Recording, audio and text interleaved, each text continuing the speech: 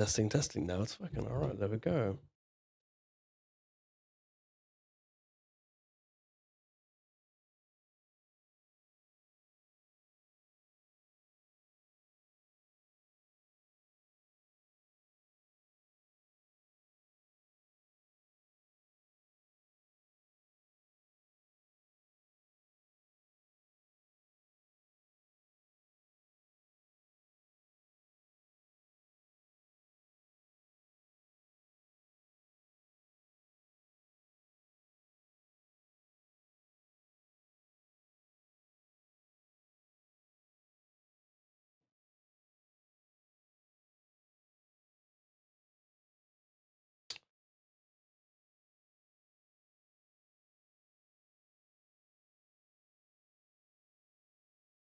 All right.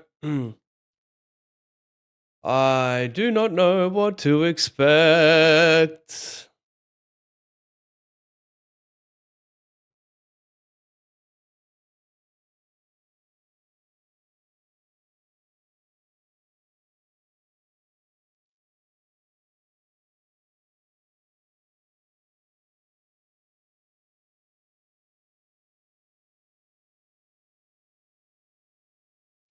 I don't know what to expect.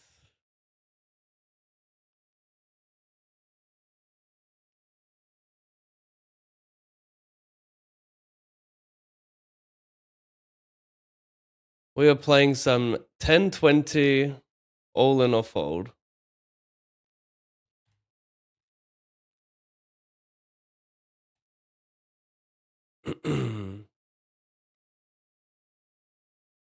King 9 is going to be like. I was looking at Sims last night. It's like you're jamming, like, I think 97% of the time. It probably makes money instead of like breaks even slash slightly makes money when people overfold.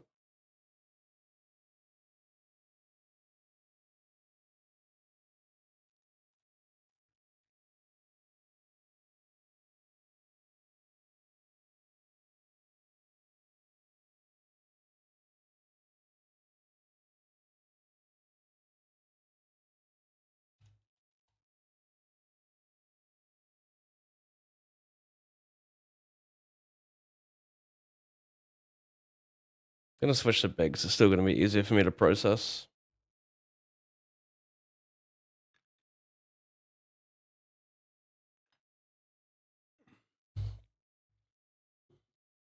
The Jack 9 overcall. Got some EV and some of these wilding out overcalls, I guess.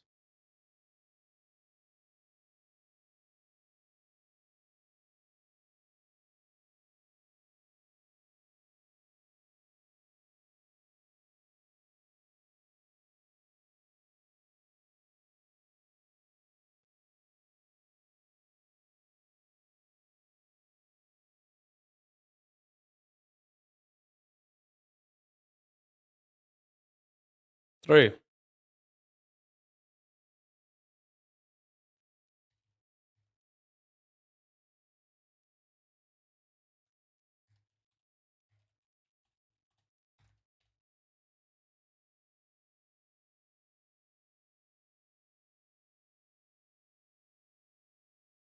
Oh my gosh.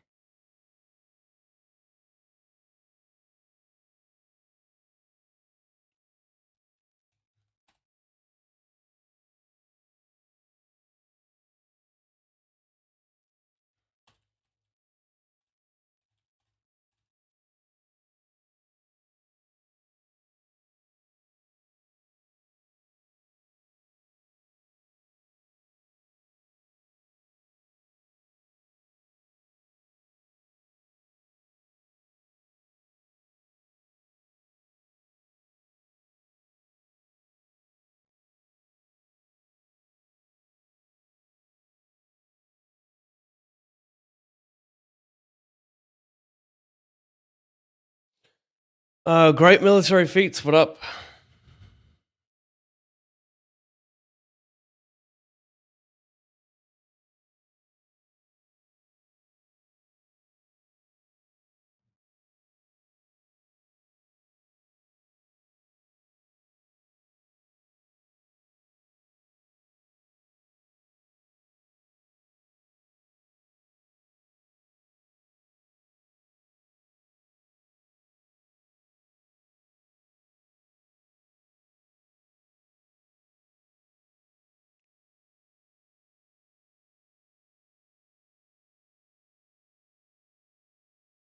Jack. Club. Club.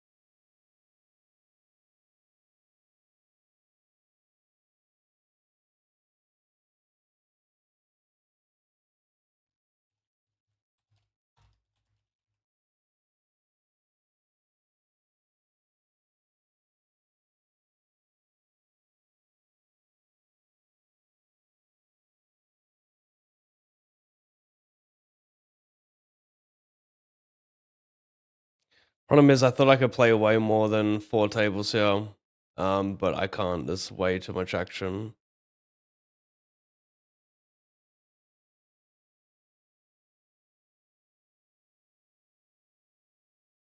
Spike a little 7 here.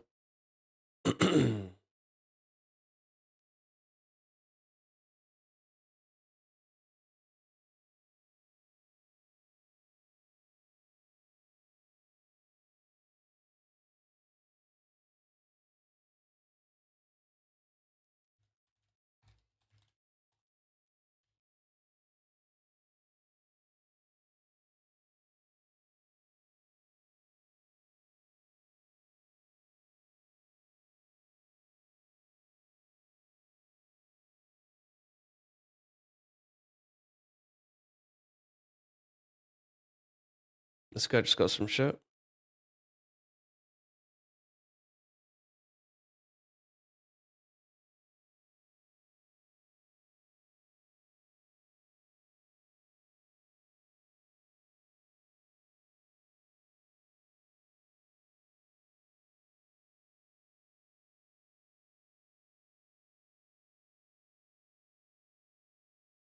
Yeah, scoop that, scoop that, scoop that. Triple scoopage.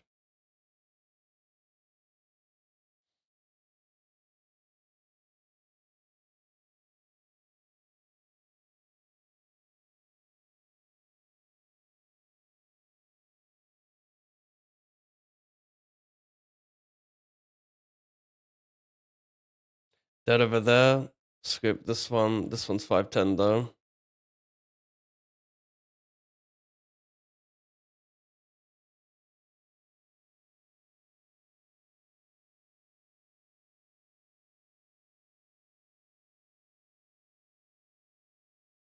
Gonna overcall this. 10. Queen, 7. 10. Cheers.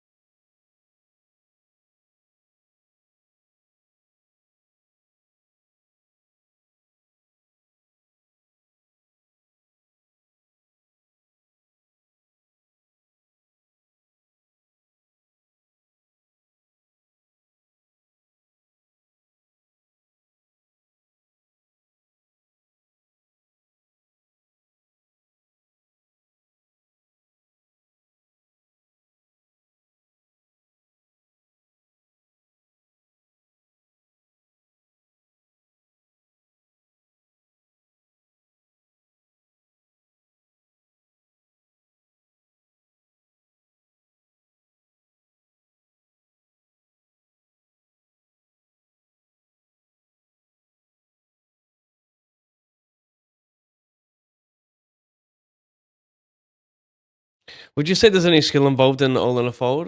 Yeah, a little bit. Like just knowing your jamming ranges in every position, knowing when to call, like small blind versus jam jam. Look at this, fold everything, and I can win with jacks. No,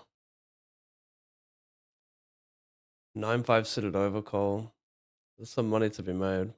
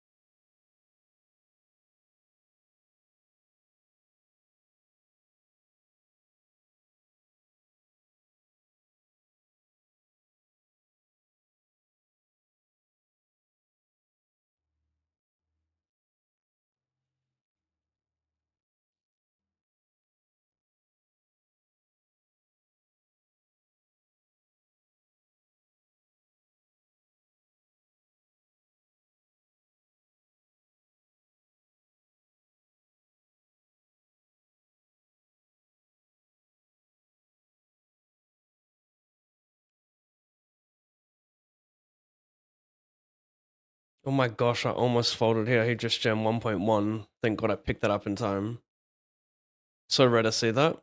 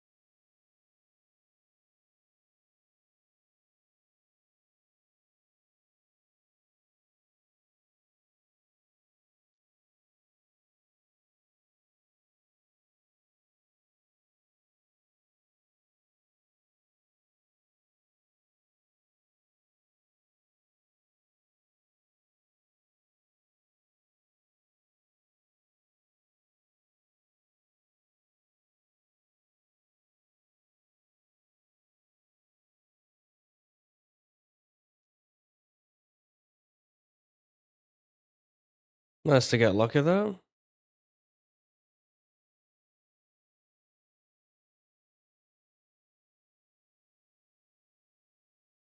What up, Andre? Cal thought a cash game player and streamer punted off most of his bankroll playing all in a fold a couple weeks ago. Well, I just won $158 there. Nice.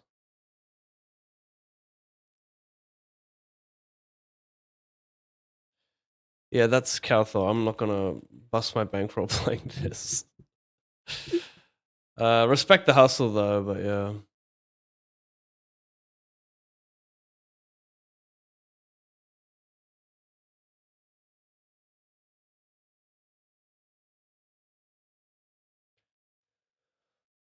Can't really overcall this one because it's more than 8 big blinds as well.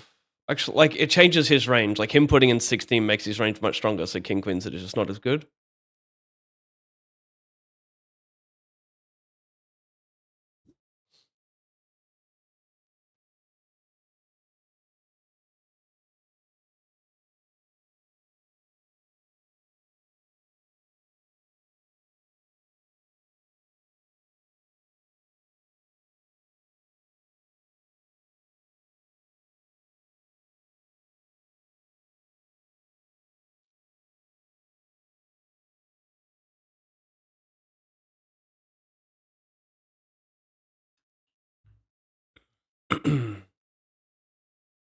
What I need to do is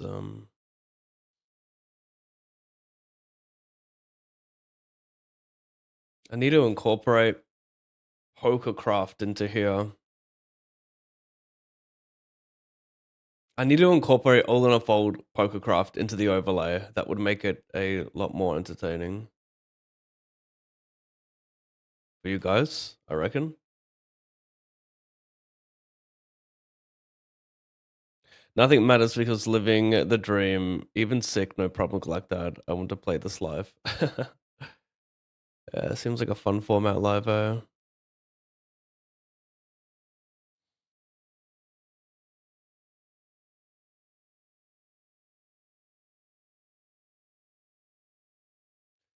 way too wide. I die over there.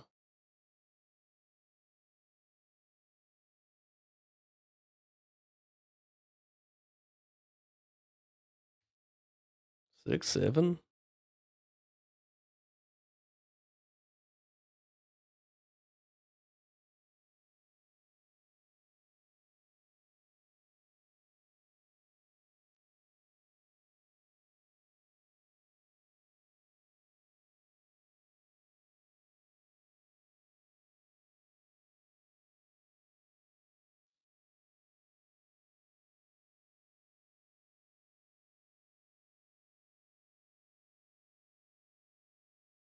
Will you play MTTs today? I will not. Today I will be doing some degen shit.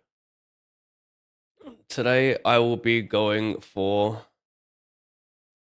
the Cash Game King leaderboard, but I'm trialing it for a day. Trying to see the volume I can get in.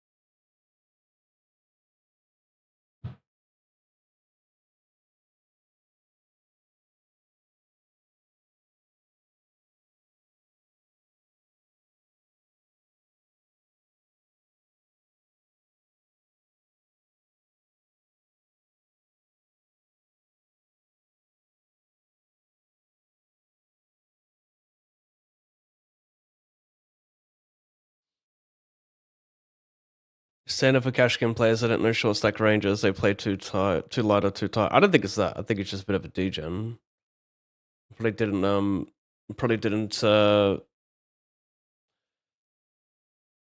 maybe, I don't know. I mean, it doesn't take much to know that the game's volatile and that you could easily lose. So I don't know how you go broke and be surprised, basically.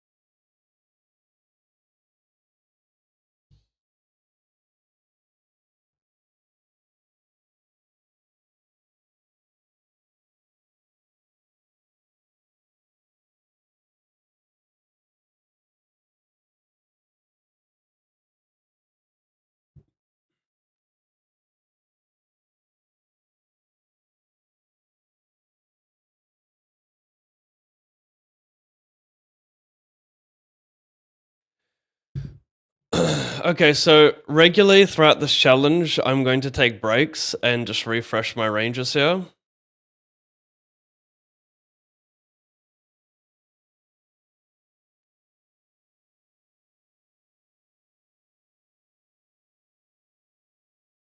I've closed the client, of course. This will affect me in terms of like getting volume in, but also not that big a deal because I'm not going to spend too long doing it.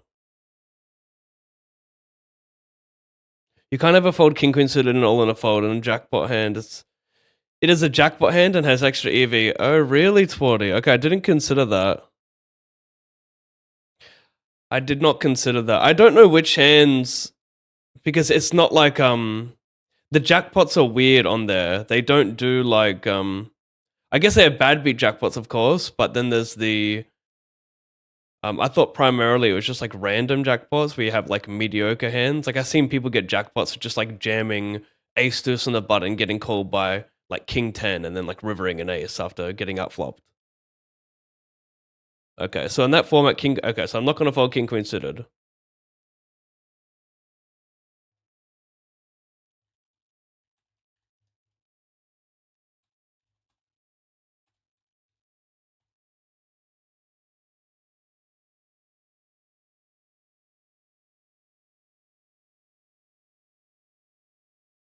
Just want to refresh my ranges here.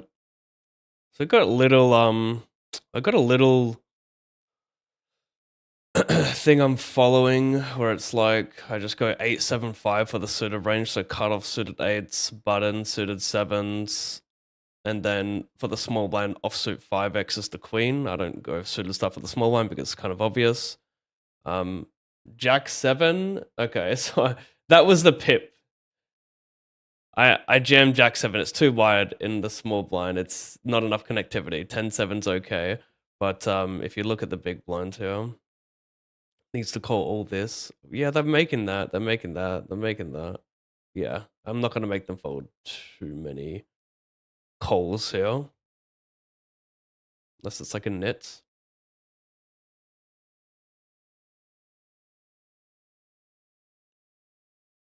Yeah, and look, I'm just getting the pip. I'm getting the pip. So I saved the Jack 7 offsuit in the small blind. That was the hand you fold. I faded like the strongest hand you fold.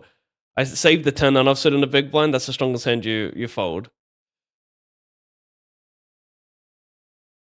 At least like in that offsuit category, like connected. So I'm on the money so far.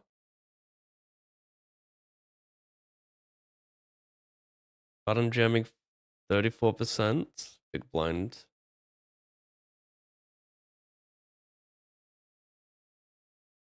If you go to actually small blind, big blind, 10-9 suited could be a good reference. Calling 10-8 suited as well. But then button, big blind. It's queen 9 suited. I was right in the cutoff to shove Jack 10 suited as well. I folded queen 10 off, jammed Jack 10. I'm glad I found that. Buttons, of course, all offset broadways with king 9 being fine. And we're going down to the suited 7s, apart from the shitty ones like queen 7. Small blinds, queen 5-0.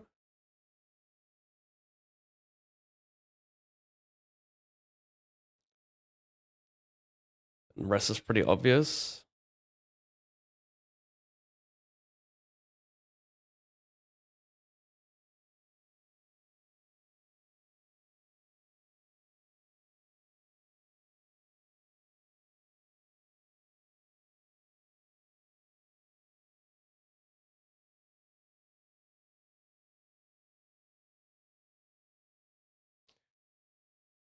These hands are always a gamble, as Twatty says about jackpot. You can't fold a suited 2-gapper higher than 5-4 suited multi-way. Really, Twatty? I mean, let me at you both right now. I mean, this is like just putting some trust in you guys, but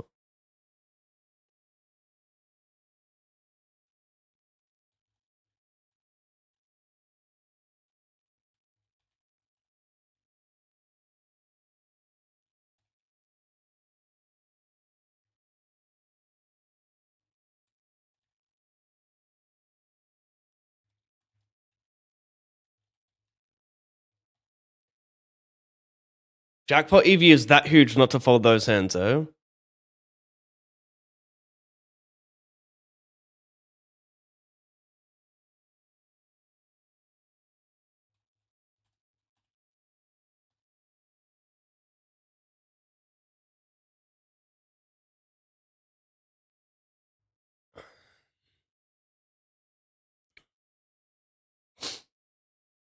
Is it hard to keep track of profit and loss with the fast pace? It doesn't matter about profit and loss. Like, I mean, I want to show.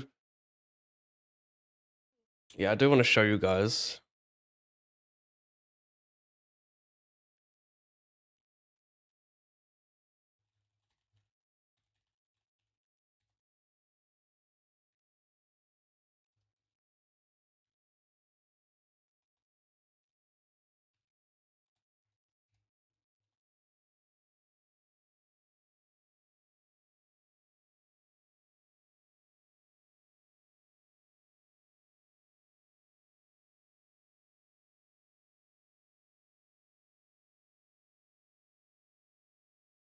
Let's look at cutoff big blind here for reference. 6-7 suitors getting slaughtered. I don't know. Jackpot hands are like 8 BB over 100. For real? They're long term 8 BB over 100?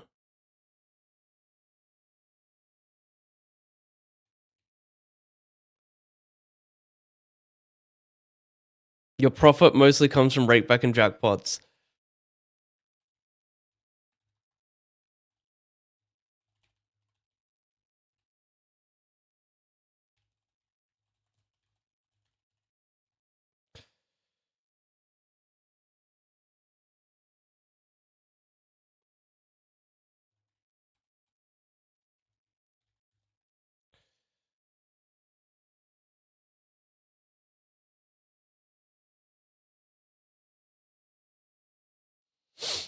So my reference for cutoff is going to be 8, button 7, small blind offsuit 5, everything suited that isn't total garbage. Big blind calling versus small blind. We know the 10-9 is that we saved it. I want to see if we can find a little good heuristic for offsuit Broadway calls in the big blind. So button jams, big blind. Queen 10, Jack 10, no. Button jams, small blind. What about offsuit ace-x heuristics could be good? So I know cutoff button, it's ace 9 offsuit for the button. Small blind is a7 offset, so you just go 2 pips down when you have a small blind invested. Big blind also, so it goes for ace-x, it could be like a 9, 2 pips down, 3 pips down. So 9, 7, 4, 2, 3, 4, 2 pips. I can remember the ace 9, that's easier. So it's just 2, 3, so 7, 4. All in a fold has 3 rakes. Normal rake, all in a fold jackpot rake, and all in fortune rake. I think you can get normal one. I think you only get normal 100%. Ah, that's actually a good point. If that's the case, actually, what percentage?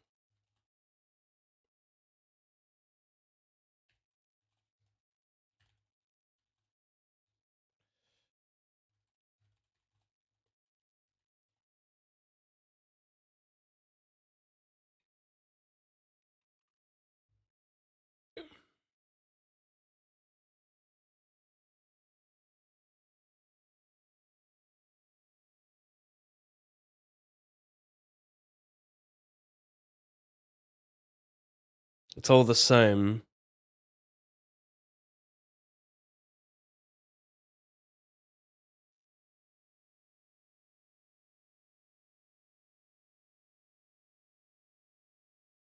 I'm gonna just ask a quick question in the streamer community here. One sec.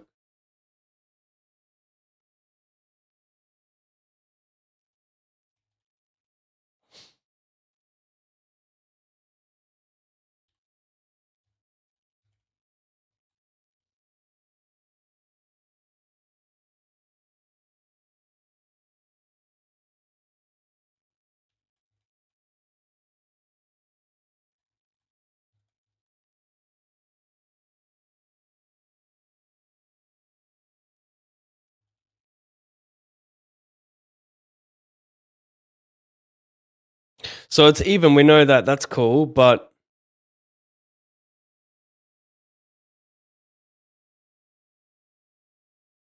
I don't know if huge mistakes, but 625k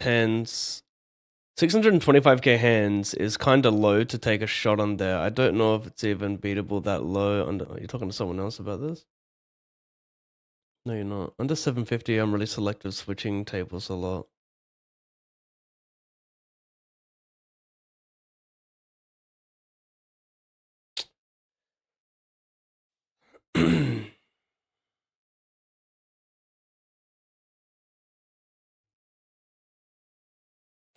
PokerCraft shows EV win-loss. Yeah, I'm going to find a way to incorporate that.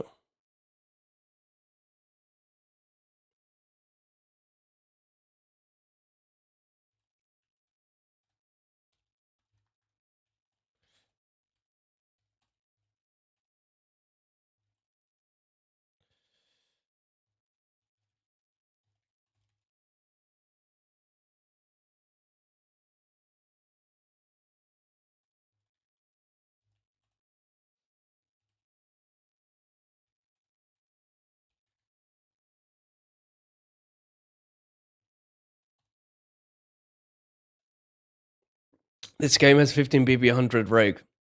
So you can't win that much in all in a fold. You need leaderboard, rake, jackpots. Yeah, no, it's capped. I didn't consider the two other forms of rake in jackpot and fortune.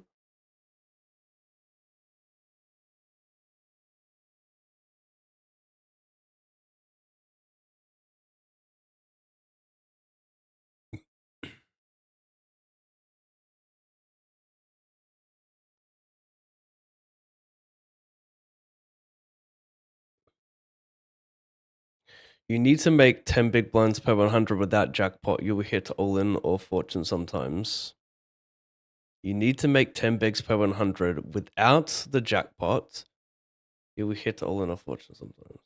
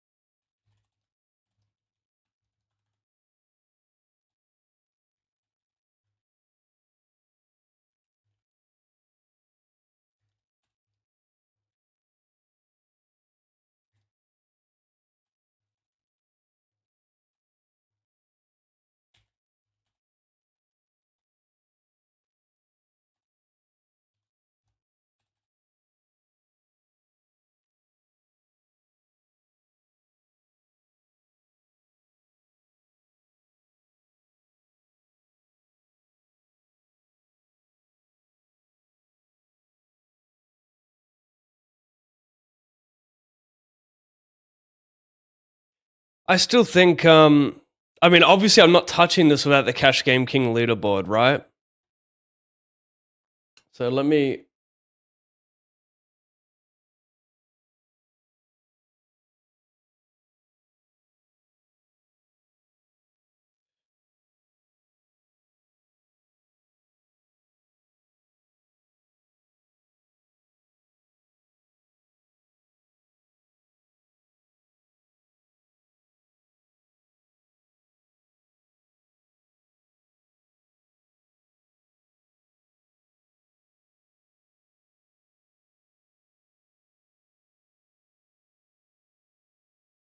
Research started playing GG's on a fold. On the surface, it might look like the biggest straight track brain, smooth brain game ever invented in poker because it only has two options, all in a fold. Everyone has 8 big blinds. You would be correct for thinking that. However, that doesn't mean it isn't profitable. GG's all in a fold is really quite easy to beat if you have no soul and don't mind mindlessly clicking 1 or 2 buttons for hours on end. Below is a guide I've made to even someone.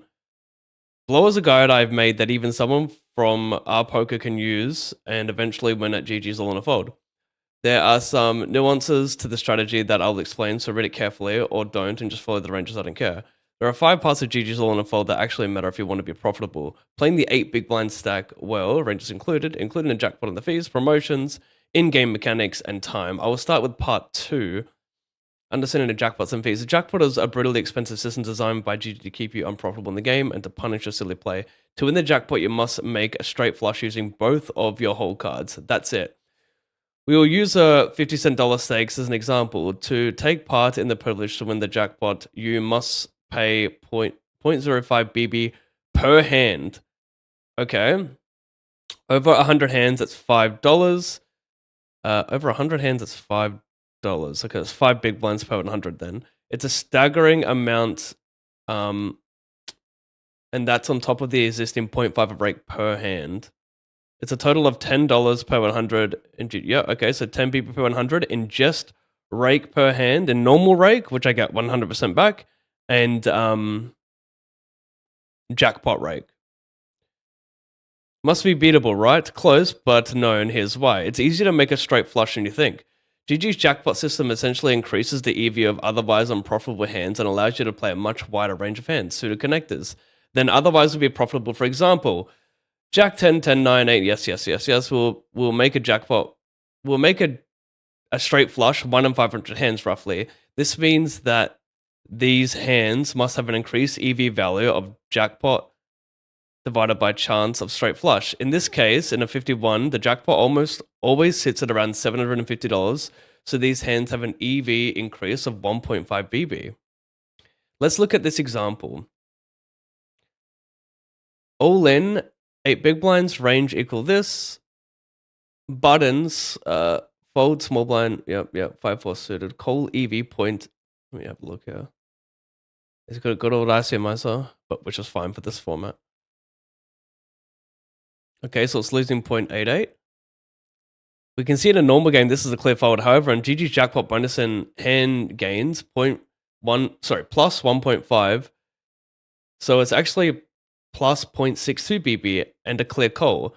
And with the jackpot premium hands, that normally gets thrown away now because clear calls. However, not all suited connectors are made equal. For example, 8-6 suited has less combinations of straight flushes available, that use both whole cards. So while there is a plus EV bonus, it is not as much as the combos listed above. And to be honest, I don't care to go all in on them because this is already taking longer than it would do. Now, part 3, promotion. GG has a wonderful and weird poker environment made up of mostly Chinese people and armies of Brazilian fish regs. It is very difficult to make adjustments on the 8 big one stack, so it's best to just play a profitable range that includes the pseudo connector premium I've discussed above and pray you hit the jackpot. Personally, using the strategy I will now share with you, I've managed to run around 4 bigs per 100 over many thousands of hands, not including the jackpot winnings. But pros smoker player? What is this? If you only win at 4 bigs per 100 hands, you pay 10 bigs per 100 hands in fees. And how do you make money? Well, my wrinkled-brained intellectual friend from our poker, the secret source of winning in GG's all in a fold to win the jackpot. 1,000-mile stare, yes, okay.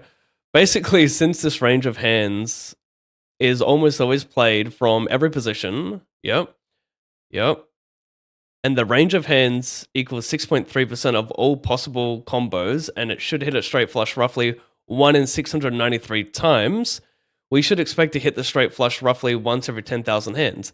And since a jackpot at 51, scale it up or down for other games, is worth $750, we can make $400 in EV BB for 10,000 hands. That is a grand total of $150 over 10,000 hands. Wow, how great. I'm sure everyone is picking up their phones right now to call their wives and tell them all about this. GG gives a decent rake back, so to all the crabs and octopus and even your plankton out there, you can expect 1 to 200 back and rake back, assuming your bubble pops correctly. But wait, if you start playing today and ignore all your friends and family, you can win the daily leaderboard. That's right, there is a daily leaderboard that is pretty winnable. If you play for roughly 6 to 8 hours a day, include happy hours to make it easier, this will net you an extra $70 or like $30 to $60 if you're top 10. And that's not all. There's also bingo. That's fucking right. Bingo. If you can, by the way, this poster is fucking hilarious. If you can win the whole cards shown on your bingo board, I mean, this is not a thing anymore, right? You get to spin the slow wheel and likely get 2 to 5 big one bingo, not even invalid. Don't chase. For example, if you, I don't think this is the thing, right? Drumroll, please. Part 1, ranges. If you're wondering how I got these ranges, I use PL Solver for the base range, then IC Miser to make adjustments for the jackpot EV difference. Ah, he's already adjusted for the EV. That's crazy. Also, odds Oracle helped me figure out straight flush chances. If you disagree with these and have your own opinion, that's great. Leave a comment below and I'll do my best to explain them. I don't know the best way to do this, so here goes. Cutoff, small blind button. So this is cutoff, is it? No, this is not. Yeah, cutoff, button, small. Okay, let's compare these to my ranges by just running it in HRC. So cutoff, I've got 28%. How does he not have percentages here? No, this is not cutoff. That cannot be cutoff. Hang on. Let me just open this up again.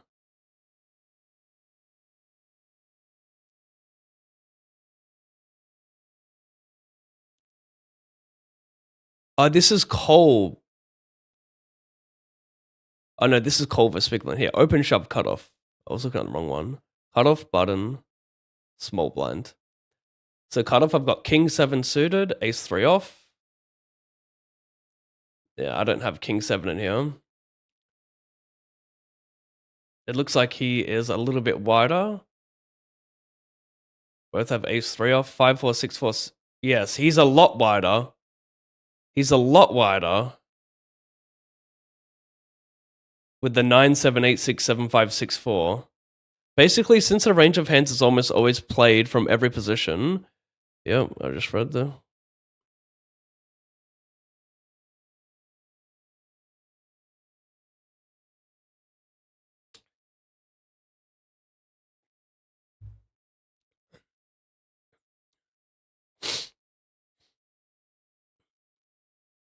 Let's look at his button range.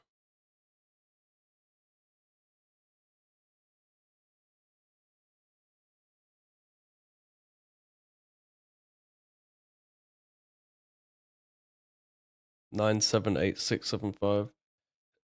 I mean, we've got mainly the same range. Button over here is 9, 7, 8, 6. But he's got 7, 5, 6, 4, 5, 3. So he's saying that if you're wondering how I got these ranges, I use PL Solver for the base range, then IC Miser to make adjustments for jackpot EV difference. Also, Odds Oracle helped me to figure out straight flush chances if you disagree with this. Okay, so this is.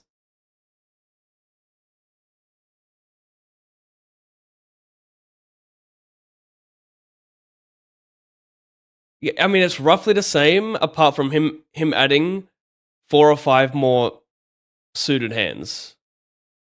It's like the suited hands that he has more than me on. So like looking at cutoff here, he has King 7 suited pure, 9 7 8 6 7 5. My cutoff, never King 7, never 9 7, never 8 6. I don't even have 7 6 suited in there.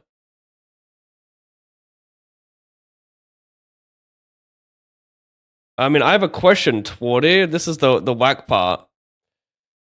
His cutoff range has 9 7, 8 6, 7 5 suited, 6 4 suited.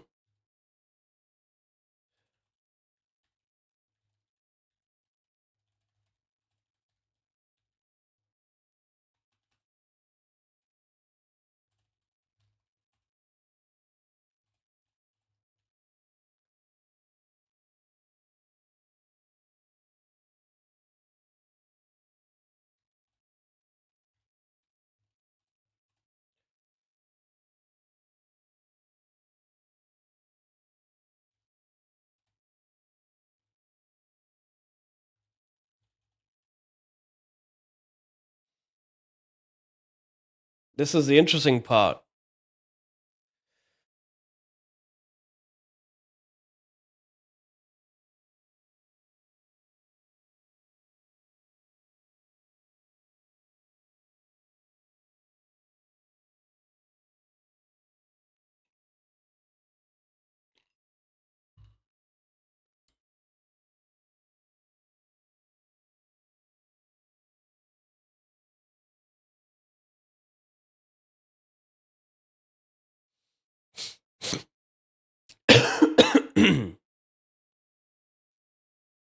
Big blind versus cutoff.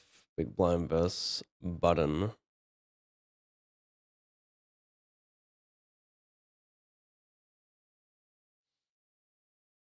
Big blind versus cutoff.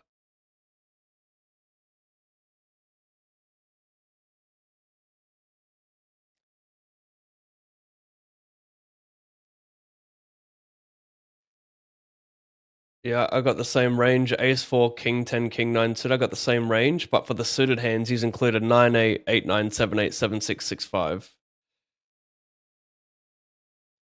But what about I want to see small blind versus cutoff if big blind's calling all these suited connectors. Small blind versus cutoff.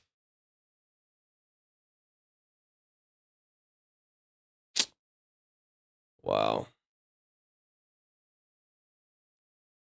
Am I just gonna straight trust this? When was this post made, by the way?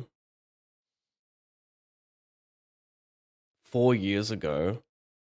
Well, what hasn't changed? It's stayed the same for rake per hand, and then you have the jackpot rake.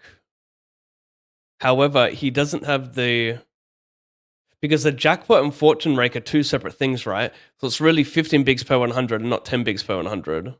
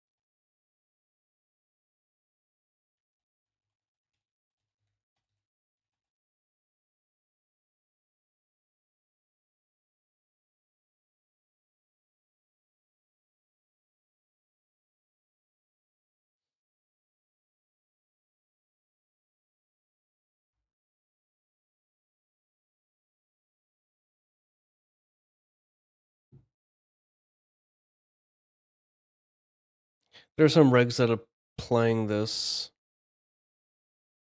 Are there? I seen one reg playing 100, 200, but you see the flop first, and then you start from there. But I didn't see 10, 20 regs. But if you were miss jackpot for 50k, but if you were miss jackpot for 50,000 hands or more, you will lose a lot of money. Yeah.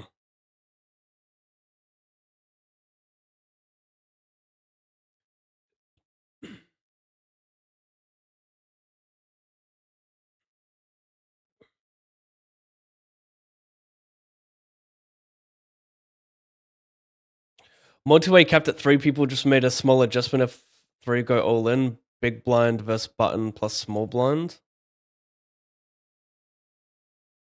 Big blind button plus small blind. So this is big blind versus cutoff and small blind.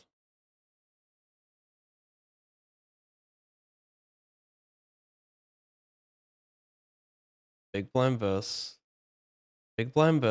cutoff and small blind.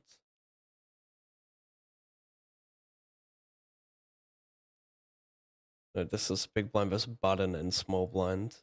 This one's big blind versus cutoff and small blind. This is big blind versus cutoff and small blind.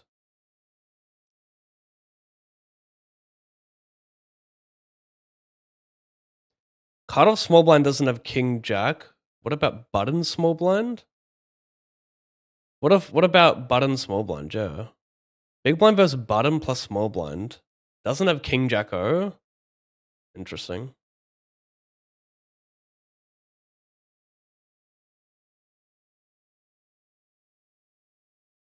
Isn't that interesting?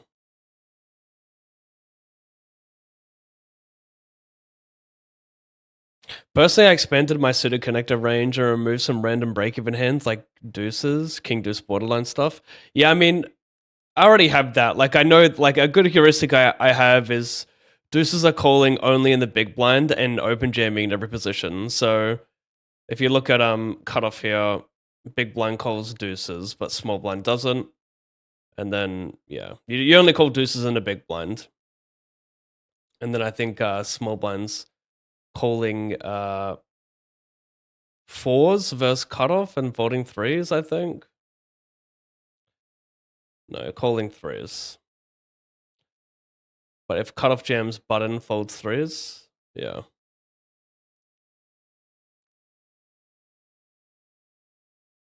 If someone is pushing correctly, you shouldn't fold any ace. Maybe ace-6 fold.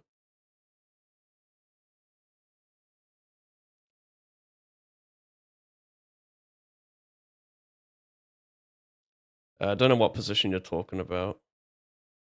Like, cutoff.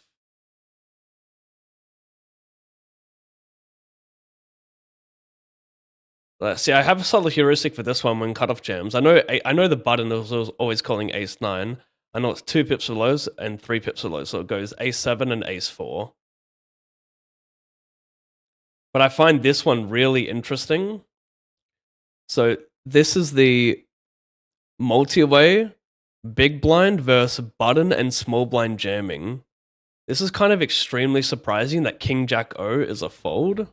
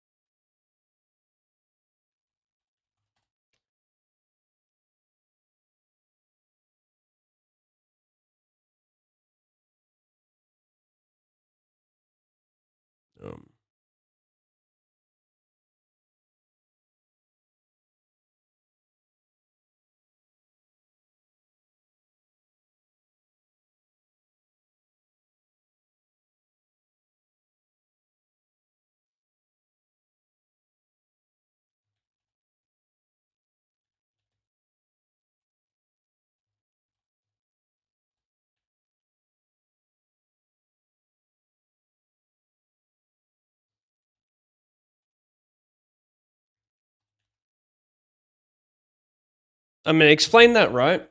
Like, in this poster's sim, you're folding king jack offsuit multi-way in the big blind versus button small blind, despite the small blind going extremely wide for all-in or fold jackpots, whereas in my sim, none of that is taken into account. So button goes all in, small blind calls way wider than this in practice, apparently, or should in practice. And I'm still fucking calling king jack. I'm calling king jack against a tighter range, but in his range, you're folding king jack against a wider range. That doesn't make any sense unless he's posted the wrong sim here. This is button. Yeah, button versus cutoff.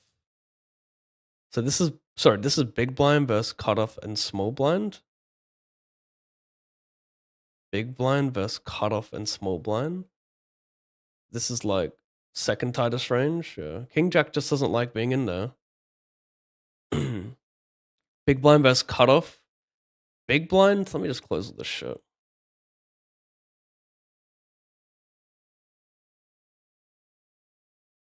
Big blind versus cutoff button. By the way, I thought I could. I didn't even try like small stakes, but I thought I could 8-table this format. I don't know if I can play more than 6. If you follow these ranges religiously and play 6 to 8 hours a day on 6 tables at 250 hands an hour, you will make around 300 big blinds in EV. It is really that simple because it's literally 8 BB stacks.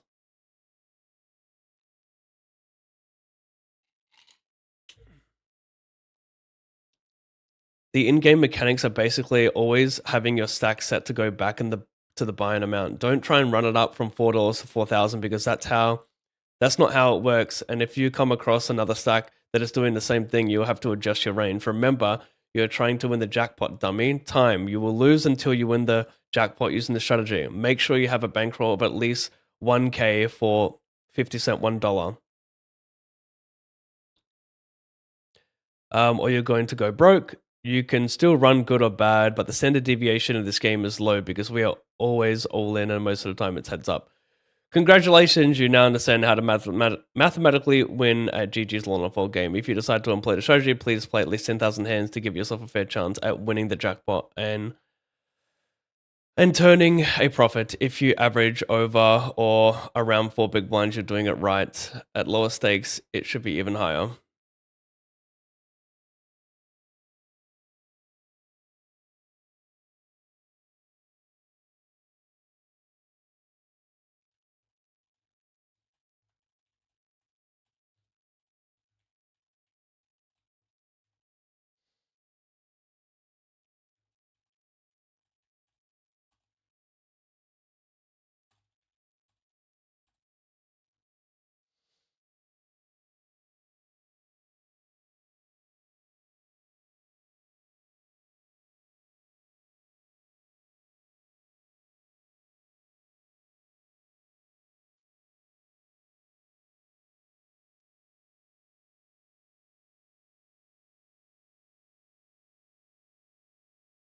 Yeah, I mean,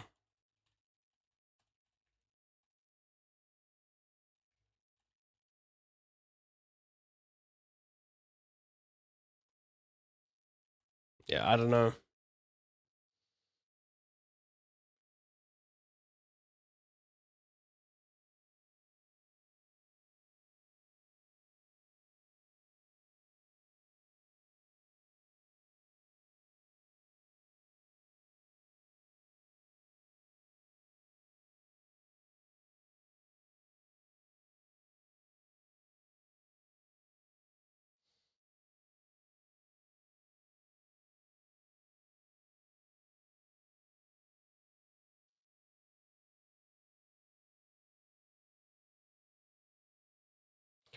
No, the results shown are including these minus EV calls. However, they are not minus EV as they give you the chance to win the jackpot. Think of it like a bounty tourney, I guess. Sometimes we call 7 to stuff, and that might, yeah.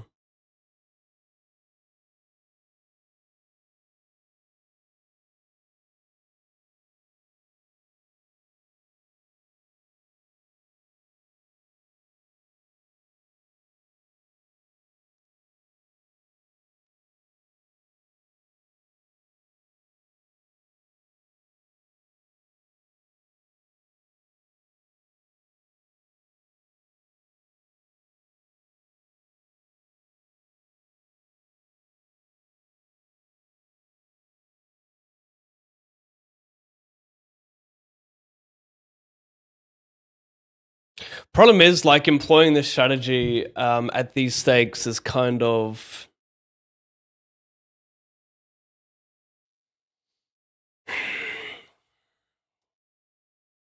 As the article's 4 years old, so I'm not sure, like, how the dynamics change. If they do change at all with the jackpot, like, there's still an all in a fold jackpot, right? There's still a bad beat jackpot. There's still a fortune. There's now additionally a fortune jackpot. Unless you're saying this is already a thing here. Yeah, the fortune jackpot's an additional thing. So it's 15 big spur and 100 and rake.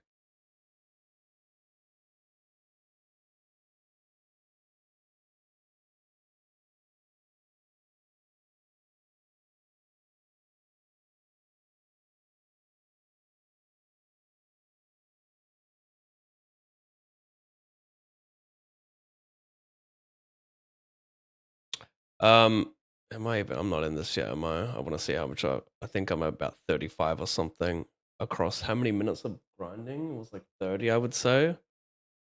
Yeah, so it's about 6. Hmm.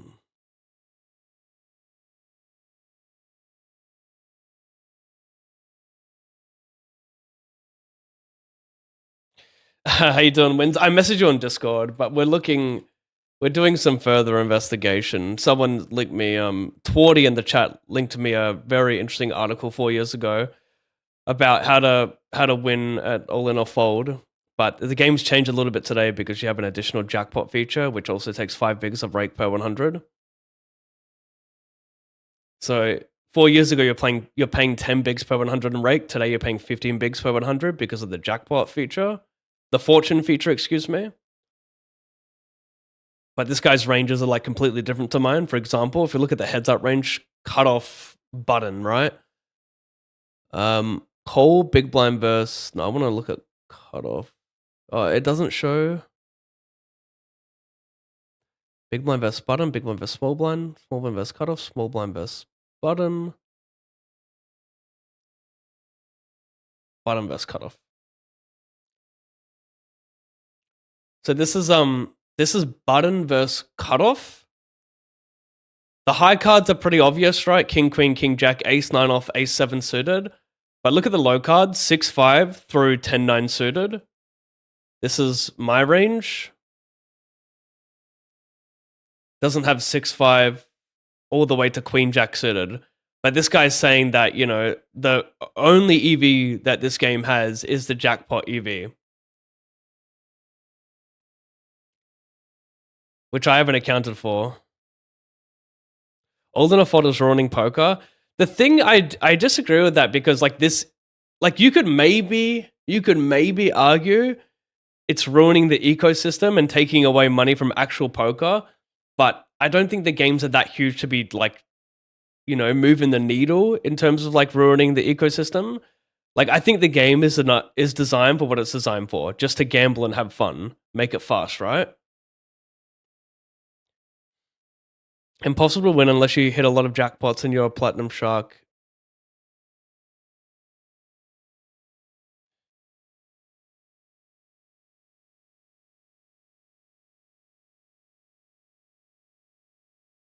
$700 hands, bro. But wow. I mean, that's okay. I'm prepared to swing. But 700 hands is crazy. 750 hands? Put a more volume. Why is he sharing that info if it's profitable for him? Yeah, that's interesting.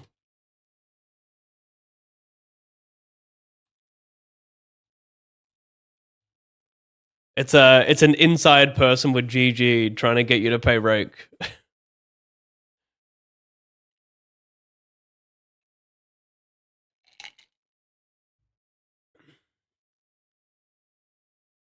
Last time I played 9 tables, 8 hours for 2 days straight and no jackpot.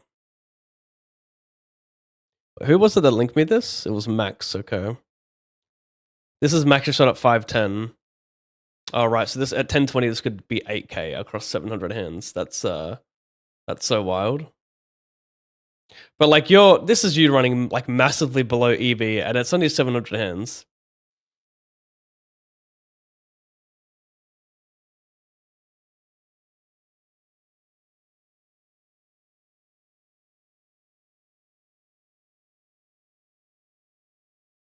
I mean, that's the whole point, Auto.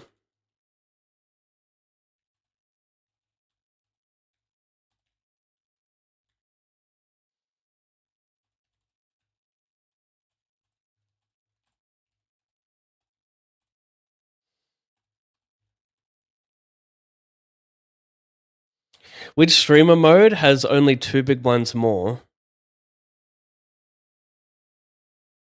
I don't understand that, Twardy. How so? 5 BB per 100 of normal rake equal me getting 5 BB per 100 normal.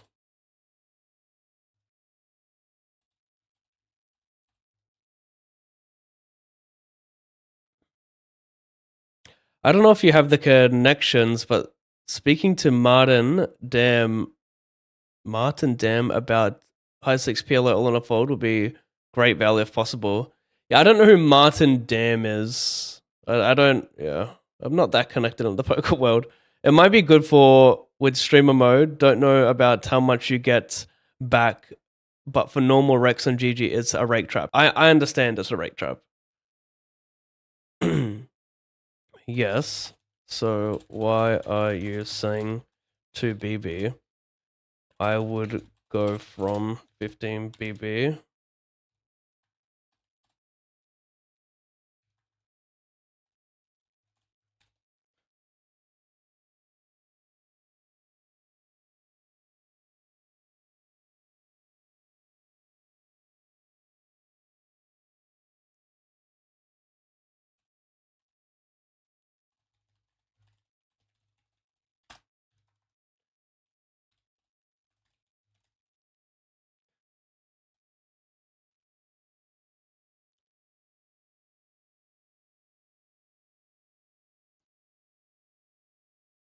So losing 10 bigs of jackpots. I'm aware, but there's also a weekly king leaderboard, which will change this.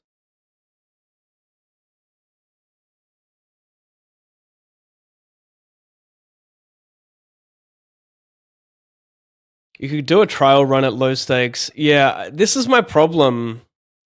CRNB. This is my problem. I didn't go for a trial one. The second week of the Cash Game Kings already started, right? I didn't do a trial run the day prior because just life, I'm an idiot, had other priorities. So, like, I'm aware the variance is going to be nuts and yada yada, but I've got the role to account for it. Just read the Discord message. You're a madman. I love it. Yeah, I mean, it could be fake math, though, you know? It is 100% rakeback PVI for streamer mode, though. So if PVI is active, you don't get 100% rakeback. I'm telling you, PVI is not a thing. I'm getting 100% rakeback. It's not a thing for 100% rakeback. It's just you ignore it entirely. You get 100% rakeback.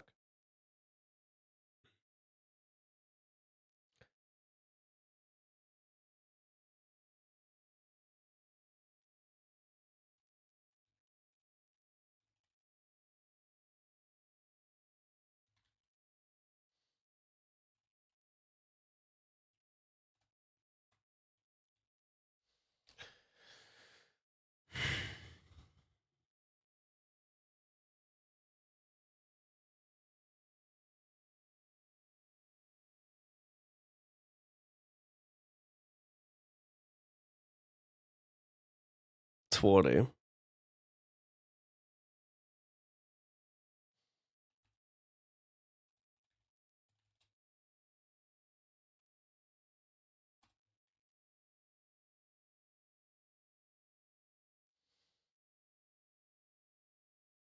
I mean, Auto, do you understand what I'm saying to you? Like, do you understand that they're two completely different things? I feel like I'm repeating myself. I have streamer mode on, right? I get 100% rake back, at least for the rake paid per hand. This doesn't include for the jackpot and the fortune rake, right? All up, it's 15 bigs per 100 in rake, right? Because you're paying 5 bigs per 100 in fortune, in jackpot, and in normal rake, right? I would go from 15 bigs paying per 100 to 10 bigs if I'm getting 100% rake back, right? And then I'm accounting for the weekly king leaderboard and then the daily leaderboard. What? How do you not understand this? Okay. I wish I was on no delay here.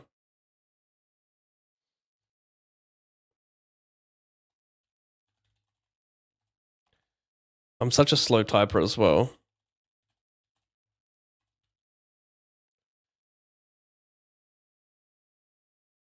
You have jackpot.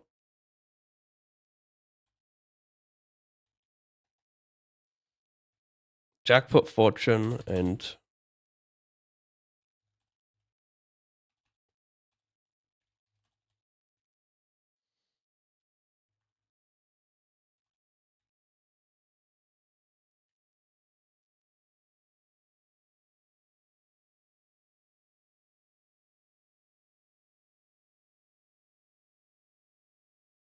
3 jackpots in 76,000 hands, which I think is under EV, but not sure. I think you're supposed to hit 10th. Okay, yeah. Okay.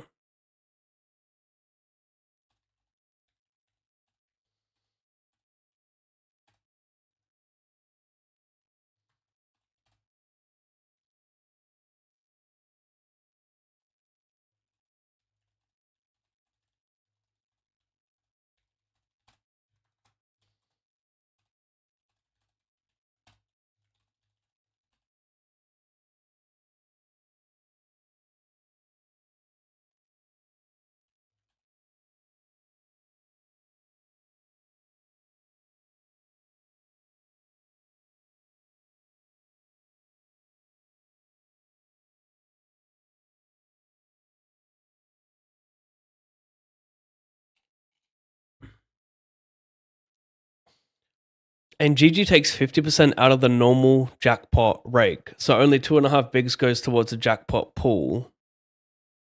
I don't see how that is relevant because is that not? Did they take the same amount out 4 years ago? Has the original poster not covered that on Reddit?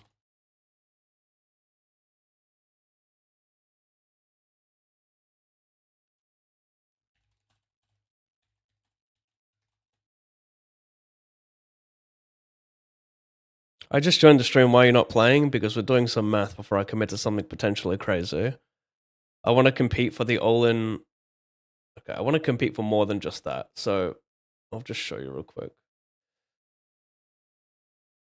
So this is the weekly Cash Game King leaderboard. So last week, someone by the name of Zach and Wasser won $25,000 grinding his life out. He played 9 to 12 tables of 2 KNL and 1 KNL. I don't know if he won or lost money in that format, but he won 25 grand on the leaderboard by accumulating the most points. Week 2 has begun like 20 something hours ago, roughly, right? I guess this doesn't get updated until the first day. Is PVI actually not a thing on streamer mode? No, it's not.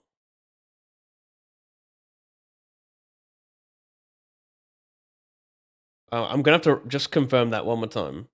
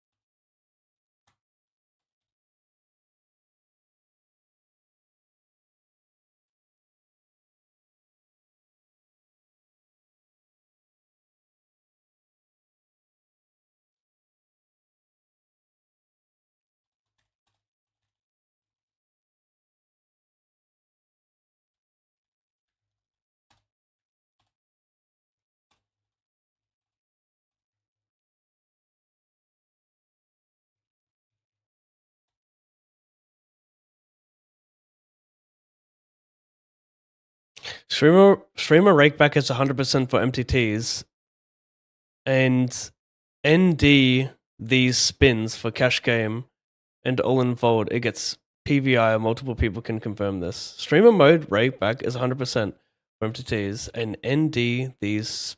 I think you mean not these spins. For cash and all in fold, it gets PVI. Multiple people can confirm this.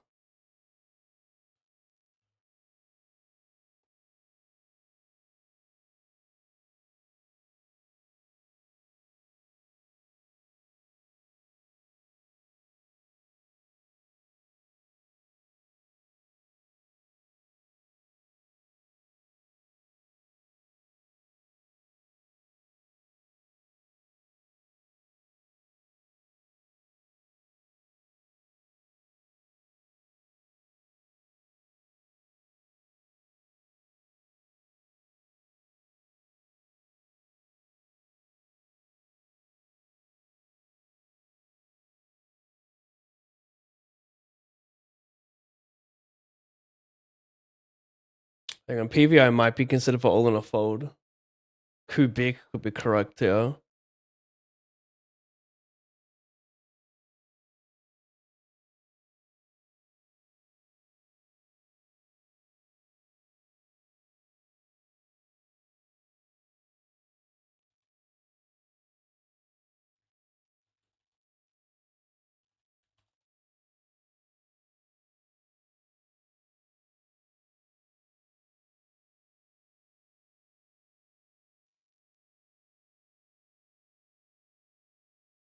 I don't know if it's hard. I don't know how to calculate leaderboard points, but it's really hard to win one.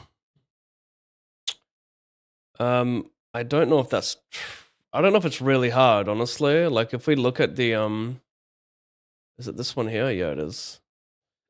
So this is the all in or fold leaderboard.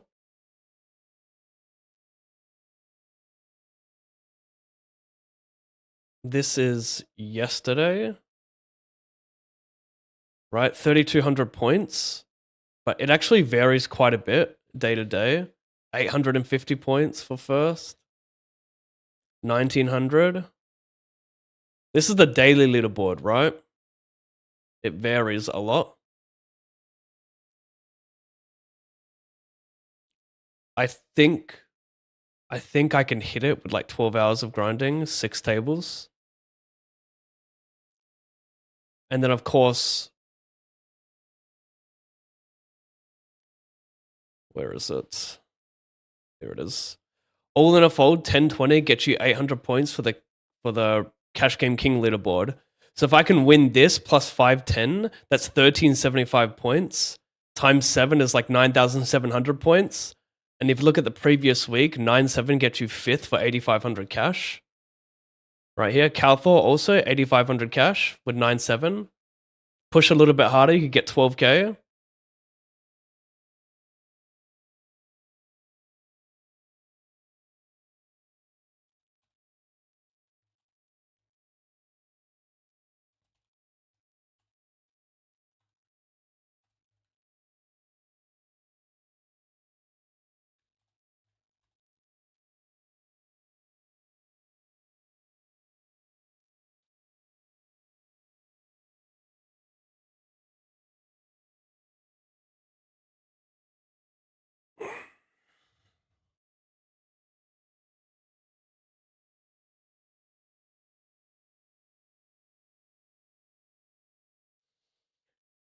I would need to.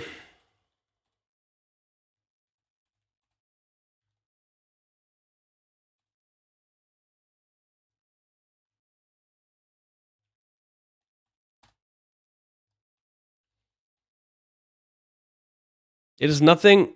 It is nothing in all in or fold. You might lose that in 1 hour. Yeah, but we're talking about a lot of volume, right? Like if I run under EV, I'm gonna like eventually run an EV across 10, 20, 30, 40,000 hands, right?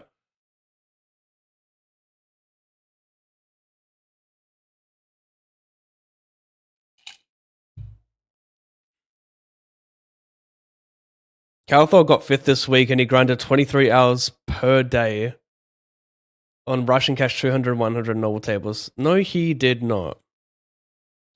Respectfully.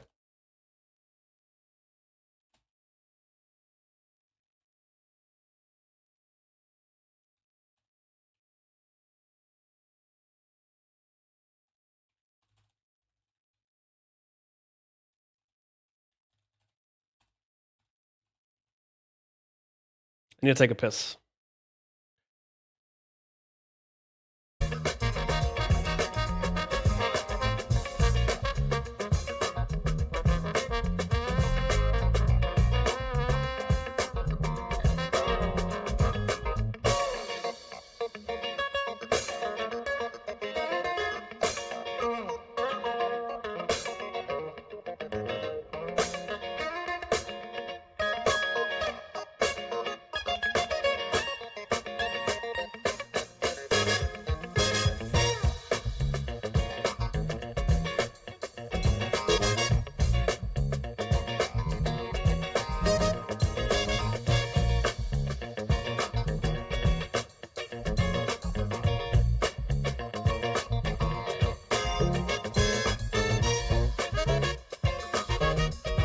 Okay,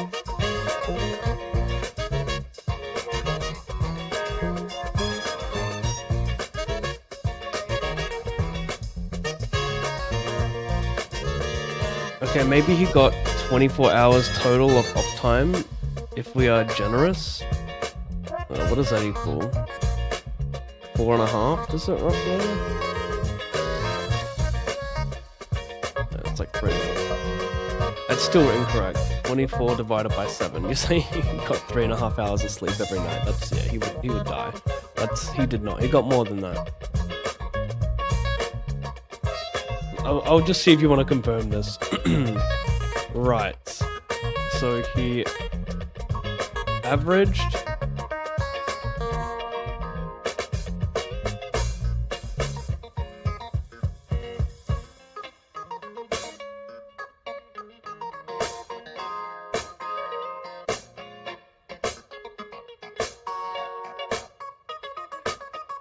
You'll see tomorrow morning how the points line up. A ton of people will have 1600 plus points.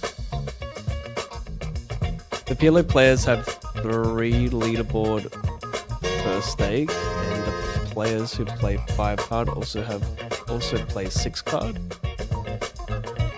I'm not sure what your point is, Mental Fish. Like, even if that's the case, like, it doesn't matter, because, like, look at first here from last week, Zakin. He had 13,108 points. It means he averaged 1,872 points a day. If I can average 1,375 points per day, I can get 96, which is good enough for 5th. However, there's something else to this. Let me just turn this music off, sorry. If I have a daily leaderboard locked up for, say, a 1020 all in a fold session, then I can actually switch to 510 or 1026 max regular poker to try and accumulate more points, because I'm not going to get any more additional points from those 800 points.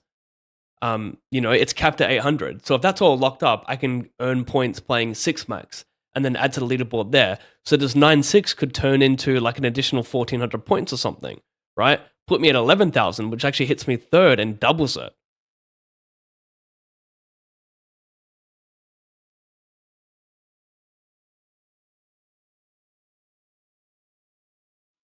Calthorpe nearly played 200,000 hands. Yep. I mean, again, like they're very different formats. All in a fold versus Russian cash. I'm not playing Russian cash. I think playing Russian cash is fucking crazy for this, because I think you will just lose your mind. Like, if you guys have ever 8-tabled Russian cash, it is so hard. He was 4-tabling Russian cash along with having 12 tables of 6 max, 1 KNL, 2 KNL, and I don't know if he had 500 NL. But like, that is... I mean, I think even with the leaderboard, you might be lucky to break even after all that, because you're playing against tough regs in 2K and 1K KNL, multi-tabling, plus you have a hand every 5 seconds in Rush.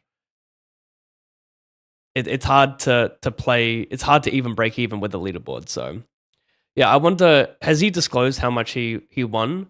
Like, he only got 8,500 in a leaderboard. How did he go for actual poker results? Someone said he bustoed his bankroll playing all in a fold, but like he could have just had like not enough on his account. 800 big blinds. $800 is 40 big blinds, so it is rake only. So it is rake only for 400 hands.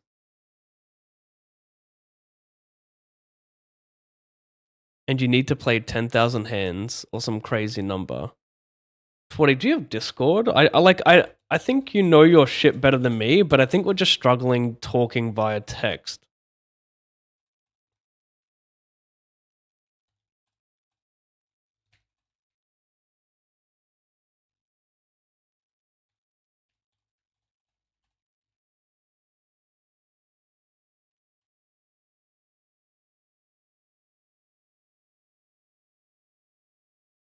You need to play 10,000 hands or some crazy number. I feel like we're talking about like 2 different things here. I'm kind of lost.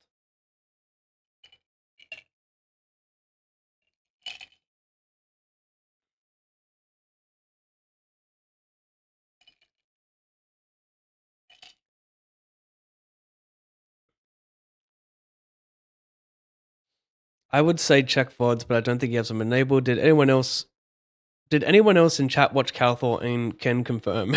I mean, so you're just like saying this and like you're guessing. You don't even really know. Like averaging 3.5 hours of sleep for 7 days. I like it's possible, obviously. But does he do it? And does he do it and not lose thousands? You know, like how can you I don't know how anyone could 16 table a mix of 2 KNL, 1 KNL, and 4 table of Rush of 3.5 hours of sleep for 7 days. All for $8,500. And then some other leaderboards, of course, daily leaderboards. Like, I don't know if that's I don't know if he did that. Like bump it up to 5.5 hours, 6 hours. Yeah, okay. 3.5. I watched a bunch. I am not exactly sure about sleep, but it can't be more than 4 hours a day. I imagine based on what I've seen. I need to hear it from the man himself, or like he needs to have VODs enabled to see. Either way, you won't lose money doing this. Worth a try. Well, that's what we're trying to figure out, Max. Is that true? Because if I'm paying 15 big blinds of rake and only getting and PVI is a thing, so I'm not even getting full 100% rake back in spins, but only getting that back in all in a fold, but only getting that back in rush, and it's a different thing.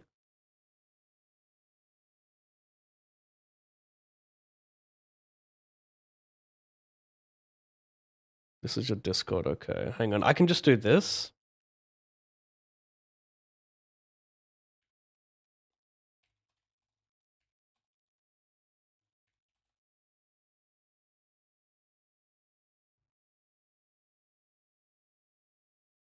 Okay, we're gonna talk to Twardy here in the in Discord if he adds me. Hopefully he doesn't mind disclosing a little bit of information.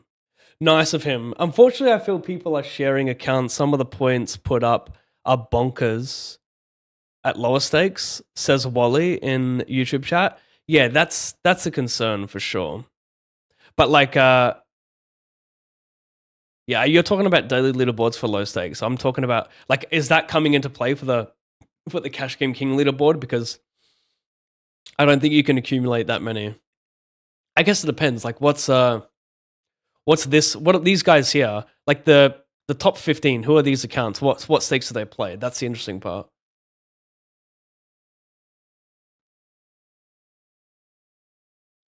Hello. Okay, let's voice call Twardy here. Oh wait, I can't even hear anything.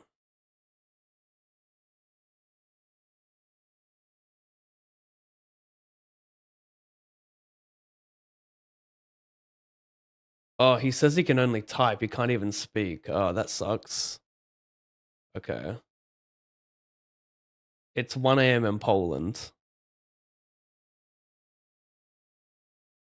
And my girl is sleeping.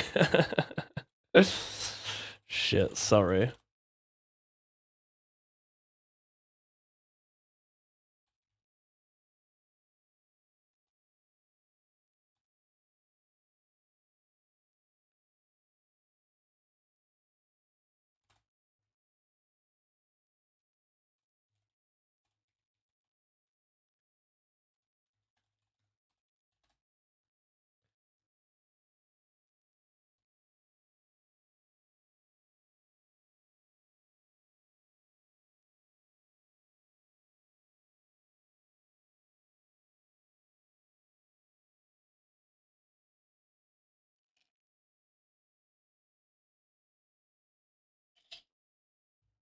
I tried to get him, chat. I tried to get him on voice, but he's sleeping. He's in bed with his girl.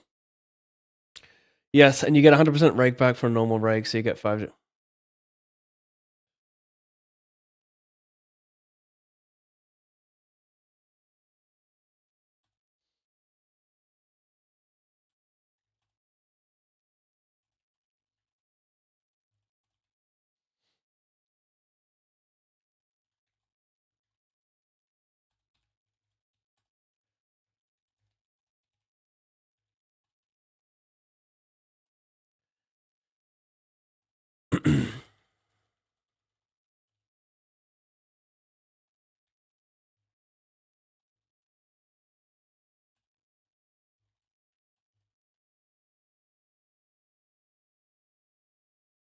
Busto was before the weekly leaderboard grind. Then he took partially a loan to play for leaderboards. This guy with these loans, see it on Reddit. We'll see it on 2+2. What's going on with that? No, he tilt punted the 8K and banned everyone from his chat, telling him to stop. Oh, that's why. No, he legit slept 3 hours per day.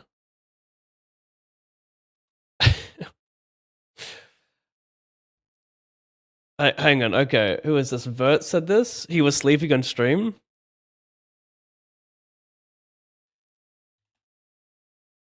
I still don't buy it, chat. I need to see like the data. I don't buy it. What am I gonna ask Verts here? I'm gonna say what games was he playing for the first few days? Only Rush?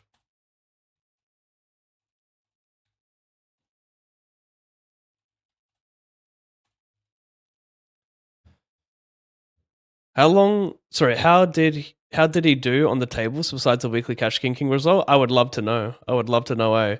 Who's in Calthor's chat that saw like his actual profit loss? He has a Discord, right? But like he doesn't have anything underneath his stream. He has like no links.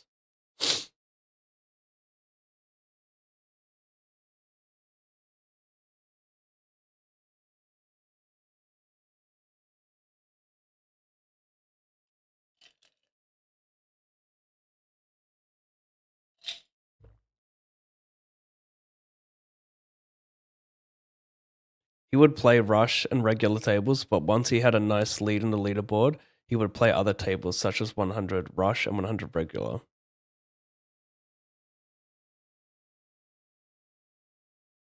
Calthor never played over 500 and 0, even 500. He only played on Sunday. Yeah.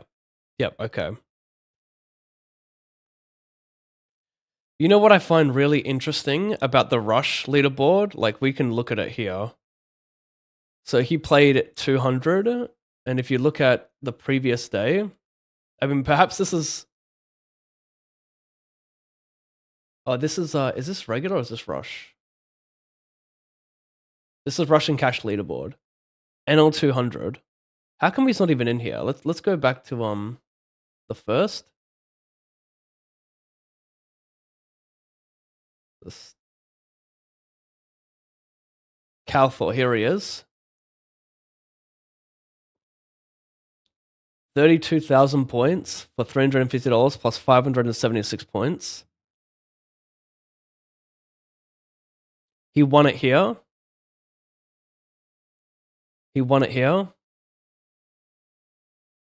Finished third here. Finished third here. Finish fourth.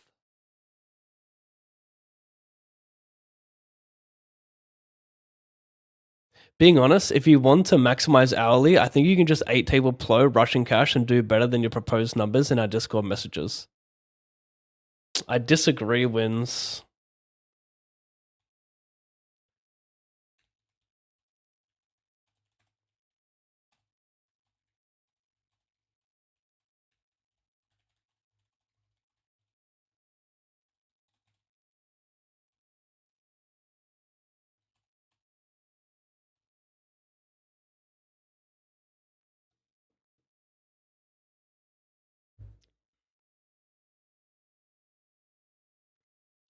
Thanks. So you get more points at the highest stakes. Got it. Yeah. I don't know. I mean, you can, if you go to the website, it's going to show you in the promotions tab how much you get. So, where are we at here? Scroll more, right? No, is it not here? It's here. So if you look at, this is the all-in or fold. Perhaps that's a poor example, but if you look at 5 cent, 10 cent, you get 50 points, right? If you finish first. If you look at Rush and Cash, Rush 200, you get 150 points.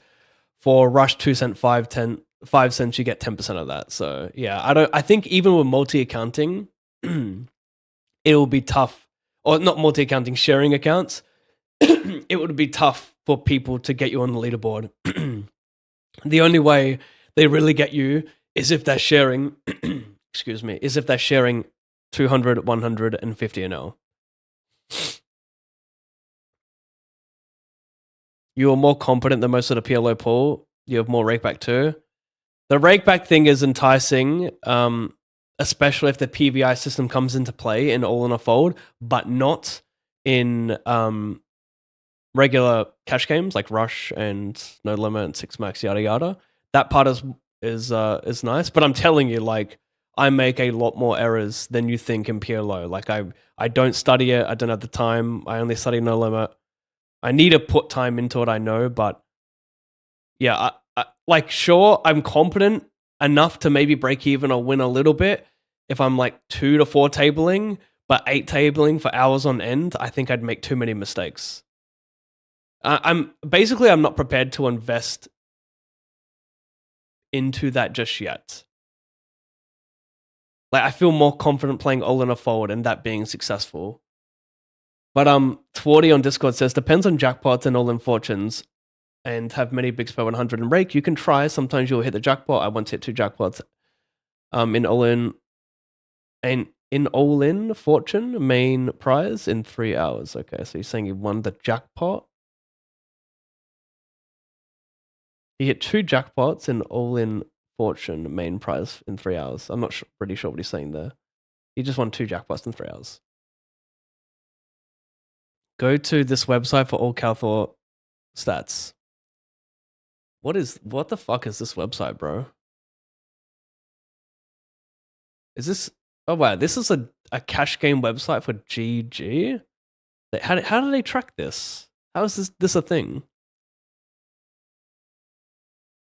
This is not his website, is it? What is going on? This will give breakdowns on all leaderboards, so I won't tell you his in-game winnings losses though. Thank you, wins. I was modding for Calthor. Kubik.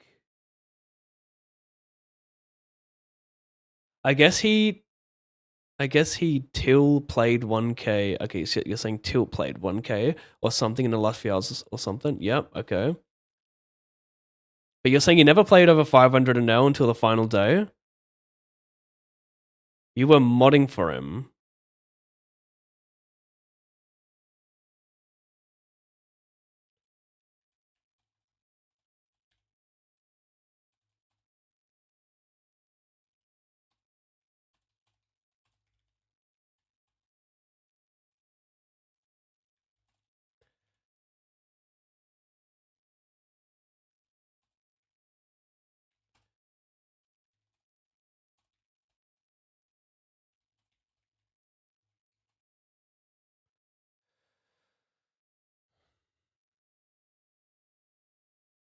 Sorry, let me read this message earlier from Myro. Apart from all the math, do you think you can handle playing 8 to 12 tables of All in a Fold or Rush for hours? Don't get me wrong.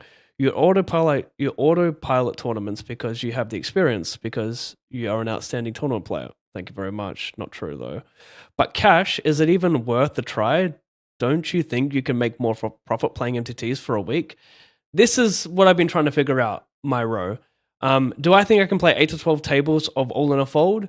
No, I think it caps at around 8 tables, just because playing 4 tables there for the last 30 minutes was a lot. I don't know if I could do 12.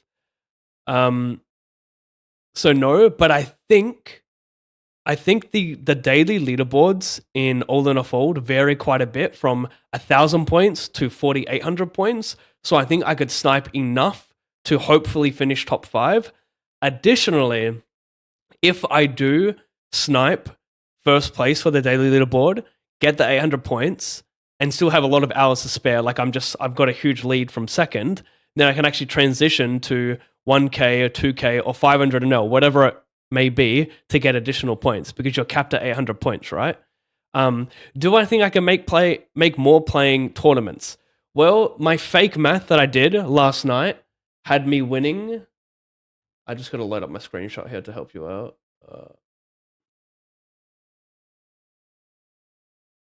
So this is the message that I sent to Wins in the chat, who was nice enough to send me a spreadsheet of just what like a 15-day sample of leaderboards look like on Rush for PLO. Essentially, I came up with these numbers, and this is the part where like you guys are welcome to like to debate me if these are incorrect or not.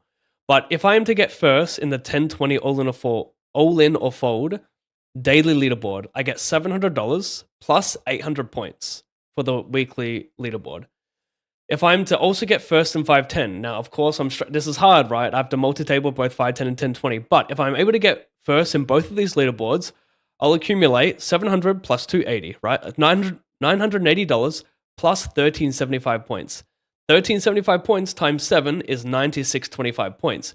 That's enough for fifth on the weekly Cash Game King leaderboard, which equals $8,500.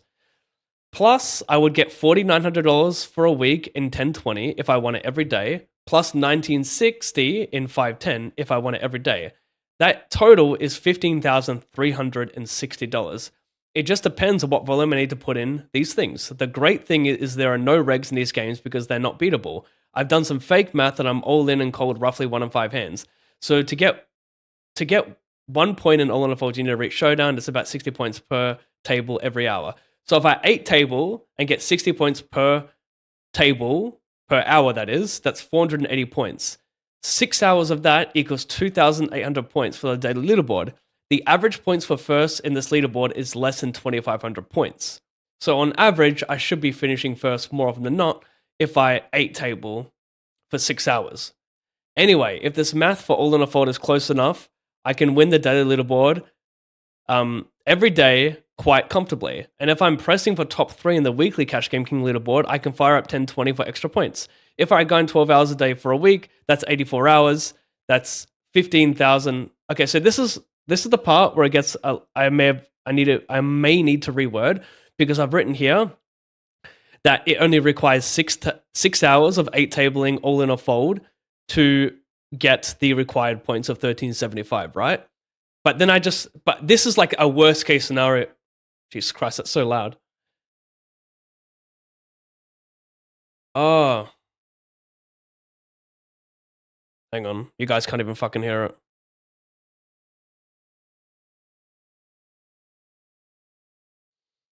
You guys can't even hear that shit, sorry.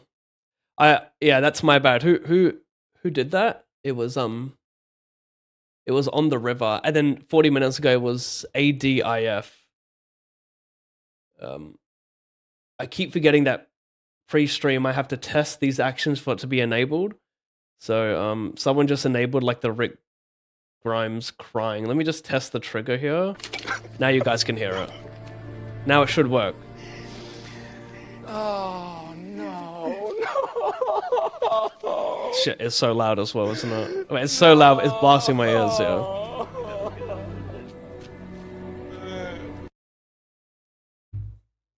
Okay, so then it's kind of a worst case scenario for the final sentence here. If I grind 12 hours a day for a week, that's 84 hours. $15,000 divided by 84 hours is $182 an hour. What is my hourly playing tournaments? I don't know because it's so damn volatile. I know how much I have made this year and I know how many sessions I played, but like that's still not accurate, you know, like so it's so volatile. Now the question is, like, if all I need to do is grind 6 hours a day to finish 5th on the weekly leaderboard, then what ends up happening is it goes from dividing it by 84 to 6 by 7 equals 42. So 15,360 divided by 42 is actually $365 per hour. So it's of course doubled.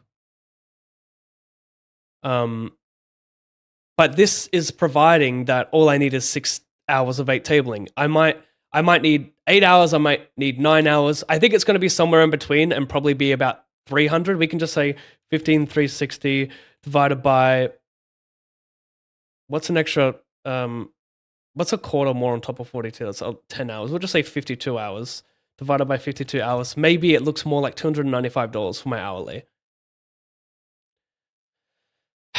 The bankroll tracker became inaccurate. Calthor said that he counted the rakeback twice. Yeah, I saw that in his title, rakeback is counted twice. I didn't quite understand it. So he was using this, was he, for a live stream tracker for the stream, or what? Who made this website? Where do you get this? What's Calthor up to now? He had 30K. Who said this? Julian? I miss Julian. I can't even find it.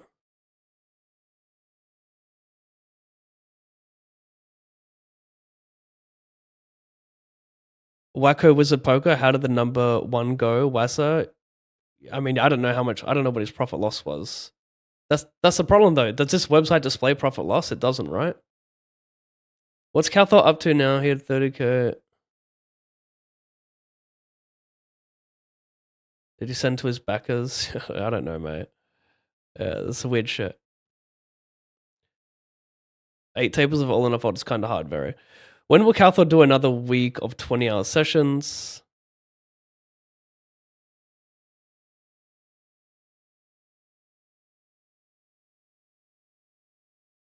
He had a $1,500 swing at 2-4, playing 9 tables at 2-4.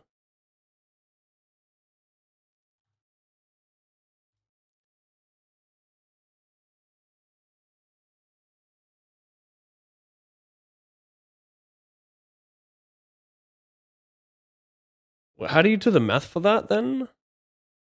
That's 46 all-ins then, right? Wait, who said this? Auto said it. So 9 tables of 2-4.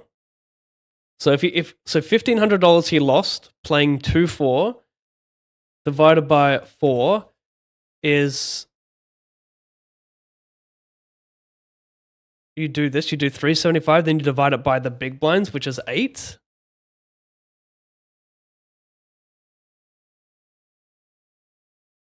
Is that what you do? No, 8 times 4. He's playing 2-4, so he's, or is it 10 bigs deep or 8 bigs deep? Because it's 10-20 is 8 big blinds deep.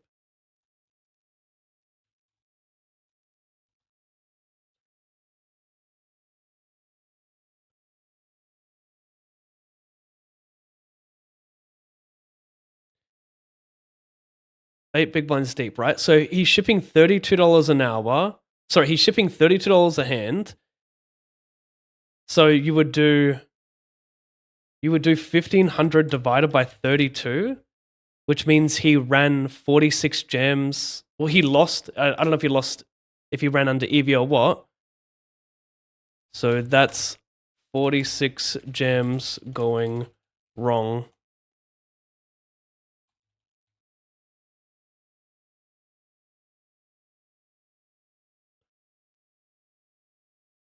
And then if you did 46 times 20, no, that's not right.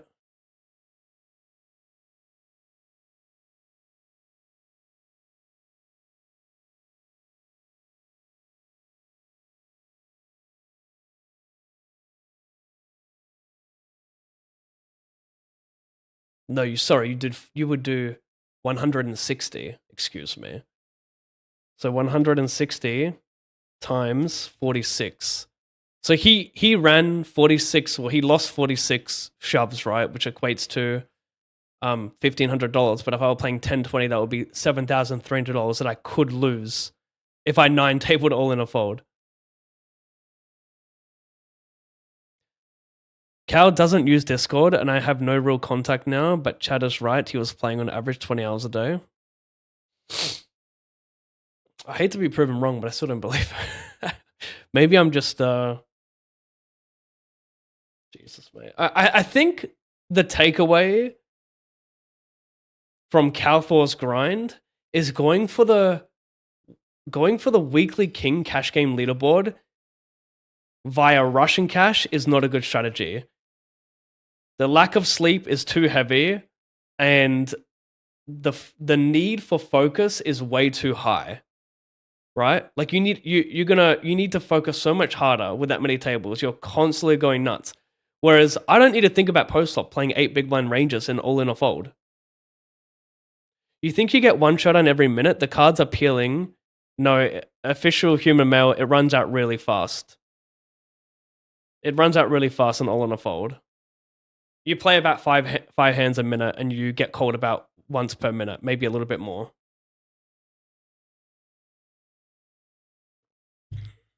If your calculations, in your calculations, 6 hours of 8 tables is for winning 1 stake, yeah? Where are we at? I closed it. It depends, because I've got HRC open, so I don't want to open up GG yet. It depends, because usually in 1020, there are some games which only have like 4 running, and like 1020 is usually less than 510. So I think it's still doable for tabling. I think going 4 tables of 1020, 4 tables of 510 for 8 hours is enough to win the daily leaderboard. I wouldn't be 8 tabling 1 stake. I think it's enough. You are the only femboy I watch. Keep up the great work. I don't know what a femboy is. I feel like it's an insult. Let's have a quick look. A femboy is a male who adopts a conventionally feminine appearance, interests, and mannerisms. Okay. I thought it was yeah. I thought it was a feminine, but I wasn't too sure. I didn't want to commit to it, but it is like an insult. Thank you. Dark side of a Zed. If you go on a big downswing, it's going to be harder to grind 8 hours a day.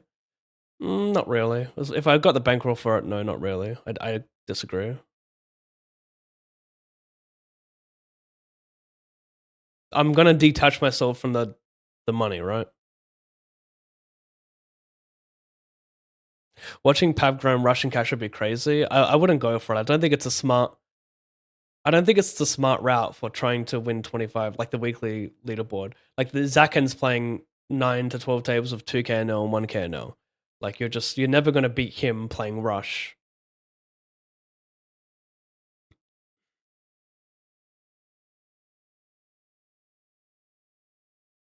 But having a look at the leaderboard wins here, this is for...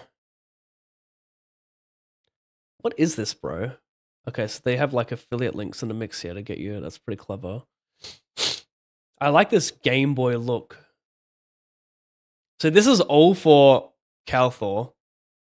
All milestones progress. Survive day 1, 20 hours of pure grind. Hit the first 100 Pepsi Max cans milestone. Okay. Does this display total grind time?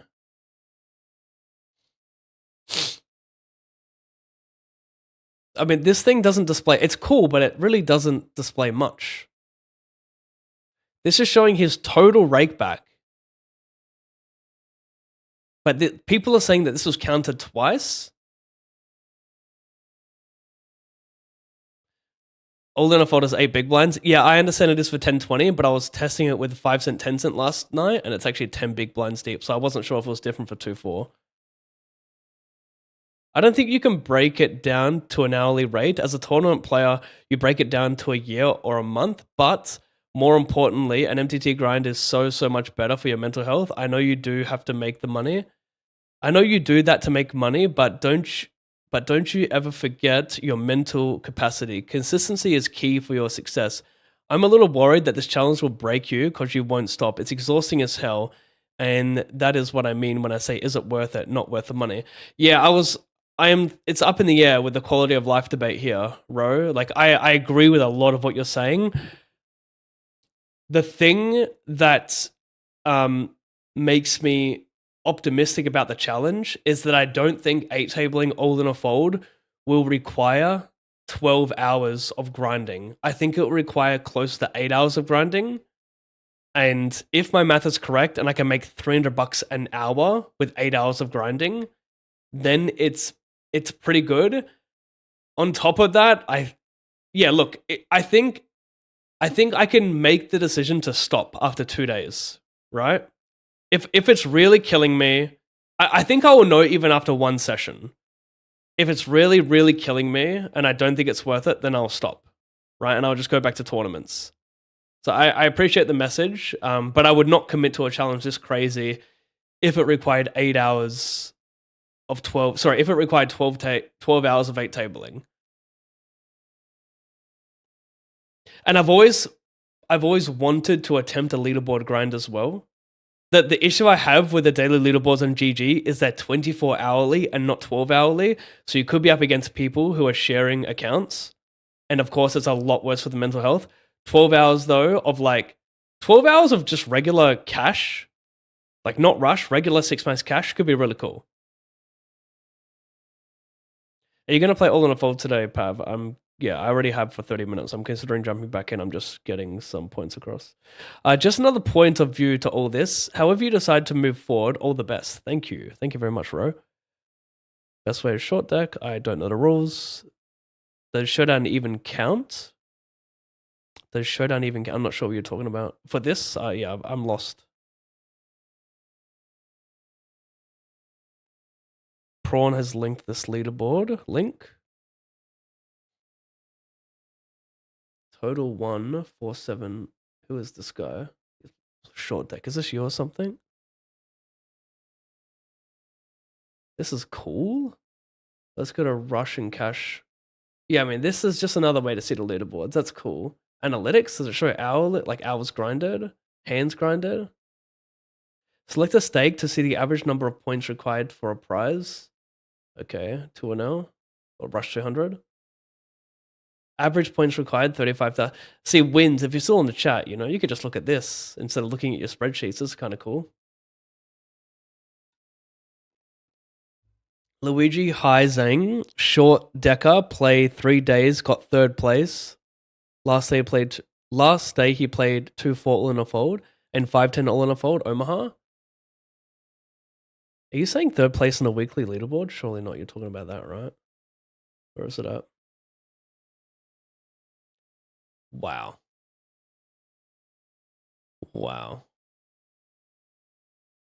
He played. Guy only played 3 days of short deck?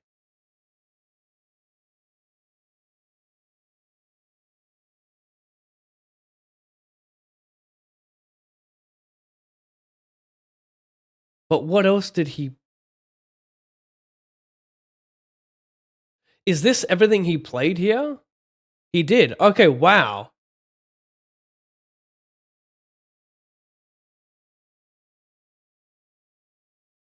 Wow.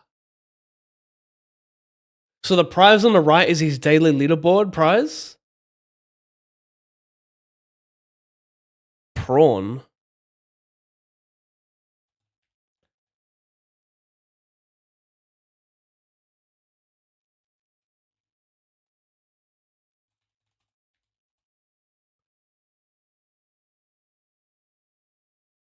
Have you adjusted your range for adding extra suited hands with jackpot? That's what we're talking about, Jumba. Or J Number, sorry. Yeah, I closed. I was reading some Reddit thread from who sent the link. So it was a lot going on. It was Twardy, I think. Twardy sent the link. Yeah. So no, I haven't adjusted my ranges for that. So my ranges are different in HRC here. Like the open jam ranges are mostly similar, but for example here in the cutoff, I'm jamming 28% of hands. My pseudo connectors like 4, 5, 6, 5, 7, 6 are not in there, but in his range there are. And additionally, Button is calling cutoff jams with all these pseudo connectors, whereas if I go here, Button versus cutoff in my range, because obviously jackpots aren't taken into account, is folding Queen Jack, Jack 10, 10 9, 9 8, 7 8, 7 6, 6 5.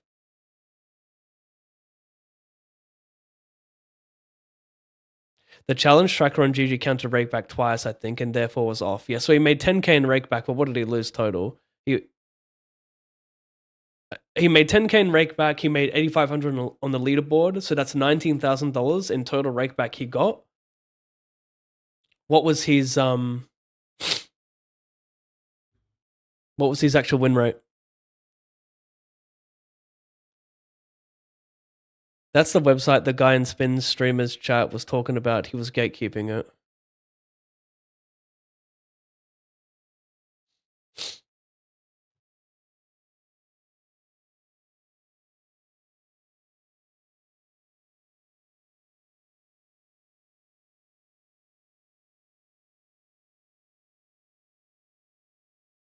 I'm a femboy, chat.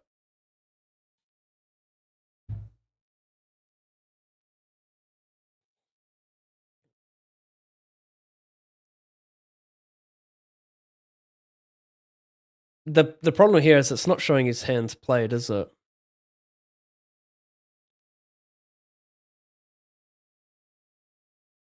How many? It's showing his points acquired. I guess I can figure this out though, right? So playing short deck.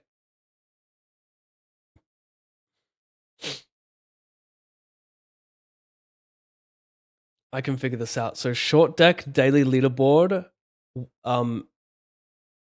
short deck 200. Where can I see it? Short deck 200. That's a bit confusing. Oh, because that's his total points. So 360 is first every day. But what are his total points in 200 here? That doesn't. Yeah, I'm confused.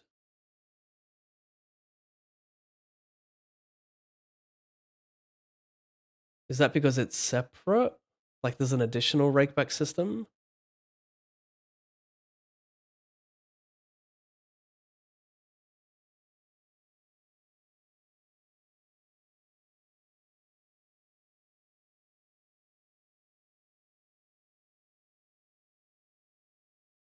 Short deck not showdown. I thought short deck wasn't included. Oh, right.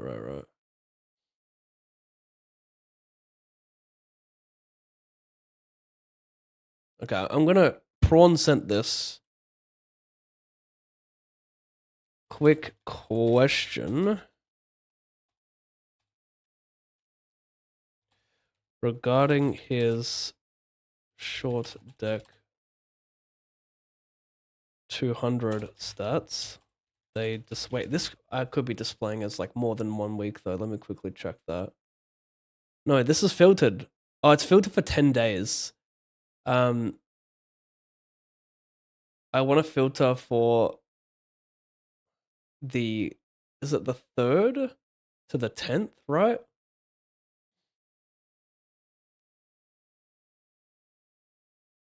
Why is it displaying that as the same? That was 9. That was. Okay, hang on. Quick question.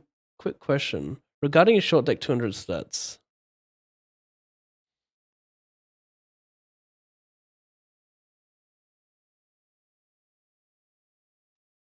The website displays.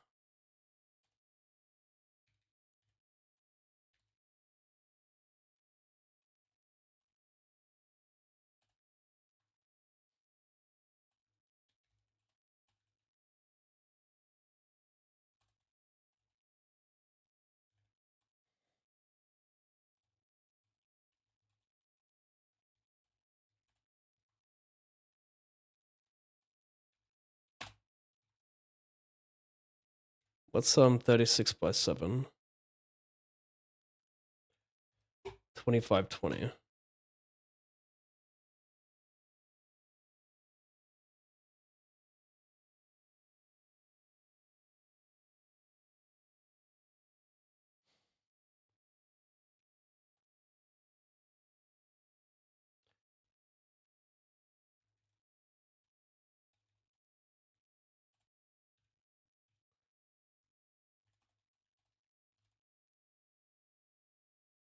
You guys get me?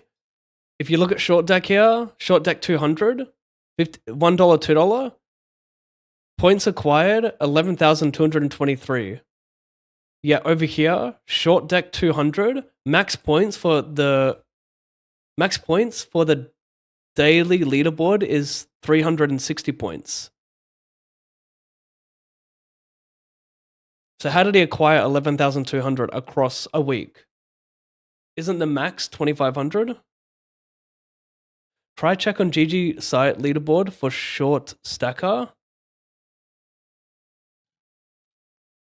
You've lost me. You've lost me. Are his points not capped at 360 a day?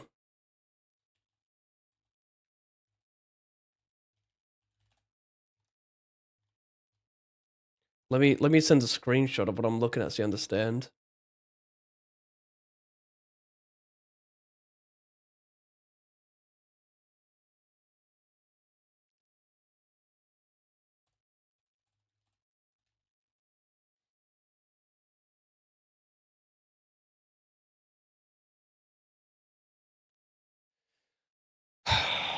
I'm gonna just quickly say hi to the family. I'll be right back.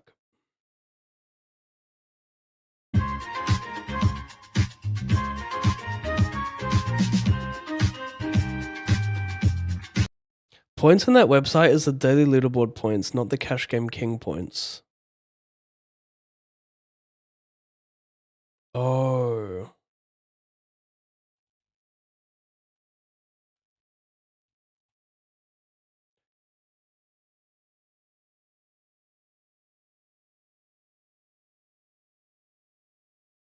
How do I find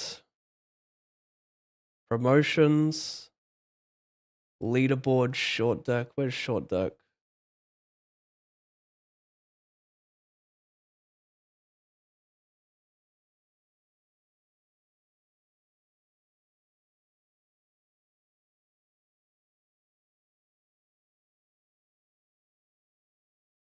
I don't think how does that matter? There's only one point system for the weekly Cash Game King leaderboard.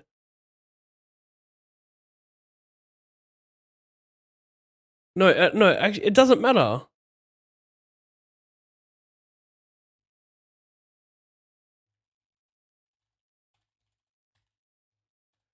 You're still capped at 360 a day for short deck.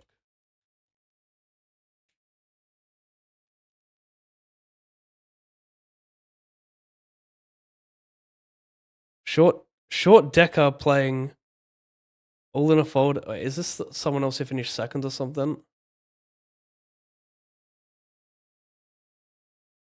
What is short decker?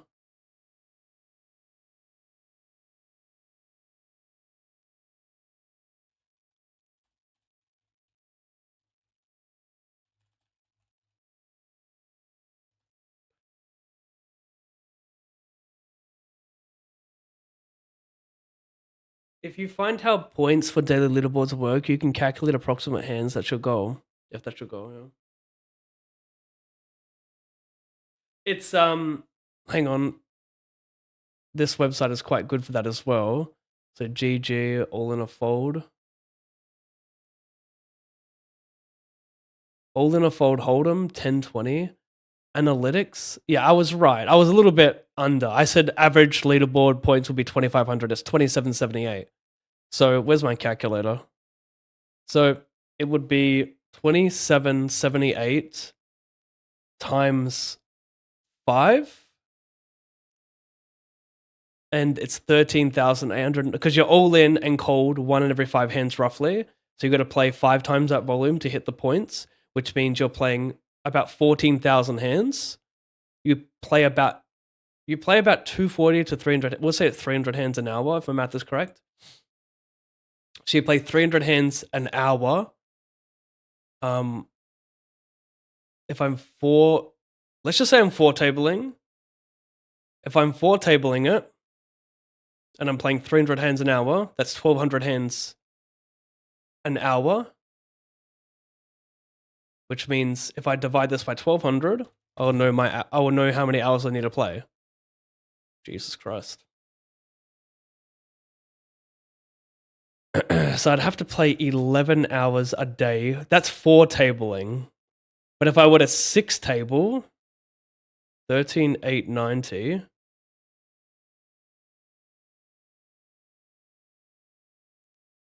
If I were to 6-table, 6 times 300, that's 1,800 hands an hour.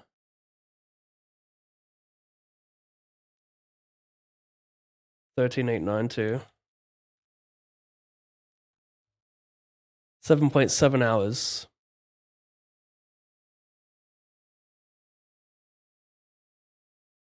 You need to go to the daily leaderboard and see how much points it is to win.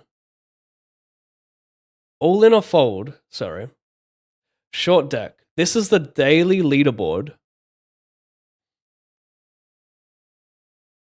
That's the prizes overview.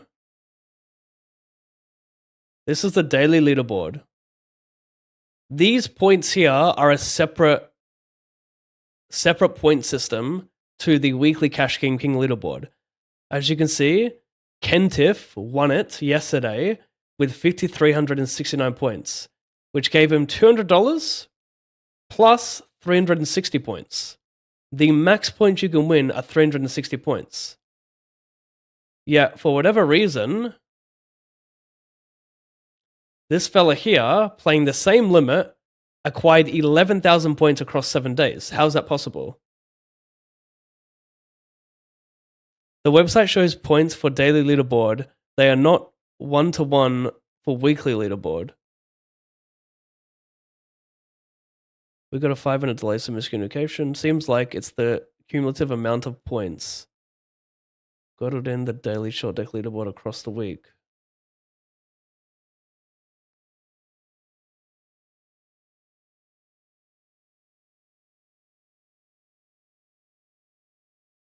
You've still lost, man.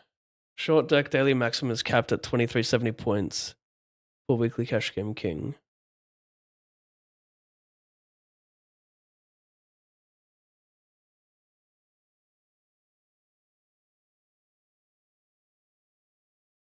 Short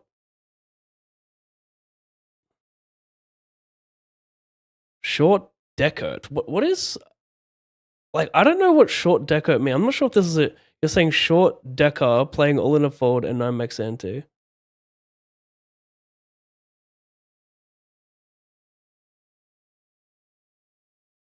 So I'm not even more lost.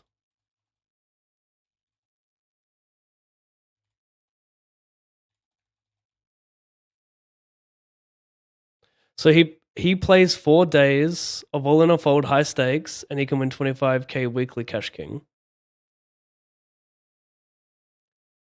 So he plays 4 days of short deck plus all in a fold high stakes and he can win 25k weekly Cash Game King.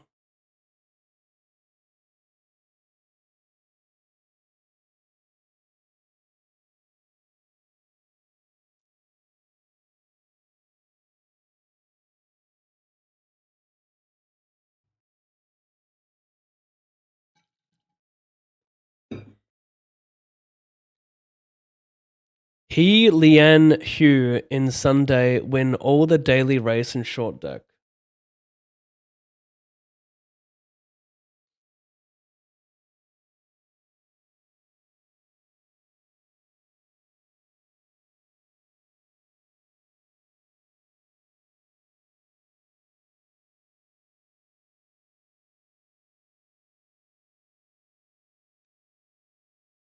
See, I see him playing $10 and $5 short deck here. I see him winning those.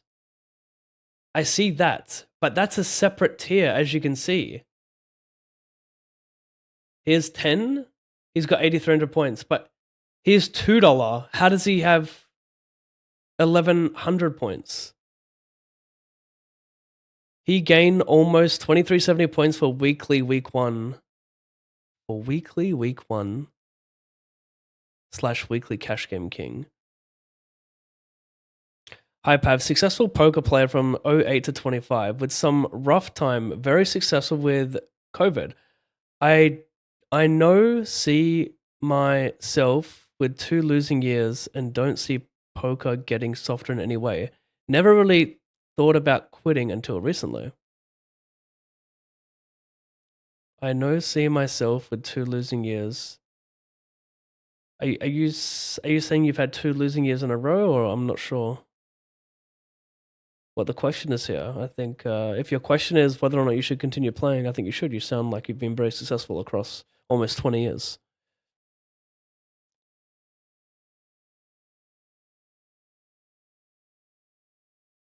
add on another race from another game like PLO All in a Fold or Nimax Anti Games. China players can easily win weekly double cash games. Yeah, I think the problem with this is like I can't even. I'm trying to get an answer regarding one stake here. Like, how does this guy accumulate 11,000 points in a particular stake when the max points you can win at that stake is about 2,500 a week?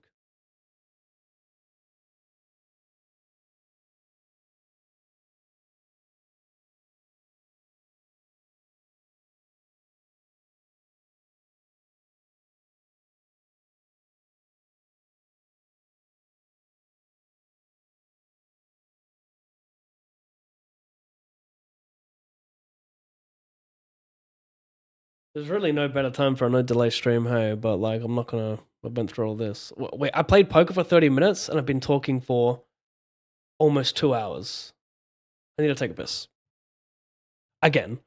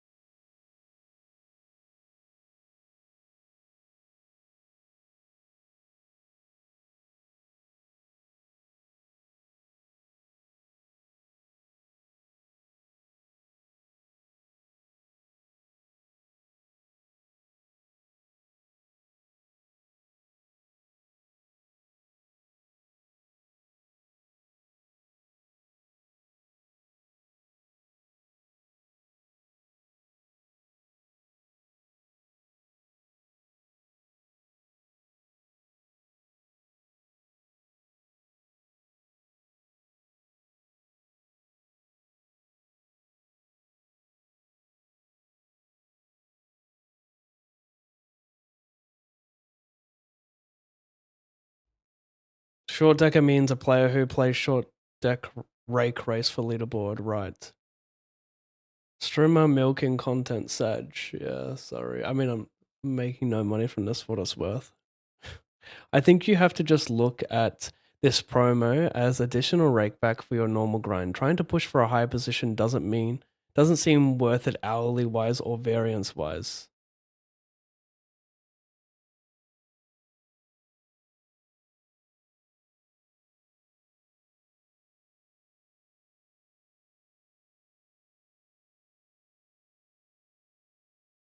When do they award prize on the leaderboard? After a week, I guess. Regarding the daily leaderboard, it's probably after 24 hours, very shortly after.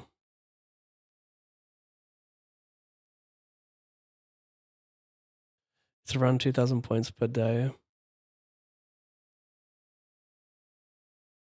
It's around 2,000 points per day.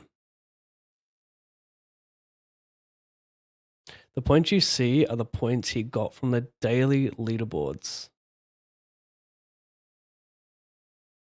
Yeah, I mean, that's the problem, is I understand that, but it still doesn't add up.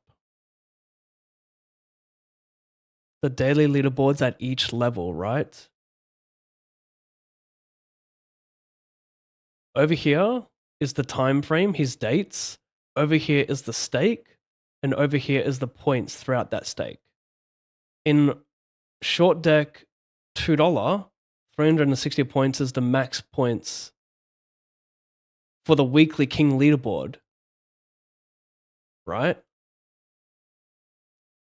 2520 points. So how does it say 11223, right? Because these points aren't the daily leaderboard points. That's a completely separate thing. So for example, daily leaderboard points here. Yesterday, Zhang got 1667 points, right? Excuse me. I just realized the monumental fuck up I've made. Let me add this up.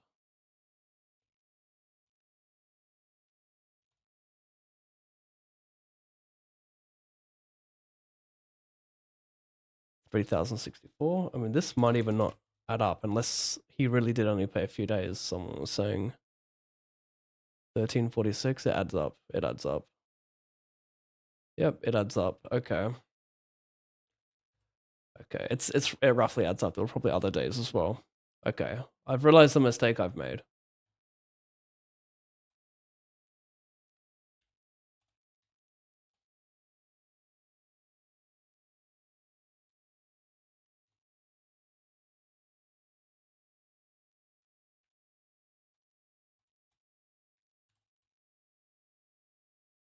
Okay, so these are of course because one of his daily leaderboards, it showed 6,000 points he wanted a day. So I just assumed that this could not be that because he would have infinitely more. But of course, he only played 3 or 4 days of this. So yeah, he did make around 11,000 points. Like these are the daily leaderboard points. These are not the weekly king leaderboard points, as I think Prawn was trying to tell me, but I just couldn't understand it. So he got $460 playing short deck $2, right? So he made $460 across those 3 or 4 days. But he also got points for the I mean, he would have got, let's just say he grinded 4 days, so we'll just say 3.5. We'll just say 3 days because he didn't finish first every time. So you got 1,000 points there. That's like what, 10%? Not even 10%. It is 10%. So we got 10,400 points for third. So that's 10% of his volume just for short deck 2. But then if you look at 25 cent, 5 cent, let's have a look. How many tables does he play of this, bro?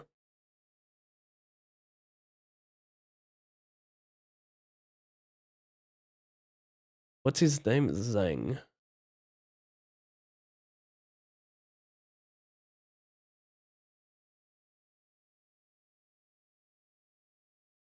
Like, he's not, there he is. He's 10th there. He gets 30 points, finishing 10th, 77 for first.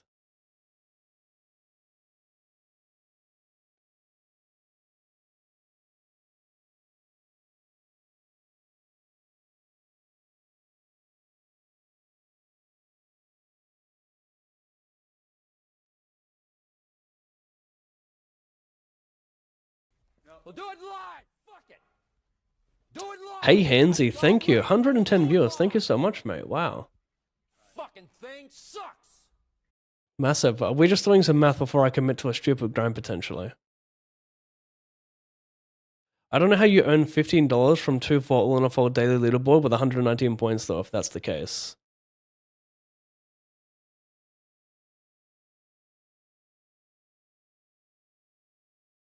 I can show you what 119 points is worth in 2-4 all in a fold. Omaha.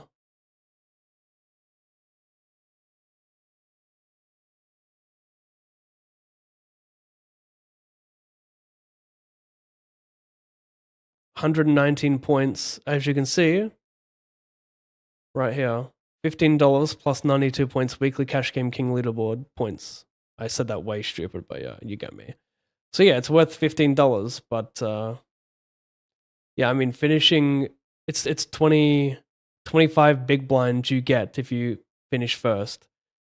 It looks quite easy to do that with 853, but yeah, you don't get much. Even looking at, if you look at 1020 no limit, you get $700. Like that's what, 35 big blinds you get back? Sounds like short deck might be a better shot than all in a fold. The problem, RNB, is that I don't know how to play short deck. I legit don't know the rules. The one cool thing about Zhang finishing third in this format is that potentially he did not need to, like, he did not need to risk much, potentially. That's the cool thing. Like, I would like to know, like, I don't know how to spit all this into a variance calculator, but if he is like break even at every stake he plays in these formats, what is he expected to lose in like his worst case scenario, and what's he expected to win in the best case scenario, right? What would that look like?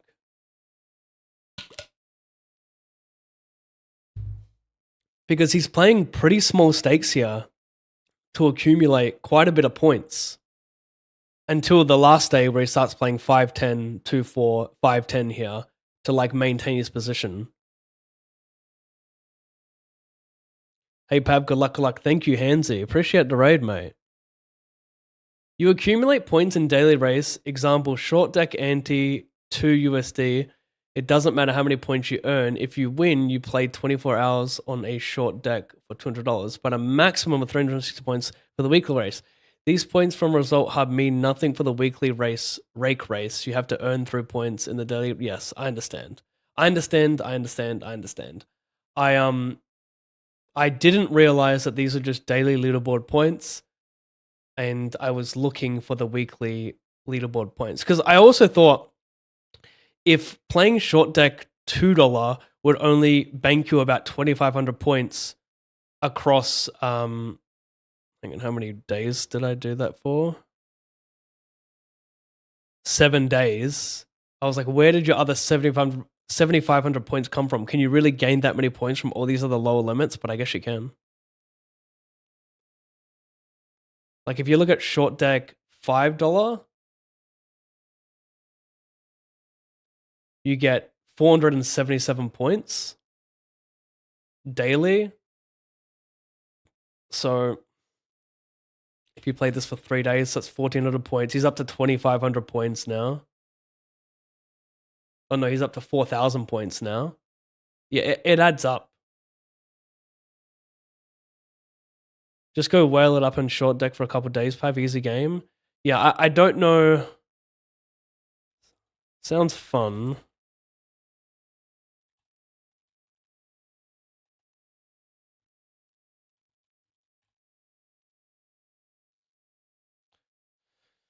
Don't know the rules or the variants. Never learned how to play short deck. There's no like paint. There's no aces, kings, queens, and jacks or something. No, that's not even. No, there's no deuce. There's no deuce 3, 4, 5. I don't know the rules. Rules are rules. What is that command? Rules are you always have 50%.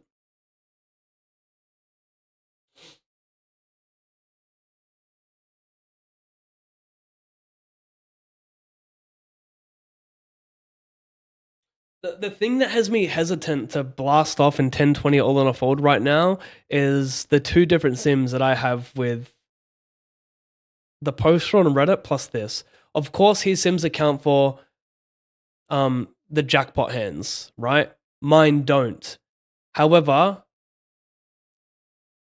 if the PVI system is a thing for streamer mode in all on a fold, then that's also going to affect my rake back. Like instead of getting 100%, like if I'm paying 5 big blinds, I'm paying a total of 15 big blinds per 100 in rake for the normal rake back. Sorry, the normal rake per hand, the fortune rake per hand, and the bad beat jackpot, the jackpot rake per hand, right? So I'm paying 15 bigs per 100.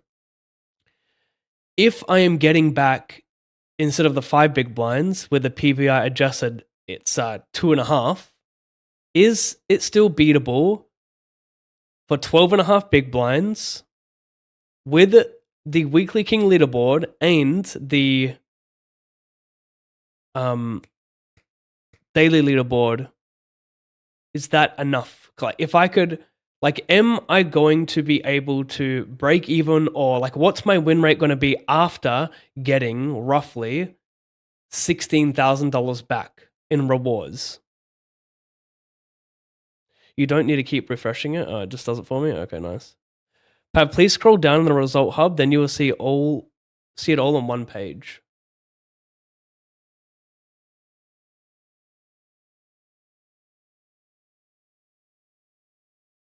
This is day 7, 8, 9, is it? Prizes 1534, points 15,000. This is all for short deck, right? And then here, because he didn't play anything else.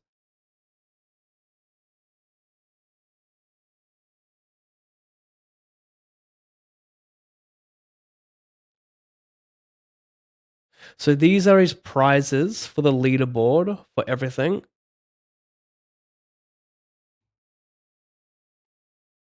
So day 7, 1534. Day 8. This is so remarkable that this guy played 3 days of poker and finished 3rd on the fucking leaderboard, the weekly leaderboard. What is going on? I don't know how many hands he played. Can that be displayed? On day 8, he won 1305. This is just daily leaderboard prizes, by the way. Day 9, 1873. So this plus his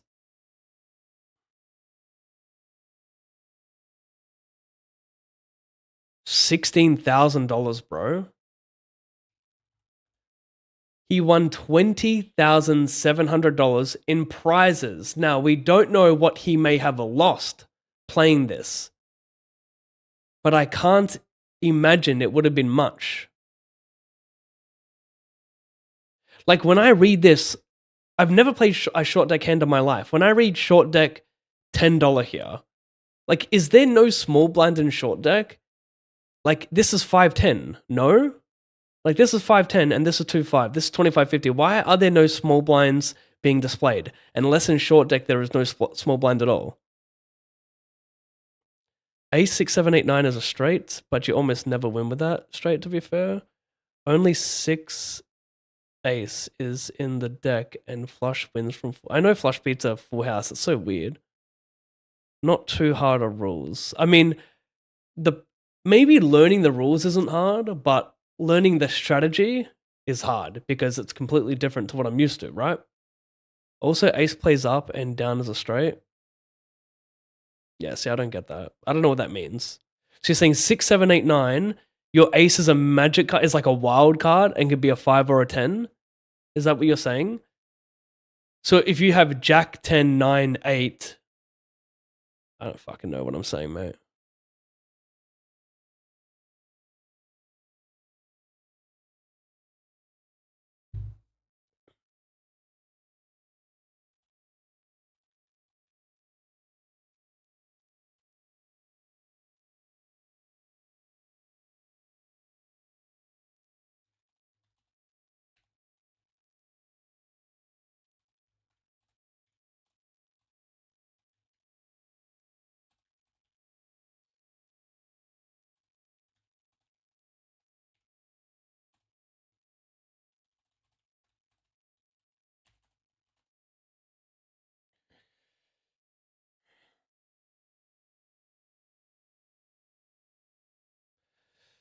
ask Denny's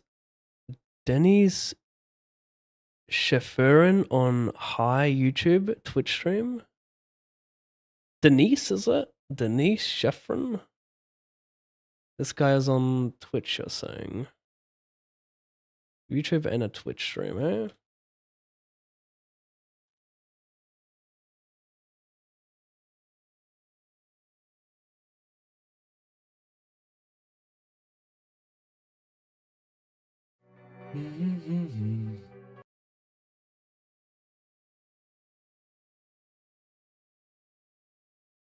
Just another GG ambassador I have no idea about. Classic.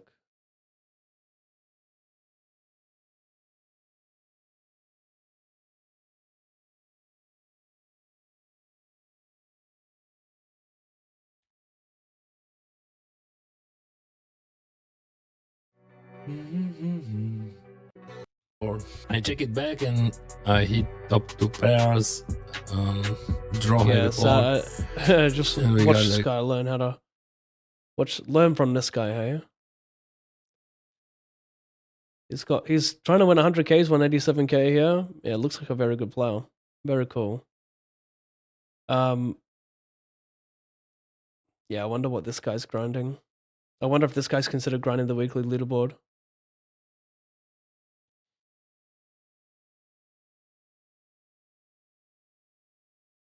He's grinding short deck at the moment. He's going to destroy this week. Cheat code. I want to try. I try, you said, for last 30 minutes. Last day he grinded hard, adding other games. Yeah, I saw that he added other games. But like, look at his... I mean, yeah, 258 points. 258 points at 510. Omaha is like a roughly 1,200 hands, right?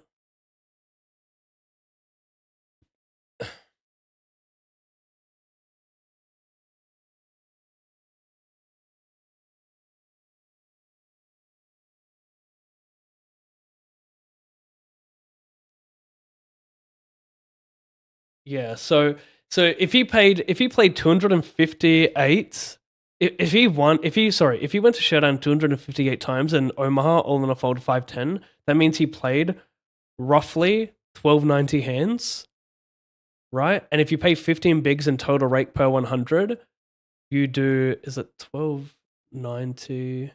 We can just say 13. So it's 150 times 13. Which means he paid almost $2,000 in rake. This is excluding his prizes in Omaha. Did he win any prizes in Omaha? He got $60 plus 15, so he got $75 back. So minus $75 is $1,875. I don't know if he broke even, like playing the format, or if he, only lost one big blind. Like all up, if he lost one big blind, I'm not sure per 100. So like if he's competent, maybe he dropped this to like only $600 lost, which is like a nice trade-off when you see where he went from. Look at the difference between fourth and third. It's like 18 points, which is $4,000. So if he pays $1,875 in rake, but plays well and only loses about 600 playing this game, then he ends up paying $600 in rake to an extra $4,000. So it's $3,400 profit. He's actively playing only like 10 tables. That seems like a far easier grind than anything else. Short deck tables aren't competitive either. There's like max 3 tables per stack.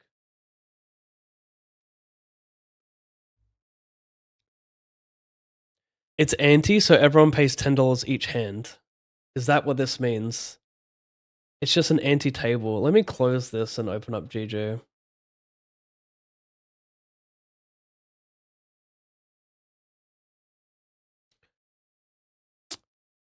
Couple tripods at the top there.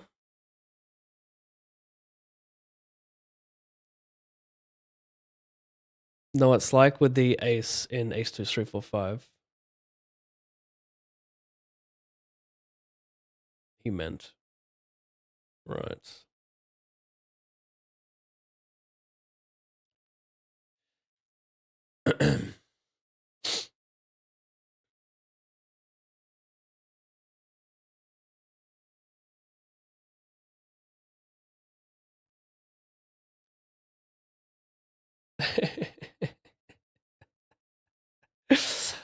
We're just gonna stalk.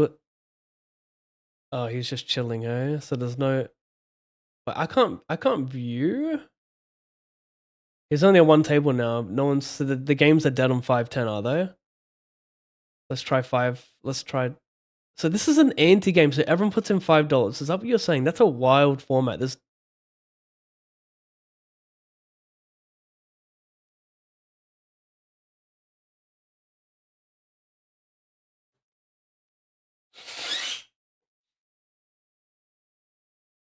JT Brinkers, when will you play poker? That is a great question. I am unsure. So it's 40 BB deep. And the button is the big blind, unless this guy, he must have posted.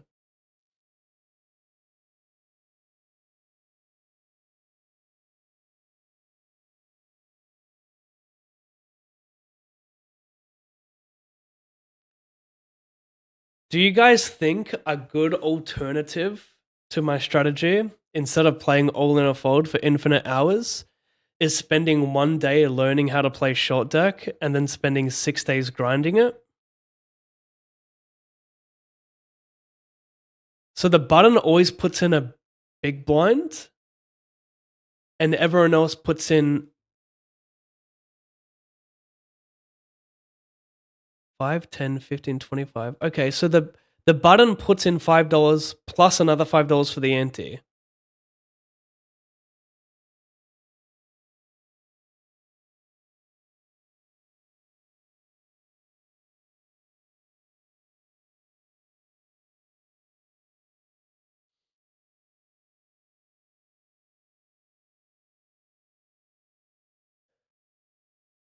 So if you have 40 big blinds and it starts off with 30 in the middle, right? 25 plus a $5 button big blind. There's 30 in the middle. How much are you just jamming? Like, you're jamming a lot. Well, I don't know what the ranges look like. Which cards are non-existent in short deck?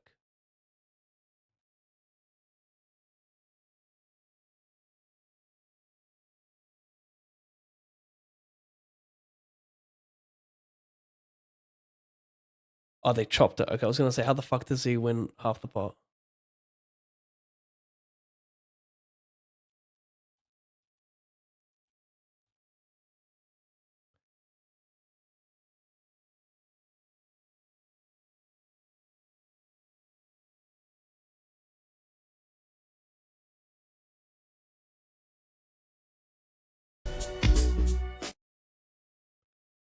What are these guys getting? I just want to see, like...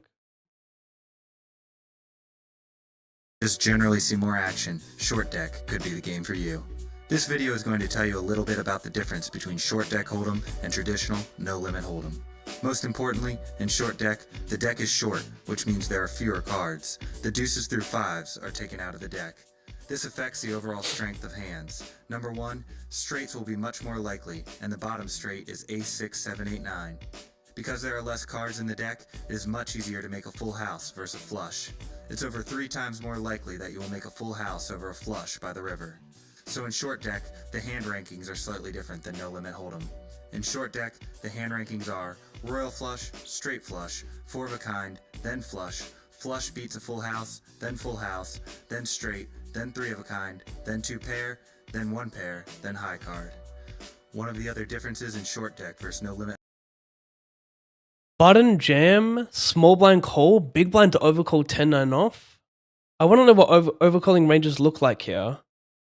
Because what did he say? What were the rankings again? A flush beats a full house? What is a straight? How do you rank a straight? Flush. No, the deuces through fives are taken out of the deck.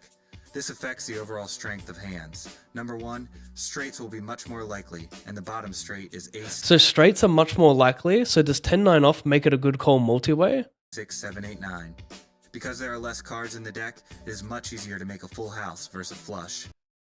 I need chat to link me a short deck coach for this wild anti format. I will pay this cunt for 8 hours of coaching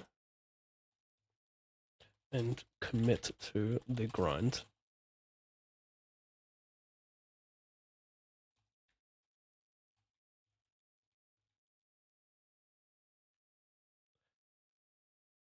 I'd lose my shit if I was River Run Ace and lost to a short deck player that played 3 days by 18 points. Truly, mate.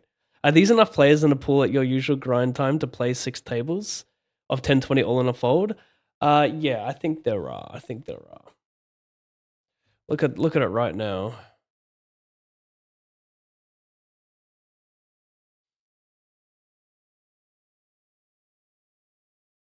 One, two, three, four. There's 6 tables right now. I was looking at it late last night. There was also like 4 or 5 tables. So I think it runs enough. I just not entirely sure about the strategy.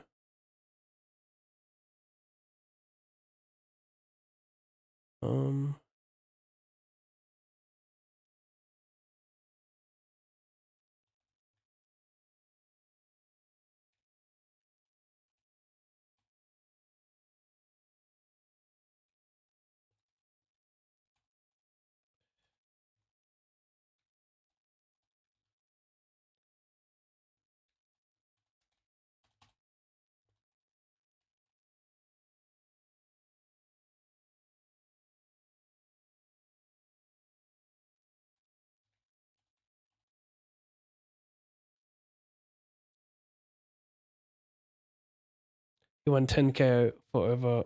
He won a 10k for 300k recently, right? Nice. It's over 3 times more likely that you will make a full house over a flush by the river. So in short deck, the hand rankings are slightly different than No Limit Hold'em. In short deck, the hand rankings are royal flush, straight flush, 4 of a kind, then flush, flush beats a full house, then straight, then 3 of a kind, then 2 pair, then 1 pair, then high card. One of the other differences in short deck versus No Limit Hold'em is there are no blinds. Play some Tencent short deck to try. It's a good idea. Deck. You play with an ante. The button actually puts an additional. So this is normal short deck. You play with an ante and the button puts in an additional ante. This is just normal short deck rules, but on the format we're looking at, they're 40 big ones deep and not 100 like in a tournament. Ante into the pot, and that ante is live. We can sort of think of that as a small blind on the button. So, if you were in a game where the ante was 2 chips, all players must ante 2 chips in order to be dealt into the hand. The button must also ante an additional 2 chips, and those chips are live. Another big difference between short deck and No Limit Hold'em is that you can actually take chips off the table in between hands. So if you bought in for the minimum of 50 antes and you doubled through in a hand making your stack 110 antes, you can actually take 60 antes off the table, bringing your stack back down to 50 antes. This causes a lot of action because players play a wider range of hands because they get better pot odds. The stack to pot ratio will also typically be very small in short deck. Other than that, short deck is similar to No Limit Hold'em. There's a betting round pre-flop, after the flop, on the turn, and on the river, and the best hand at showdown, if you get to showdown, wins. Now, try your hand at some of our short deck tables, or check out our short deck learning series to further.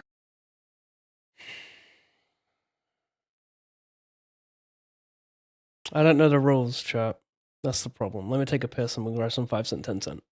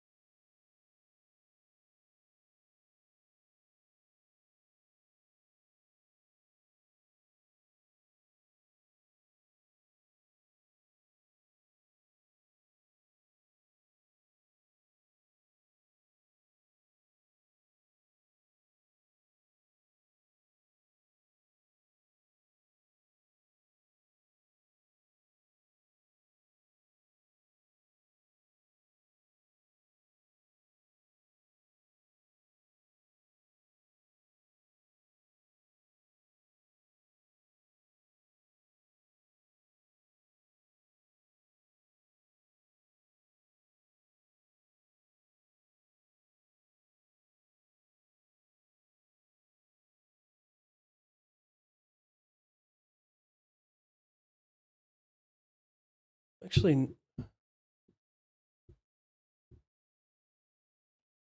I'm not too sure why I'm so.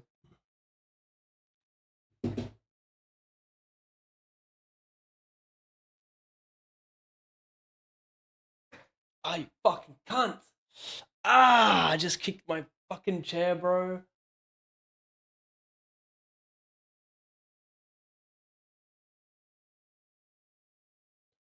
I need to. My lighting is just like I'm not. I look like a floating head here. This is not.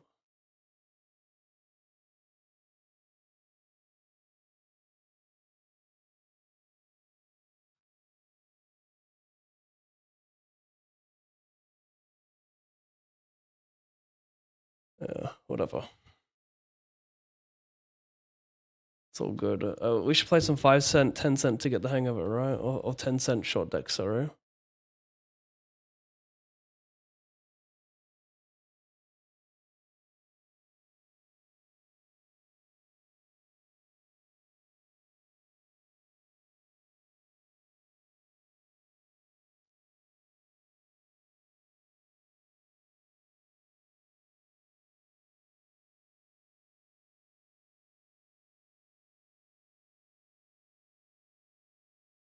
Short deck test.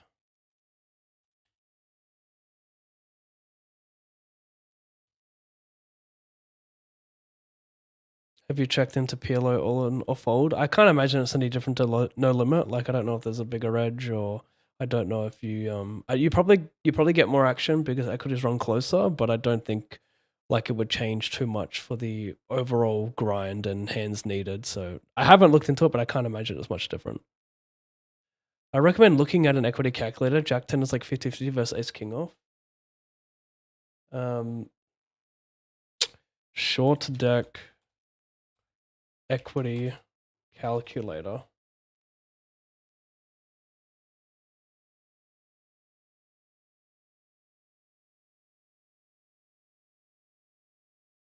So how do I do this? I just pick a hand. What is Ace King suited? Do I hit update? How do I add this into the fucking... I don't want to see the flop. I just want to do hand versus hand versus, say, Jack 10 offsuit.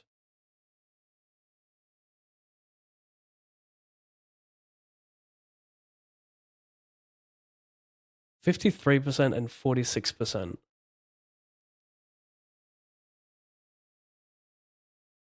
You also get bad beat, jackpot, EV, and short deck as well, especially if you're playing every table. Yep, that's cool. That's cool wins. What about aces? You got 34% with Jack 10 offsuit against aces, and that's because you can make a straight more often because there's no deuce 3, 4, 5. There's 6 though, right? There's no deuce 3, 4, 5.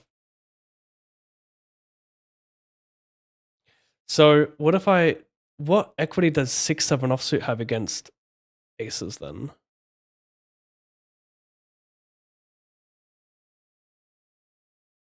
A lot less, 23%, because you can make less straights with no low cards in the deck.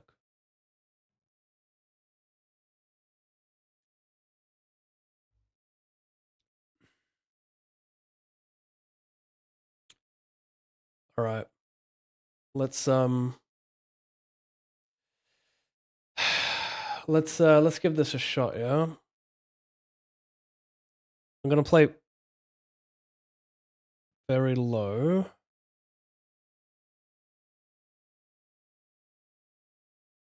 Are these all 40 BB, or is that only some limits? See, these are more. This is 100.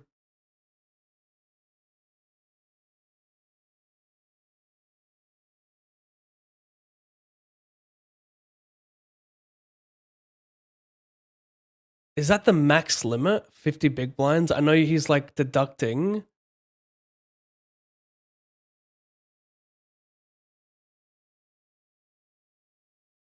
$40, $40, $40. Is this the max limit? I want to almost like open up a test table to see what it says.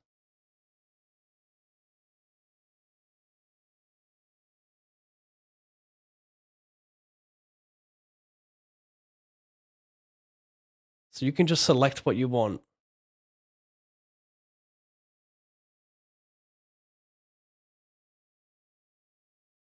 Okay. So does that mean I would want to select 40 big blinds at 10 cent? Like, do I really want to select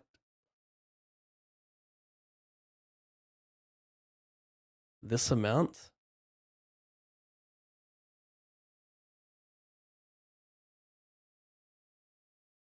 Always reduce my stack to 40 bigs.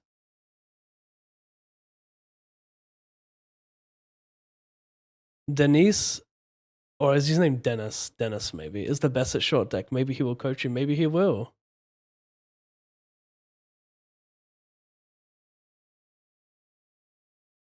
So I have king queen offsuit here. 6 big blinds in the middle already. This guy doesn't even cover me. I think this is a call. Maybe not. What do you guys think?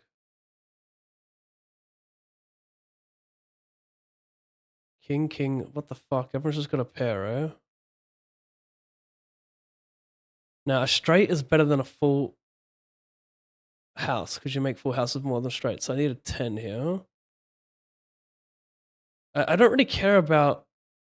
I want to know more if this is even a correct call. Like what this. I want to know what his jamming range looks like. Like my bottom seems like king queen offsuit here. Like I don't think I want to put it in with king jack off. Maybe king jack suited.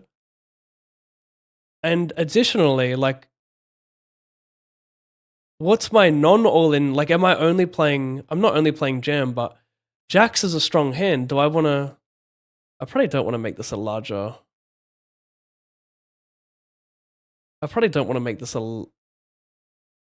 Like, I'm only 40 big blinds deep, so I think just shoving jacks is okay because there are less low cards in the deck, so there's a better chance I get out flopped. But what I want to make this 8 big blinds?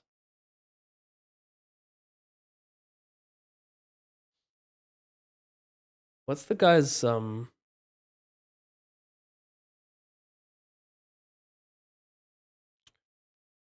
me see if he's got a Twitter linked to that YouTube channel.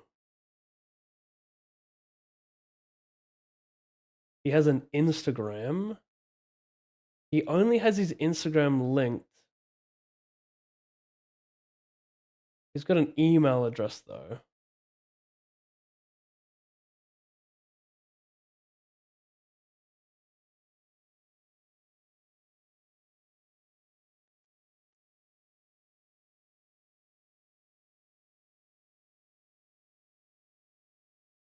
He also big blind BBJ paying out around 6.5k times the ante. I think 40v1 short deck is largely jam or fold as GTO strat. Minimum hand is quads v quads. You lose with quad 6s, you get it, okay. Didn't GG have a promotion giving money each time you hit a flush and short deck at the start? Is this a shove? I don't know.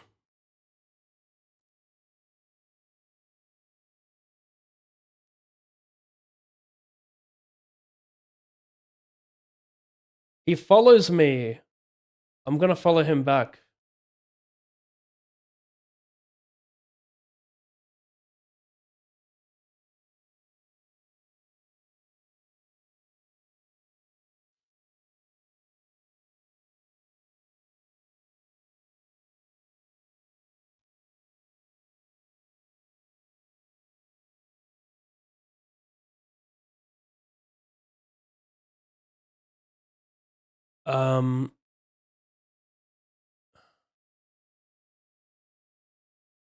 This is what I'm unsure about. I guess I'll just save it. I'm gonna say jam.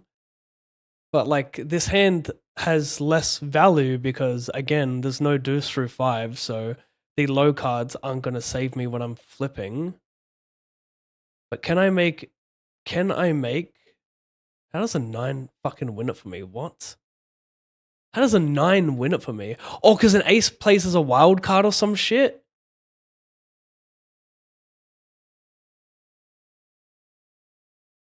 The PLO one starts on the flop and is regular blinds. Oh, wow. Okay, I didn't know that one starts on a flop.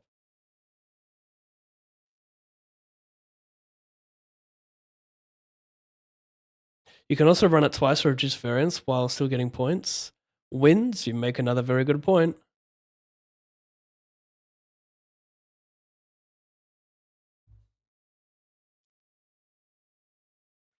Wow.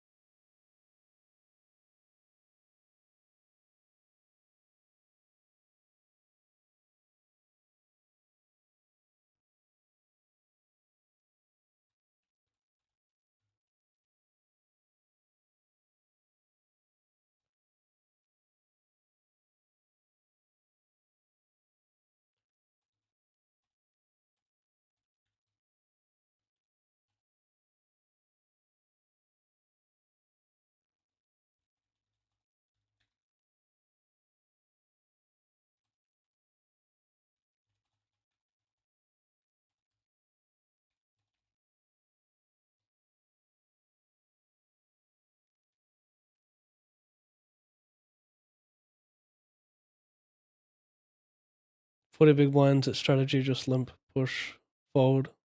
King, queen's a call. Cool. Full house beats full house beats a straight. Flush beats a full house. Full house beats a straight? That's not true.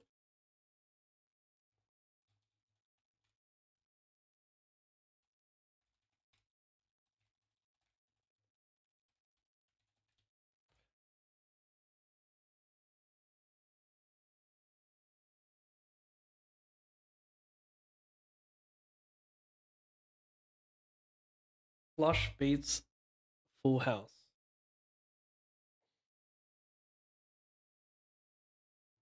Full house beats a straight. Okay, so it's flush that beats full house. Okay.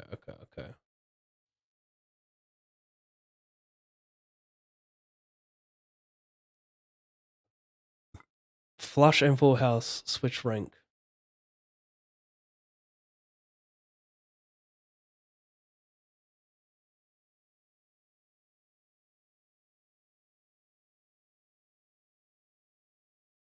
Straight, full house, flush.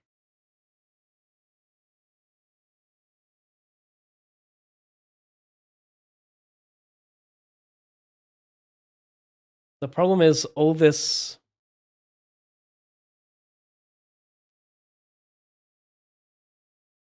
doesn't really mean anything. I was playing only limp and open shove strategy for the big ones deep on short deck. Yep, okay. Yeah, with the jacks, it seemed kind of weird to play like 10 bigs there. So Jack 10 always has like a ton of equity, right? So we just jam here.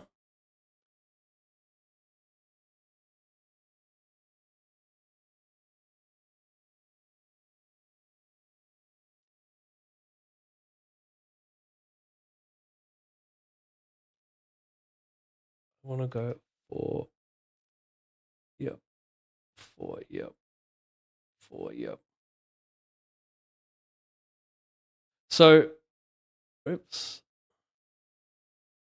40 big blinds, amount to remove 6, yes. King 7 suited, 3-handed, I don't know, fold, I guess.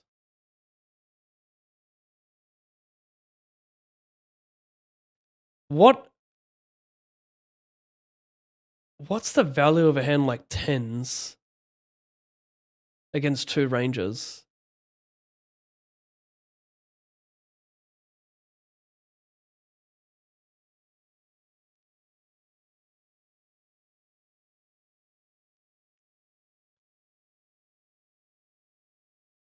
This is what I've seen played, although I am also a no-limit hold'em and do. It does make sense to play shove or fold at 40 bigs when there's so many antes in the middle.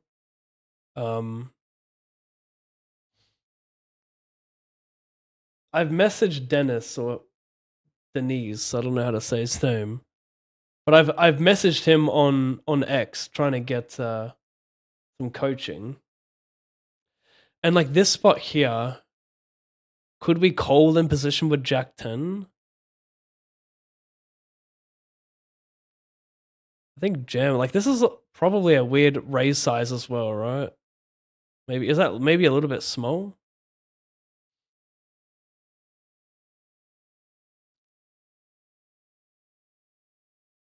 I mean, I get lucky, but like I don't know if my play's good. We're playing for no money. It's like there's like $10 pots or something, so don't worry, chat. So is the ace a wild card?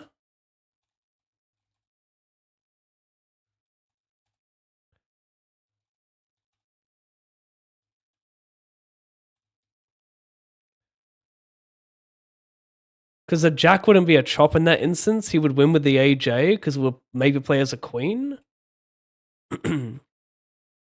No, it's the wheel straight. Okay, let me get this history up.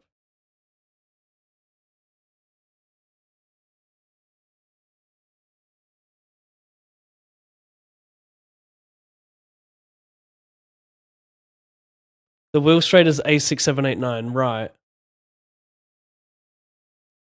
Have a look at small blind. Apparently he wins on... What do I do here?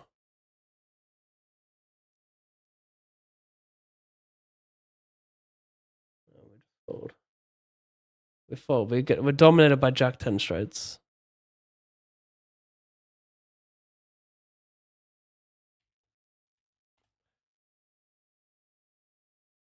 Apparently he wins on a river J, unless they mean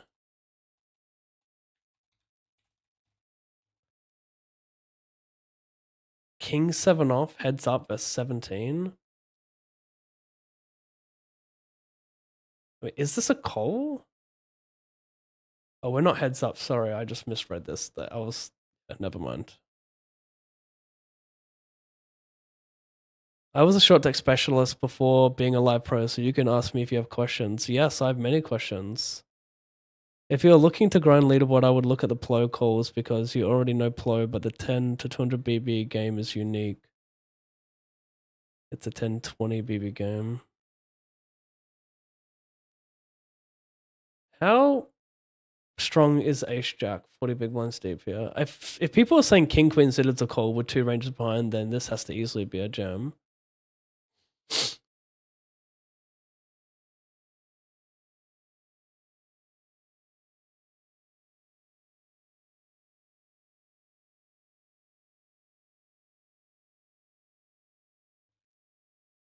Quebble?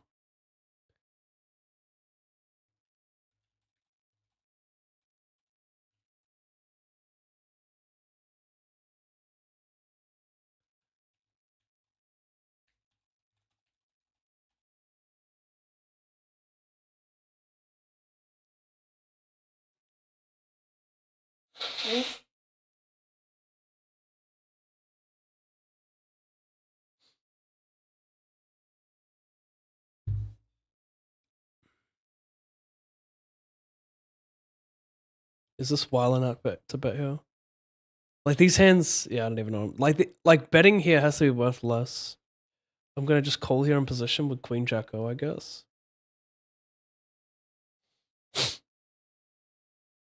So we like Jack 10 because it makes a lot more straights, doesn't it?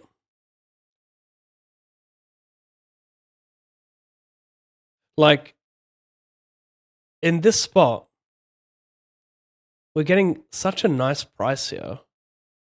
Do we just call this? What's my equity look like? Okay, it's not good. But if I had Jack 10, I mean, I need to just save it.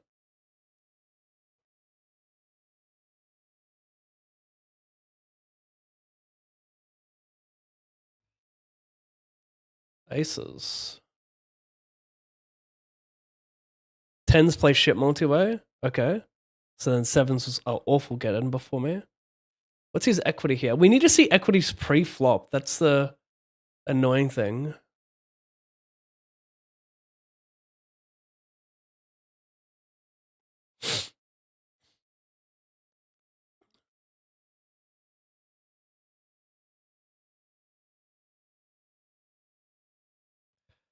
Also, since I was a short deck player, I wonder why you consider Showdown. I wonder why you consider Showdown now leaderboard's value or something.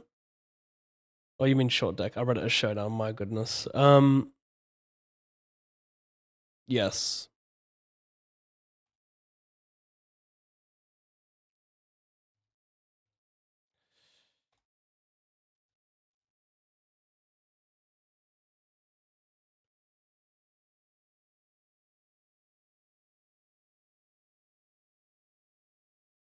It's Dennis. Okay, thank you, Topia. Utopia.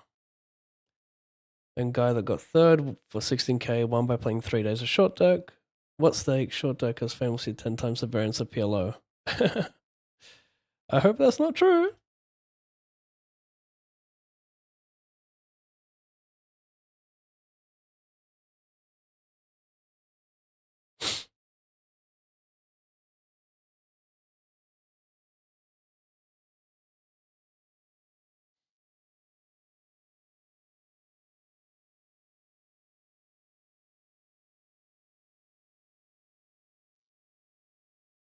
Was it a flush beating a full house, right?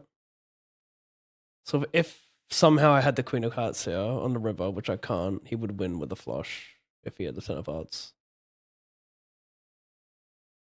And how do we rank this hand here? I'm just saving a lot of hands. I don't think I can put in 10% of my stack.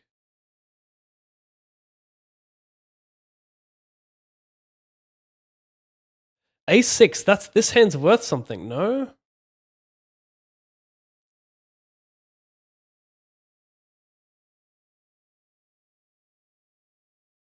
Ace is both ace and 5, that's all. Okay. Okay, thank you. Zone.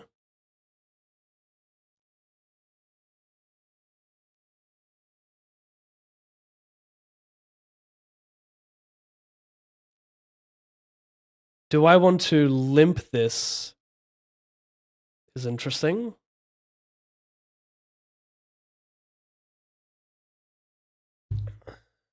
I'm going to tweet. Need a short deck pro.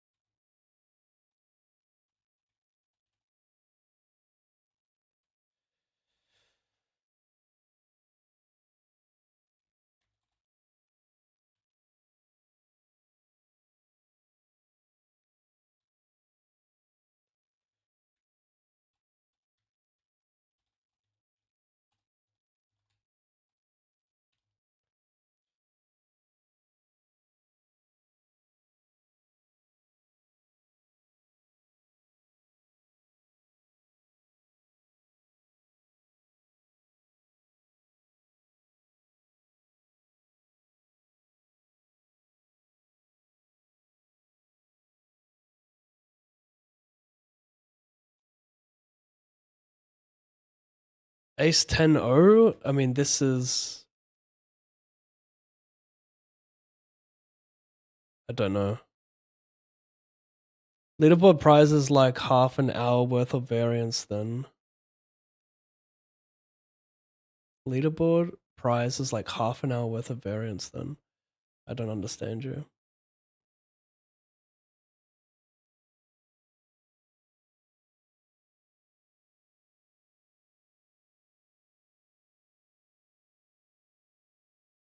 Need a short deck pro ASAP. If you are a winner at short deck, please reply to this or message me.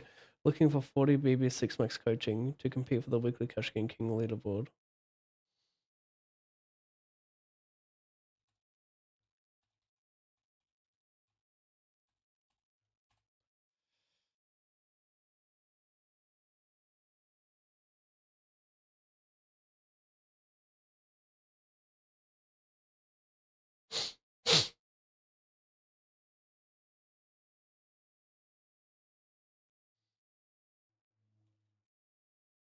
The tweet's out there, chat. Play smart, not hard. And if Zhang has given us the blueprint to winning the Cash Game King leaderboard, it is short deck. That's the blueprint. For someone who is already good and has tons of BR, maybe. For someone new, impossible. If you can see the preflop equity in the hand history, you can see it in the hand history. Oh, right. Thank you. I didn't know that. What the fuck?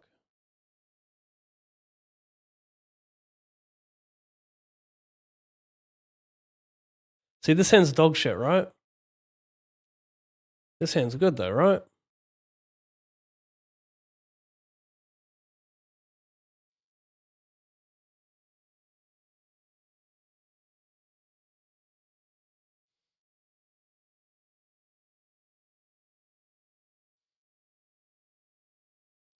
What do we think about this limp?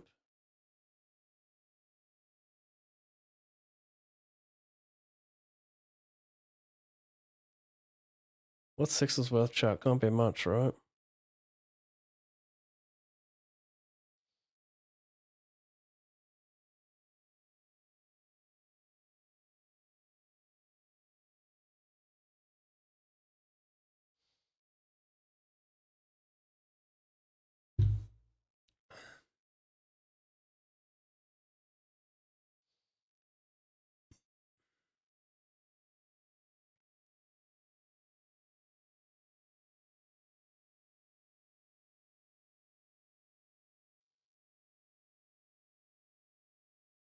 Thank you, Prawn, for this link.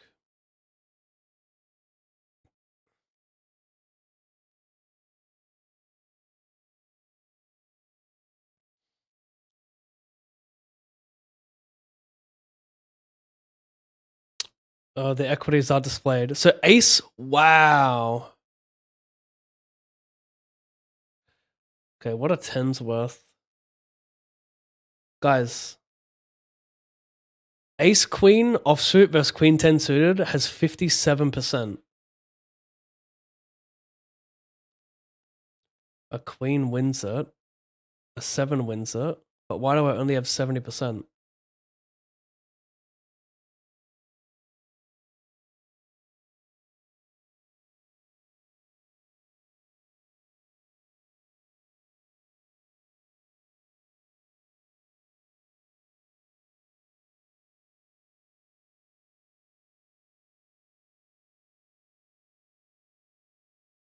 A6 is terrible, no? It's like ace deuce?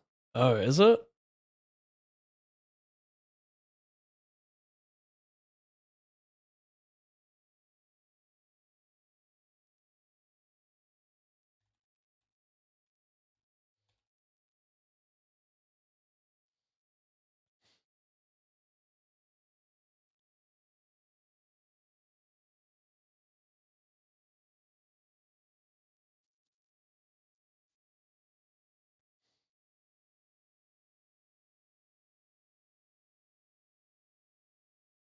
What's this worth? It's not suited, so maybe not enough.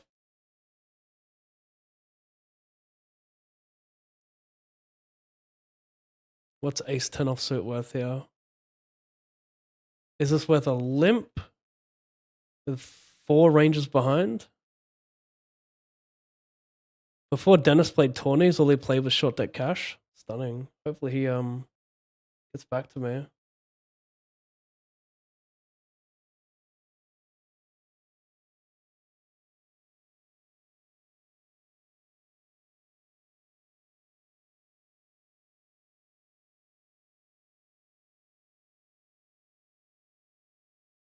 Okay, I gotta eat some food quickly. I'm gonna take a 7-minute break, chat.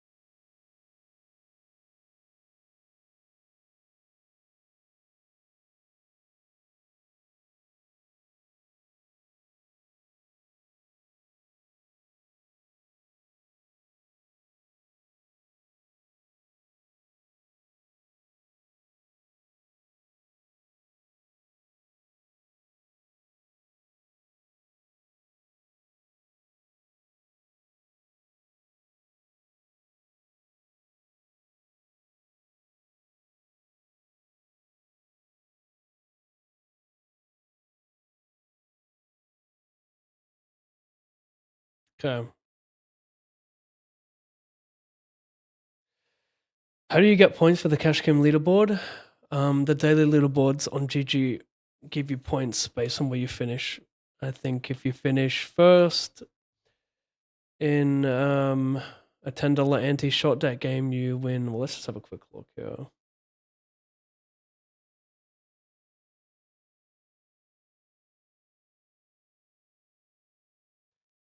Short deck, $10, 650 points.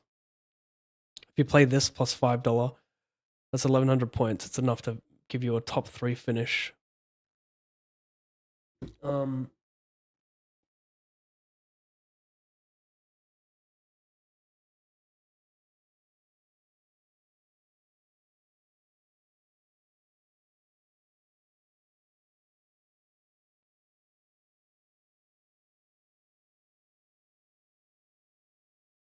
So he's got 3 tables there, 4 tables here.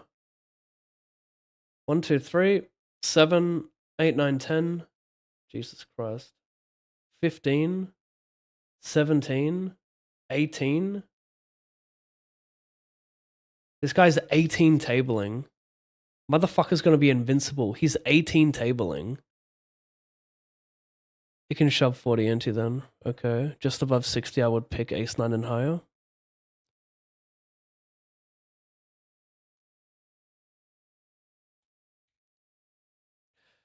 I need more than this, chat.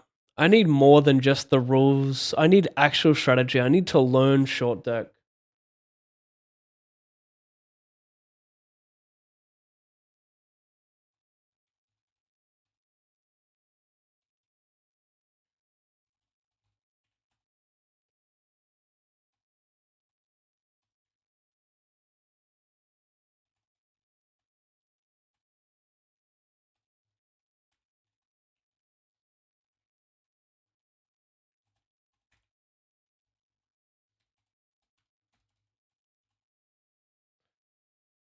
Okay, I'll be right back.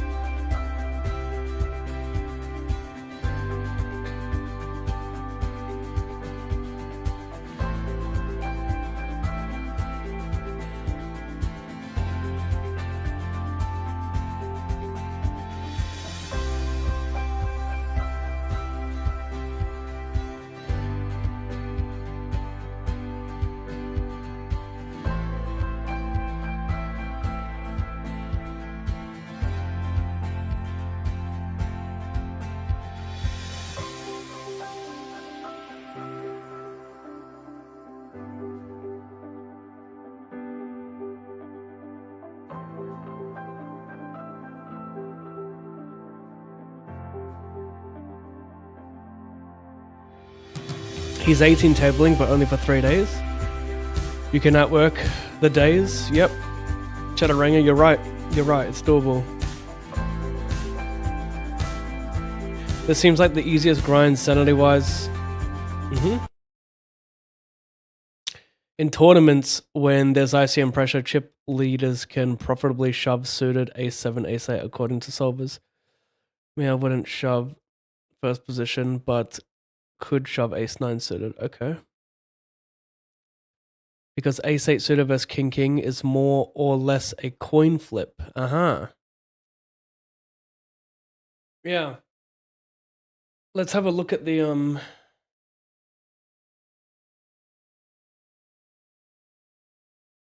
where did I put the equity calculator?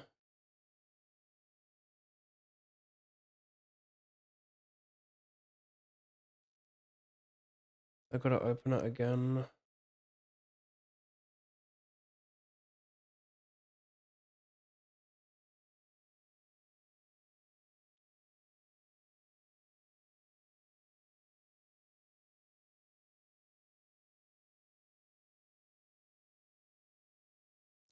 Let's do ace-6 suited versus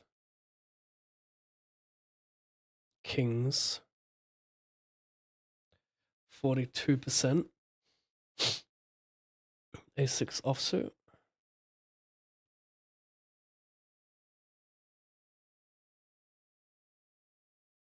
39%. Wow. So the suited only gives you 3% more equity.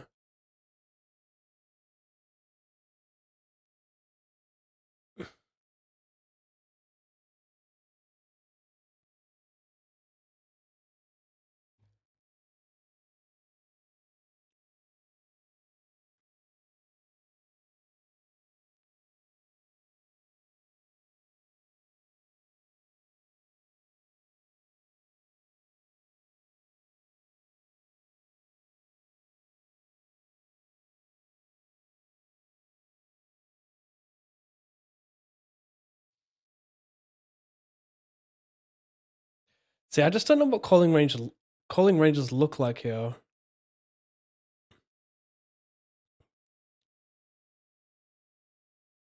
Well, here we go. But this is 100 big blinds deep. Can I adjust the stack sizes to see this?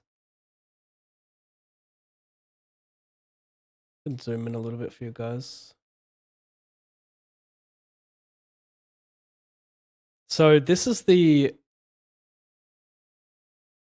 but I don't know if this is 6 or 8 or 9 max though. I think that plays obviously a factor because you can have better odds.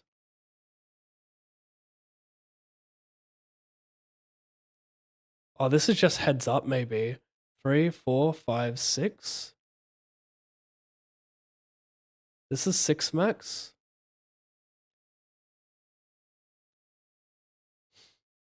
A button opening range in 6 max is... How much is this? Oh, it's 56%. Okay. You're opening up 56% of your range on the button in 6 max. But like, what's your size? What size are you picking here? Because that means there's going to be 7 big blinds in the middle. You're 100 big blinds deep. What's your open size?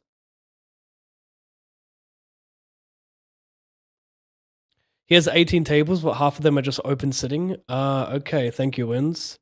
He's actively playing like 10, which seems very reasonable when just playing a gem fold strat.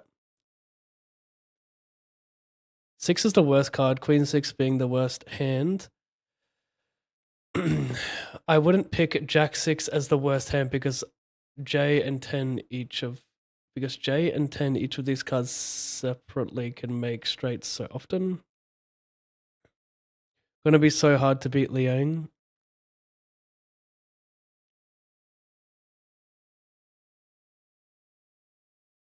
The problem is with the 510 or the $10 ante, excuse me. I guess he didn't play that much, right? There's only 498 points. But he's jamming $400. Every jam is $400. Like, it's expensive. This is 9-max. Oh, no, sorry. This is regular 9-max Hold'em. Short deck, his highest game he played was... Yeah, he played $10 anti-short deck. So that means he jammed $400 a lot to make 8,300 points. And short deck $10 anti is 650 points.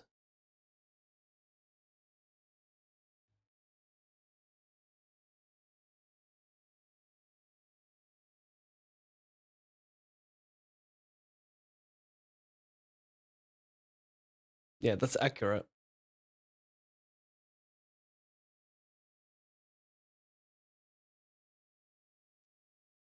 I wonder what the variance looks like. Like, you're sitting with $400, like you're playing a 40 BB strat at a $10 ante. You're shoving $400 a lot. But all you gotta do is break even, right?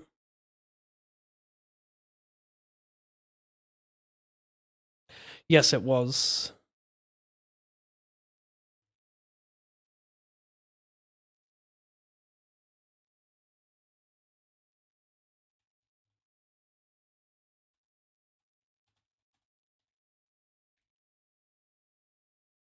Oh, it was nothing wins. Like, it was 40 points or something. But it doesn't matter. Like, that's a daily leaderboard.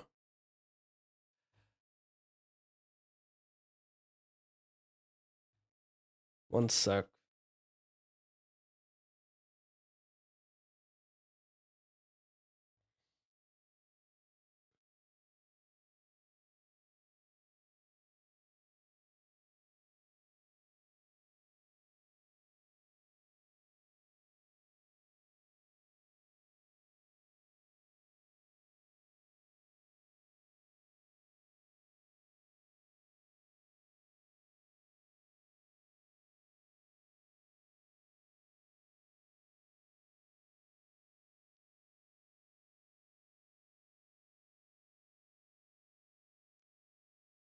I ran way ahead of Evie. Won $26. I should have won $3. But that doesn't matter. Like, I had no idea how to play. I did not know how to play. Let's get this guy to help me.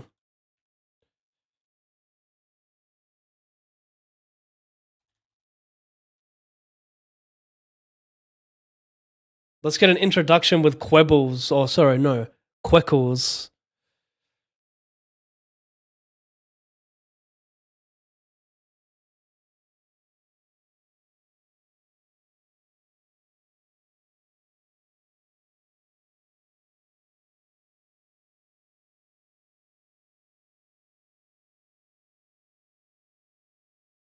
I mean, look, at least for 88 hands, I played a break-even strategy, but I could have just got good hands. I could have made a lot more mistake if I played 800 hands.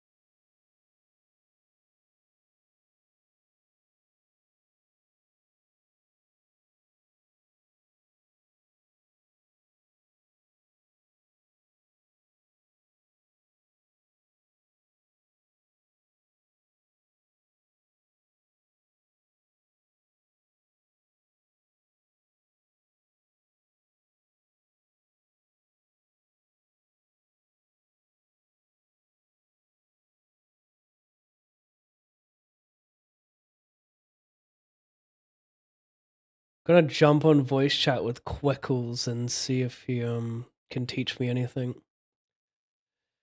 To ask him some questions. If he's played 40 BB deep, what he thinks the strategy looks like, where the best place to learn is.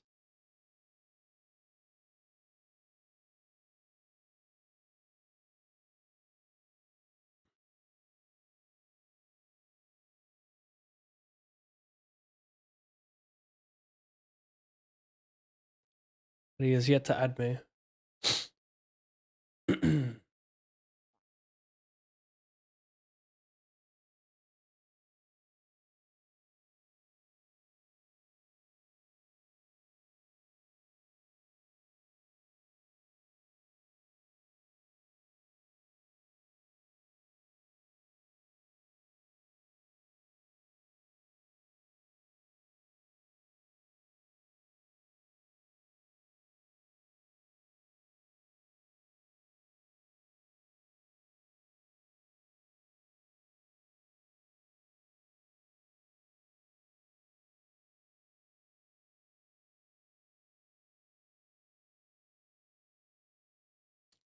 um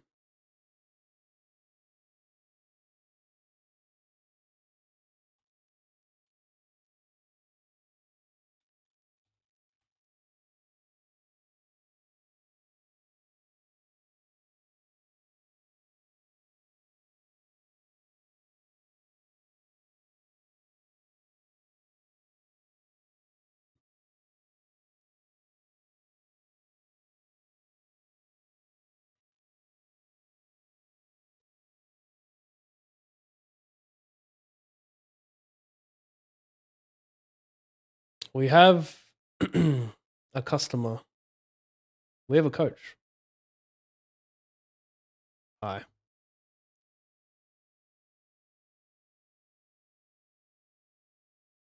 Hopefully, I can hear him and don't have to adjust many settings in Discord. I can't, wait. Can you hear me, mate? I can't hear you. Let me check my settings real quick. Mic in, headphones, testing. Yep, that's coming through.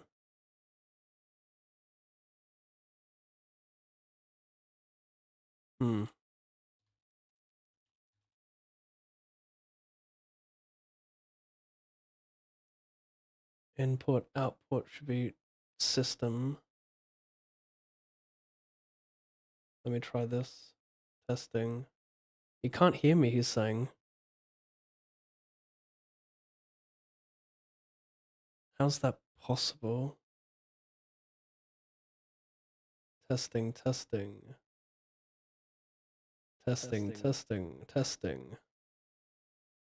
Can you hear me now?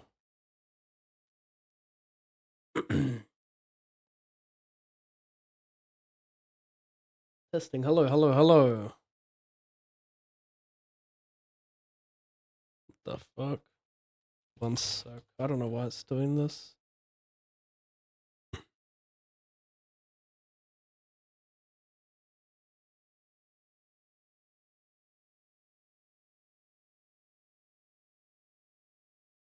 I might need to add Discord to the microphone.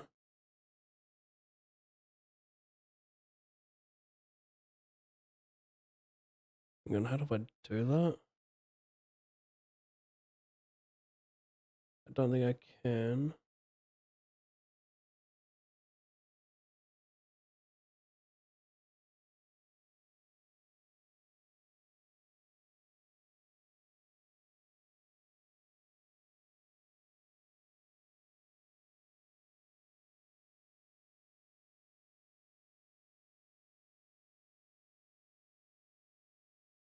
Testing. Wait, he's typing. Can you hear me? No. It's a me issue, I'm pretty sure.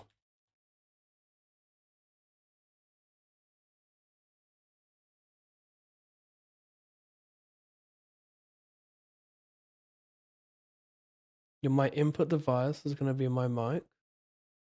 My output device is going to be my system Elgato. I could do headphones, but I don't think it's gonna... I want YouTube chat to hear it as well. Browser, okay. Voice chat, voice mod.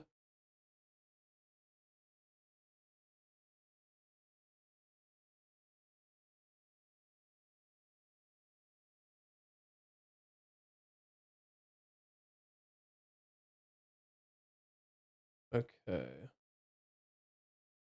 Testing, testing. Try talk.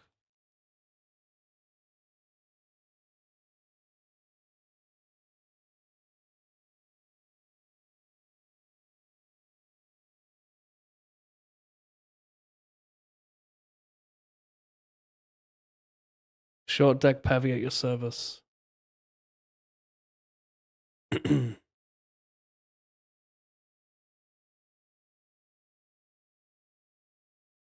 Yeah, damn, I don't know why. Maybe this is a him issue.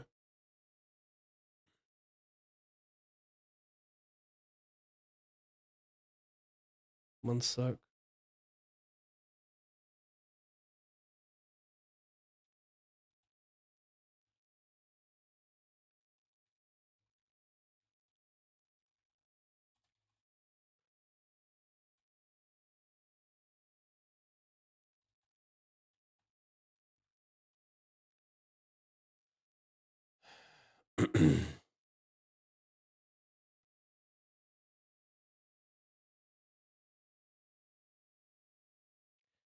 Can you hear me? Testing. Can you hear me?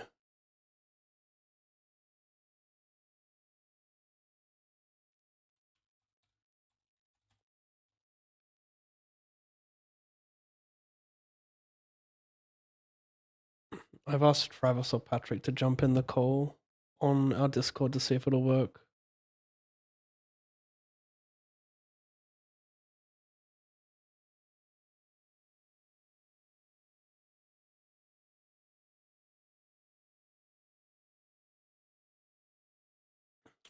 The reason I think it's a me issue is because I have so many audio channels.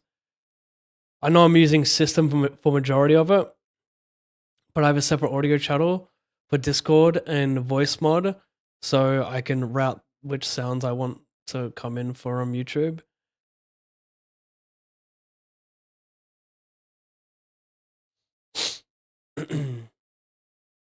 But none of these boys are joining my chat right now. They're not listening. They don't care about me. I played a short deck 20 the other day, and first hand I just flopped a straight flush. I liked it. Another thing too is the huge antes in short deck, so it's just pure jam, jam, jam. Yeah, I get. Oh shit. I can hear you, but you're really quiet. Let me see. No, on my end. I can hear you loud and clear, but my volume is at the max for my microphone, so I think you should hear me clearly. Yeah, do you want to try in Discord? If that matters. What do you mean in Discord? Like just like in a DM? In the Discord settings? Yeah, you might be able to turn up your input. Yeah, I'll screenshot it. It's at 100%. Oh, okay. Yeah. I mean, you're really, really quiet. But, yeah, that's so weird. I think it's maybe because I am streaming and I have so many audio channels now that I've noticed that when I click even some random stream deck buttons, my audio like drops really low. So I think it's just with all the channels I have, it's affecting Discord. But am I like really low? Like, do you have to max blast me? I mean, yeah, pretty much. Damn. I'm talking loud and clear. Hang on. I have an idea. To be fair. Okay. Testing. Oh, I can even fucking hear myself now. How about that? That's way better. Yeah. Interesting. That's not good for me. Worth, you were crystal clear, but you were just really quiet, and now you're like crystal clear, and now I can hear you really well. I can hear a whisper of you. Okay, I thought so. I've got this weird feature like this. I've got this microphone feature on my Wave XLR, which I'm pretty sure I have to keep down. Wait, okay, no, I got to keep it up because that's my gain. That's my gain feature. But if I turn it up too much, I can hear myself echoing. Testing. Oh, I see. Yeah, that's so fucking weird though because I got it max. Hang on, let me try one more thing. I'm gonna change my input to a different default mic to see. What about now? Testing 1 2 3. Testing. Any better? No, nothing changed. Can't, bro. This could be one for GPT. Input profile, voice isolation, studio custom. Give me all the buttons and dials. I'm gonna have to rejoin you later because I'm actually at a final table right now. But okay, what about now? Testing 1 2 3. What about now?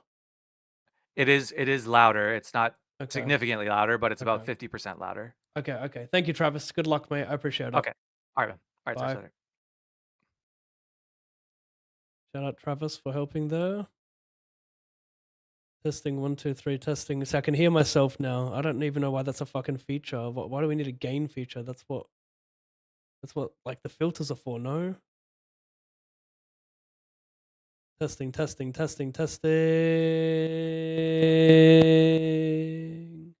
Yeah, I can. Yeah. Well, regardless, I could hear myself talking to Travis, so maybe it's this guy.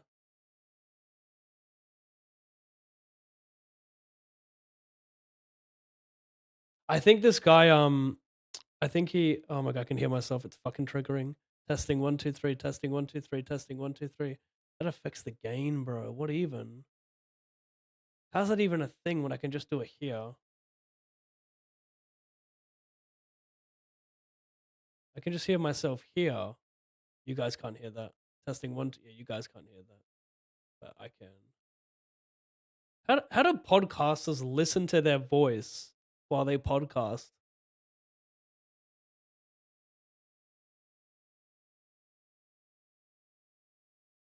I think it's his fault.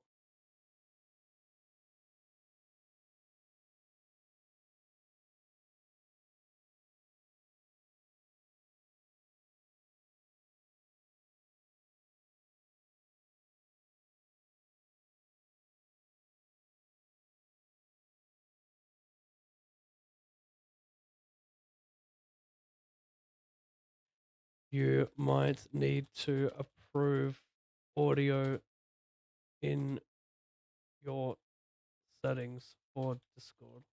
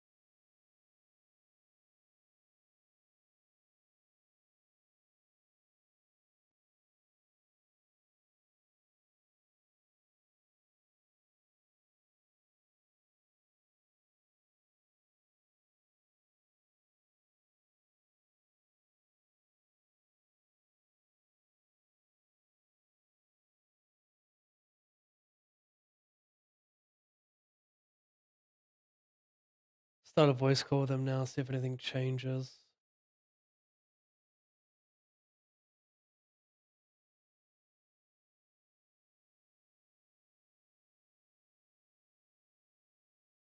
Testing 1, 2, 3. Can you hear me? I can't hear, he says. Damn. Okay, let's try IG. We're really.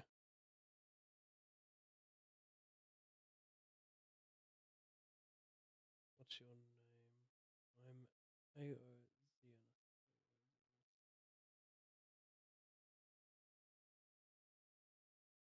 OZN. Yes.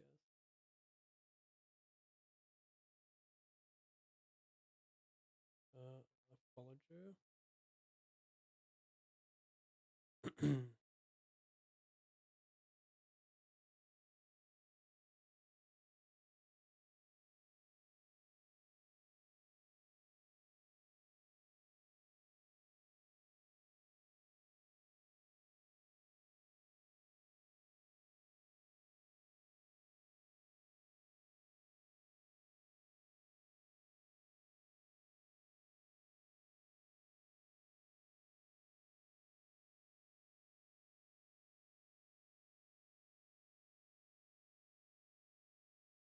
we go. Oh, can I not make phone calls?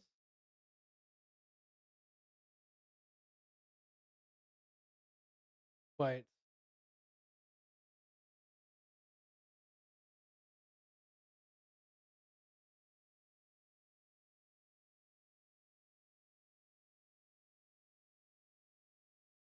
You missed an audio. I can't even make phone calls on Instagram via the web.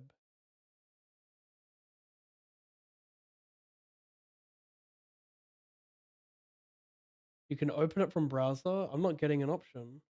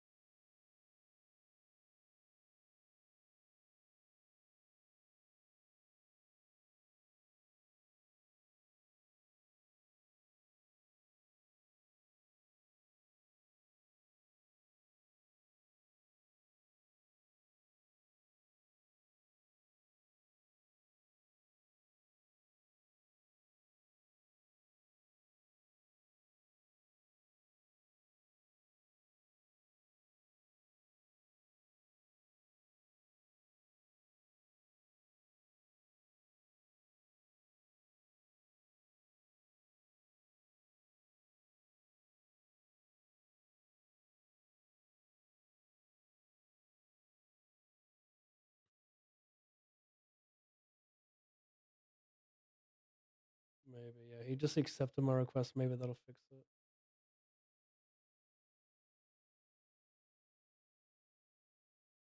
Yep. Yep, that worked. Okay, let's try this again. Mic in.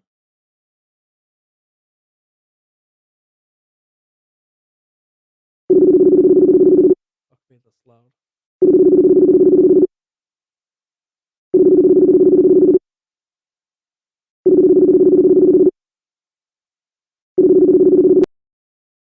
Hello?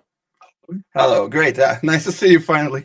Nice. Okay, let me just adjust these settings. So can you keep talking? These days it's very difficult to find some enthusiastic people about short deck. Short deck is not as it used to be, so I'm pretty pretty interested why you are so enthusiastic about short deck. Yeah, so first of all, can you hear me loud and clear? Yeah, very nice. Okay, Perfect. perfect. Can I call you Ali? Is that your name? Is that Yeah, alright? yeah, sure, sure, sure. Sure. Ali. Okay, yeah. So basically, I was looking at the GG have a promotion where there's a weekly Cash Game King leaderboard. It's a 250k promotion, and first place is $25,000, and they work off a point system. And we saw that the person who finished third last week across 7 days, he made Yes. 10,000 points, and he only grinded for 3 days, while the person who finished first grinded for all 7 days and only made, I think, 13,000 points. So he made only an additional 3,000 points more. So it looks like the loophole to getting a lot of points is playing a short deck. So he's playing 40 big blind, 6 max short deck. So I'm trying to figure Yeah, out this how to Chinese learn that guy is the format. first, right? I was watching the stream, the Chinese guy, the first, and Dennis Chufarin is top 3 or something. Yeah, he finished. Wait, you're saying the guy that finished third streams it, or another Chinese guy was also doing it? Yeah, he's like playing 18 games. You said, or someone. Yeah, in the yeah. chat He's said. he's playing 18 games, but he's sitting out in 9 of them. So like there are 9 inactive Ah, okay. tables. He's 9 tabling right now. So he's not 18 tabling, but it looks like he played 3 days of 9 tabling, maybe 12 hours a day, maybe 16. I'm not sure. And then he had a little bit of all in or fold just to get a few more points towards the end. But the point is, I see. he did absolutely incredible for only 3 days of volume, whereas everyone else played 7. Like the other streamer, Calthor, I don't know if you know him, the cash game streamer, he played all 7 days and apparently only averaged 4 hours of sleep per day, and he finished 5th. This guy played a fraction of that volume and finished 3rd comfortably. Interesting. Very interesting. So this I've is never the played- loophole. Yeah, yeah, yeah. The loophole, but like, it's not a very easy loophole. You should you should prepare your bankroll first. I mean, you must do your allocation very well because, like, as I said, variance is much higher even than PLO. Okay, I read that you said it's 10 times higher. Is that true? That's Jason Kun said it in an interview. Is it really 10 times? That seems like a huge exaggeration. Yeah, 10. Yes, I believe him as a Uh-huh. player. Uh-huh.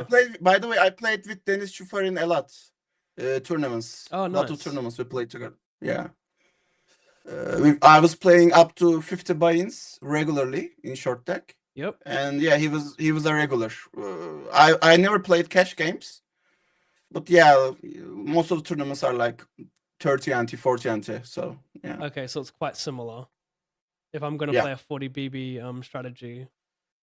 yeah, like only first levels you play 100 antes, and yeah. then I will say big blinds, not antes, and then it's like in 20 minutes it's like 60 ante, 60 BBs, 50 BBs. Okay. Yeah. Okay, so what do you think I need to do to get better at short deck cash games playing 40 antes deep? What do you think I need to do?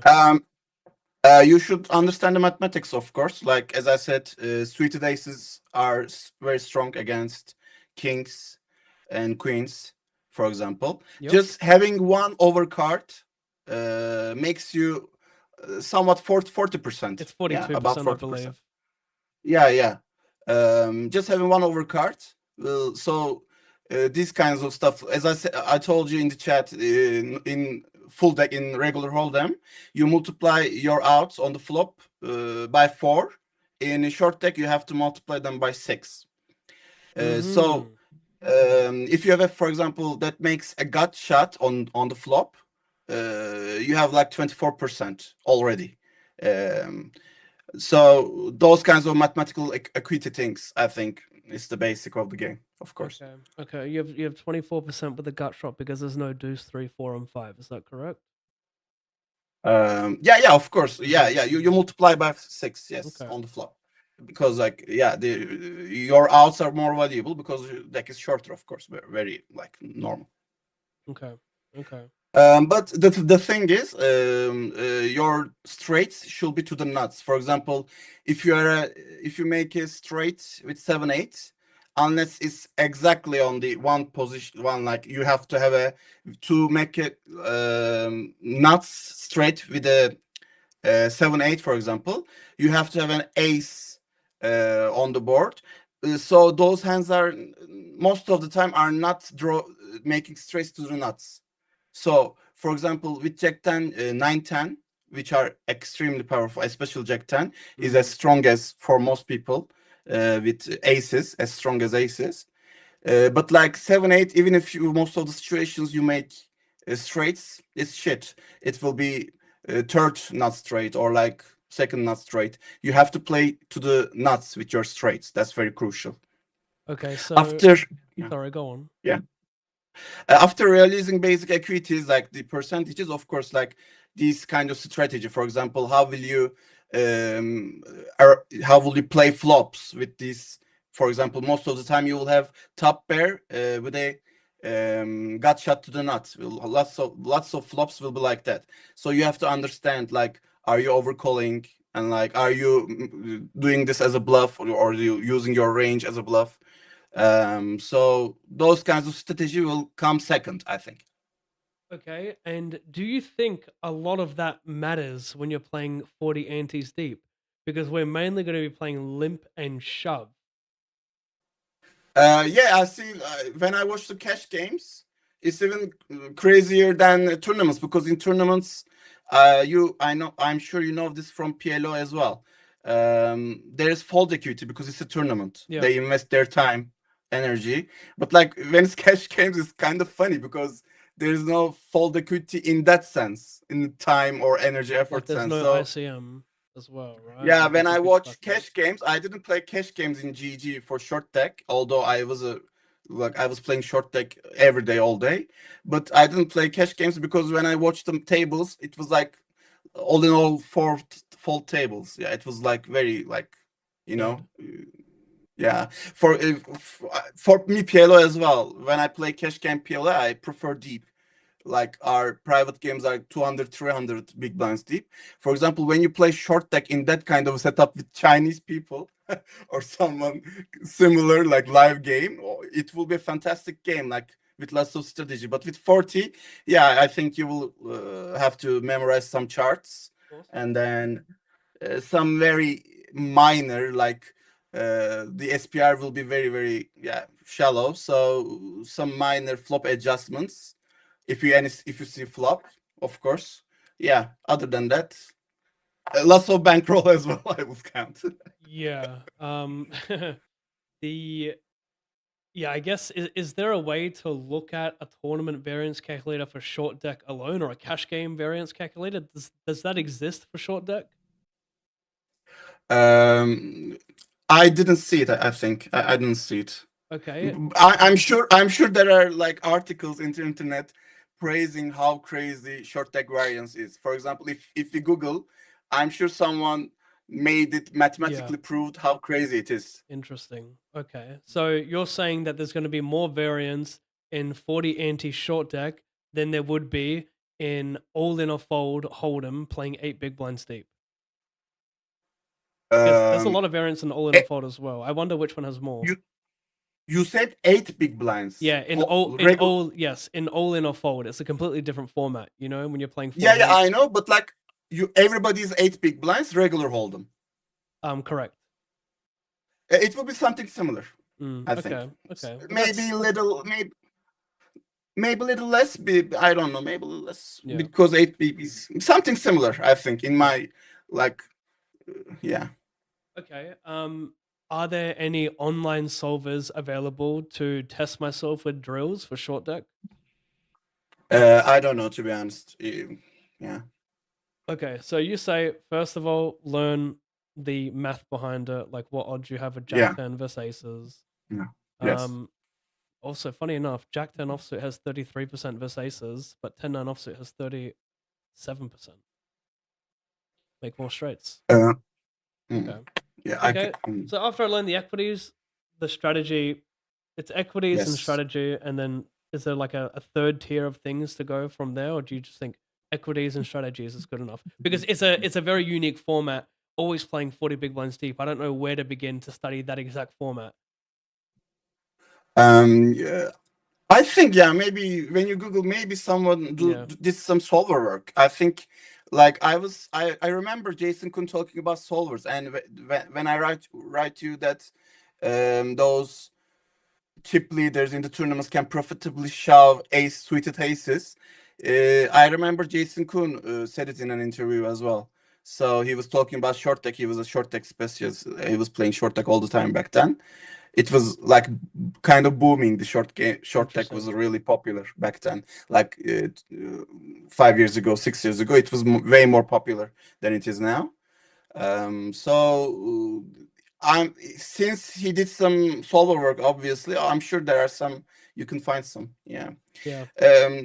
Normally, in another side, for example, this taking your stack off the table is not comes naturally with the short deck. It's a side decision. So short deck is not normally like that. This is GG tries to make it to maybe protect their players' bankrolls, or like to try to keep the game as in a certain way. I don't know.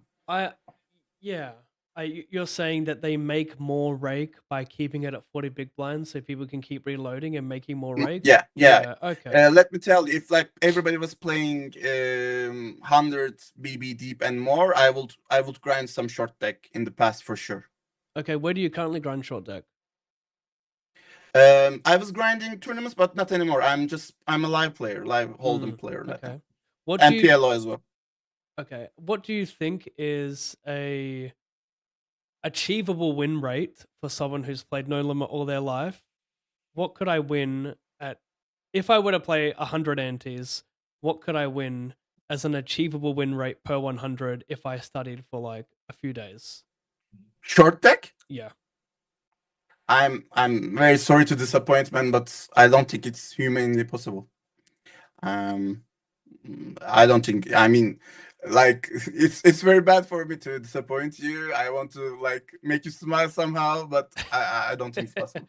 You don't think it's possible? It's possible to have a good win rate, but you don't think it's possible for me to learn fast enough to have a good win rate. I mean, it will take some years. Like think about PLO. I mean, the problem with short deck is very different. Like PLO, you know that you are playing a different game. Okay, like there's 4 cards, 5 cards, so you know that you are not playing Hold'em, but still, some people, I'm sure you're gonna understand when I say this. Some people play PLO like Hold'em, for example. Still, but with the short deck, the problem is it seems similar with Hold'em, but in fact, mathematically, it has nothing to do with it. I mean, 90% nothing to do with it. Mhm. So in PLO, you can say to yourself that yes, I'm playing a different game. But like in short deck Hold'em, it's like it just looks same. It's like it looks similar, but it has no clue. So, do you think I could at least break even playing short deck if I studied for a total of 20 hours? What is the stake? I would be playing mainly $5 ante and some $10 ante. 500 buy-in and no, No, you're gonna it buy in would- with like 200.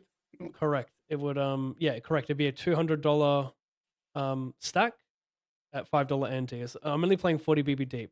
I would also have one moment. Let me just check what the guy finished. So he played a lot of $2 ante, $10 ante, and $1 ante. So his top 3 games were $10, $2, and $1. He actually played. Oh no, sorry, he played $5 ante a lot as well. So yeah, he played 10 and 5 and 2 for the most part. Since it's not a very skill heavy game, like lots of shoving and memorizing some charts, Yeah. I think you will be maybe losing, but still okay for the leaderboard points. Okay. I mean, okay. it could be Okay. That's what I possible. want to hear. That's what I want to hear because I feel like I can like it's very much a memory game at 40 big blinds. The chat was telling me that you're doing a lot of limping and a lot of jamming and nothing else. Yes. So if that's the case, Yes. I've got to remember like really 2 nodes only for all the positions. Yes. And I Yes. feel like that's achievable to get close to breaking even. Not to mention, Ali, I have 100% rake back in streamer mode. So even if I break even, I am also winning money through rake back. I see. Yeah, I think memorizing some. I always like, for example, problem with me playing when I get deeper, I want to stay deep, but you will always play the same 40 BB. It's an advantage for you. Correct. So you will not have to think about those situations. So yeah. Why? I mean, but it's kind of some like it's giving you hope, but like still, I'm thinking to myself, am I more worried about his bankroll than he is? I mean, I think you are.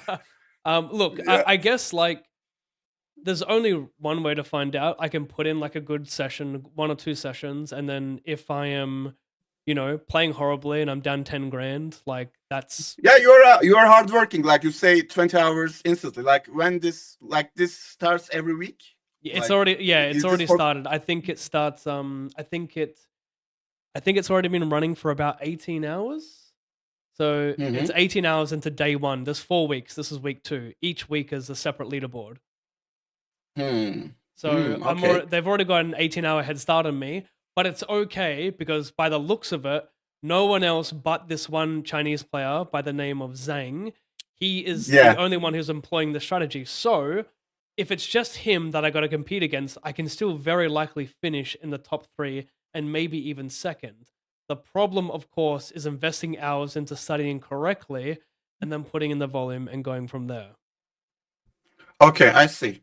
Like it's hard to find some exciting things for the professional players these days. So I'm very happy for your excitement. I think it can be an experience. Yeah, maybe like seeing lots of different scenarios where you lost little on the table, for example, but maybe you can win on the leader. For example, how many places pay in the leaderboard?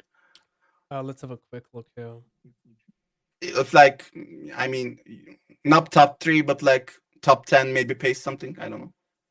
Yeah, it's not much though. It's very little. Promotions, short deck, daily leaderboard. In $10 ante, it looks like you Oh get my god, $10 ante. So in $10 ante for first, you get $1,000. In $5 ante for first, you get $340. But the important thing with that is it contributes to the weekly leaderboard, which is what we're really targeting. So excuse me. So if you were to finish first in the $5 ante leaderboard, you would get $340 only, which is not much, but you would get 477 points. If you were to finish first in the $10 ante leaderboard, you would get $1,000 plus 650 points.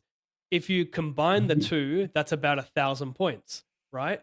If you multiply that by 7, that's 7,000 points, and that puts you in the top 8, I think, of the weekly leaderboard. So you would obviously find volume elsewhere by playing a few more games, a few more extra tables of short deck, or you could be playing all in or fold.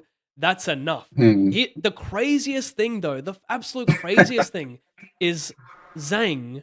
This guy played 3 days of volume, 3 fucking days. The other guys are grinding 7 days straight, 20 hours a day, like nut jobs.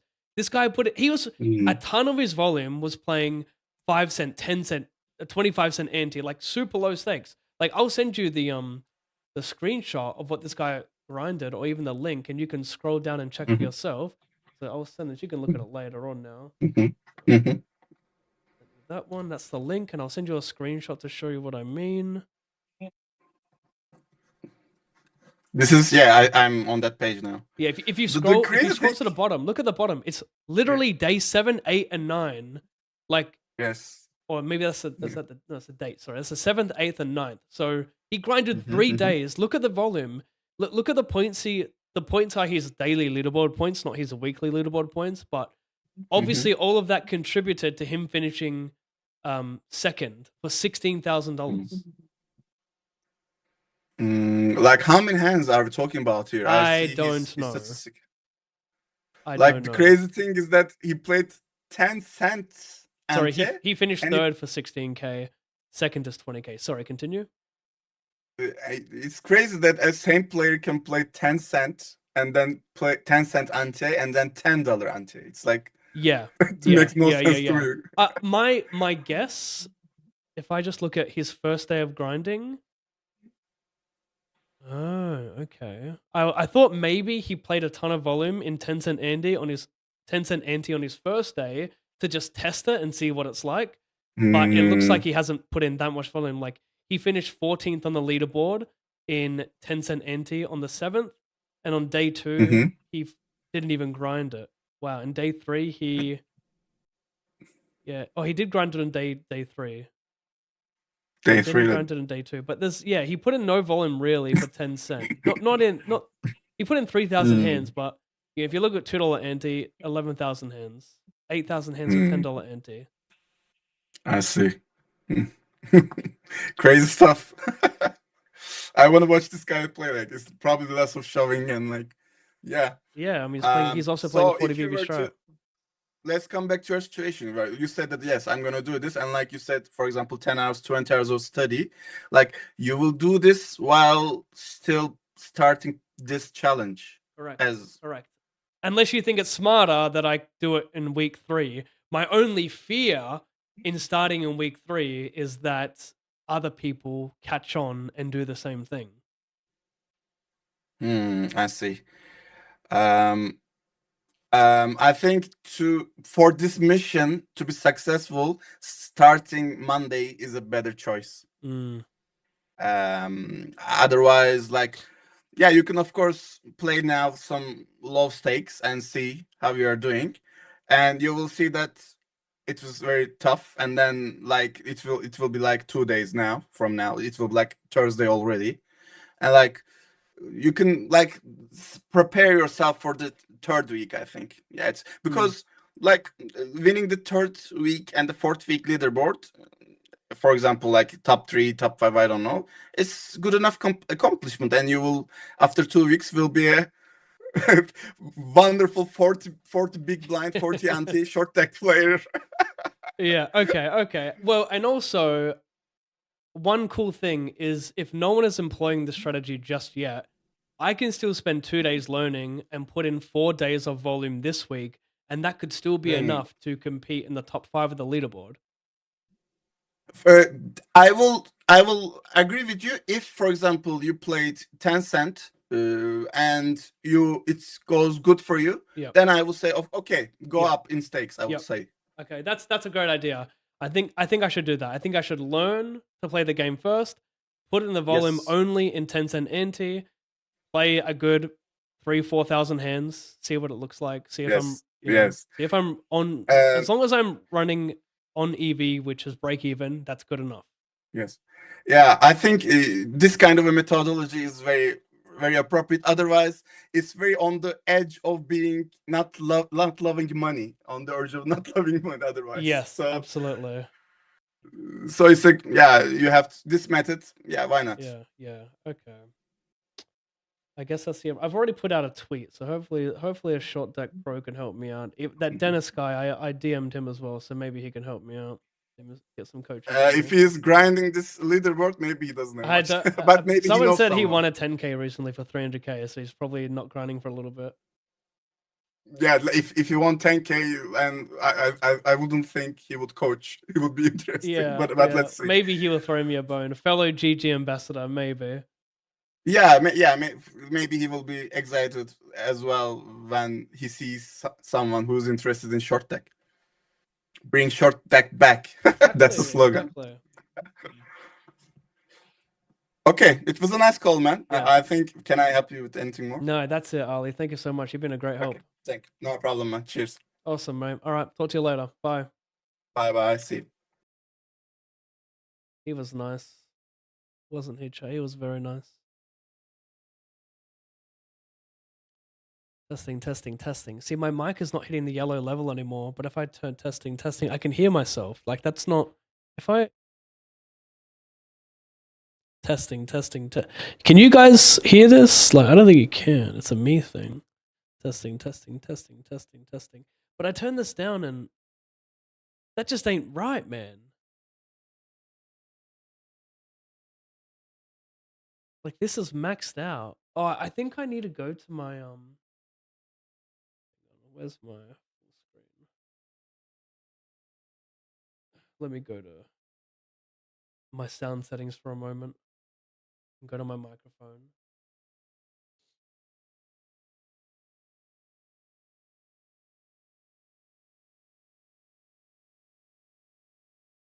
Testing.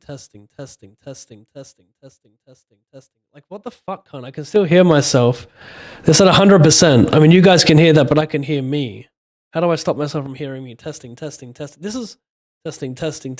This is a good volume. I actually need you guys to tell me if you can hear an echo with this.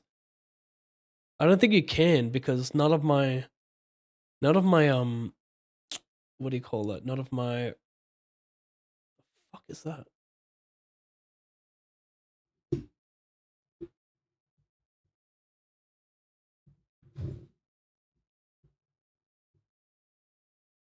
What the fuck is that?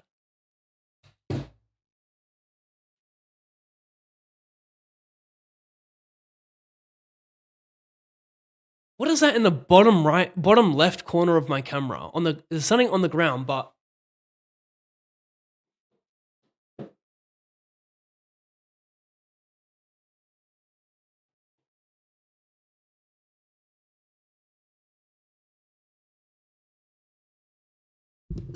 how is that happening? It's not even a shadow. It looks like an object. The ground has nothing on it.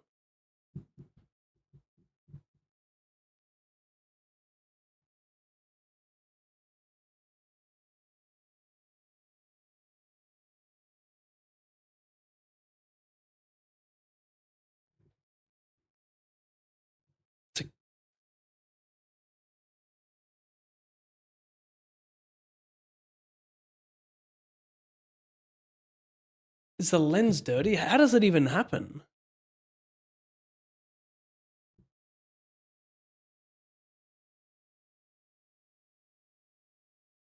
Anyway, I don't like the outline of my body.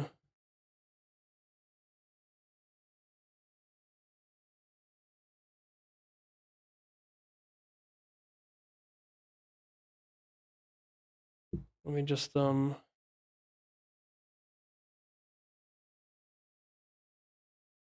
like if I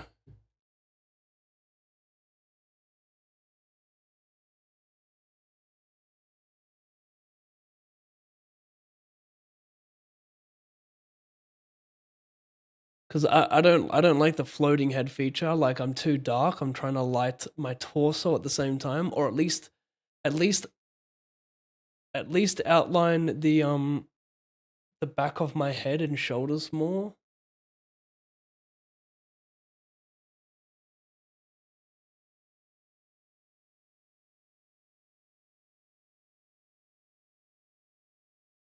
So that gives me a nice outline, but still I'm very, very dark. Is what it is, I guess. I don't want to say I've wasted a grind today, but we have committed to something else today.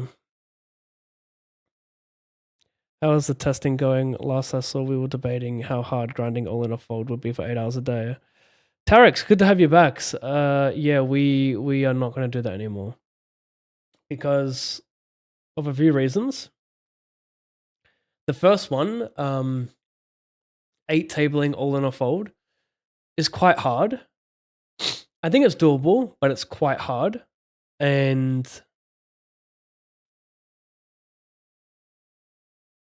I mean, it's not as hard as grinding Rush for as much as some of these guys are doing it. But the second reason is the PVI system coming into play.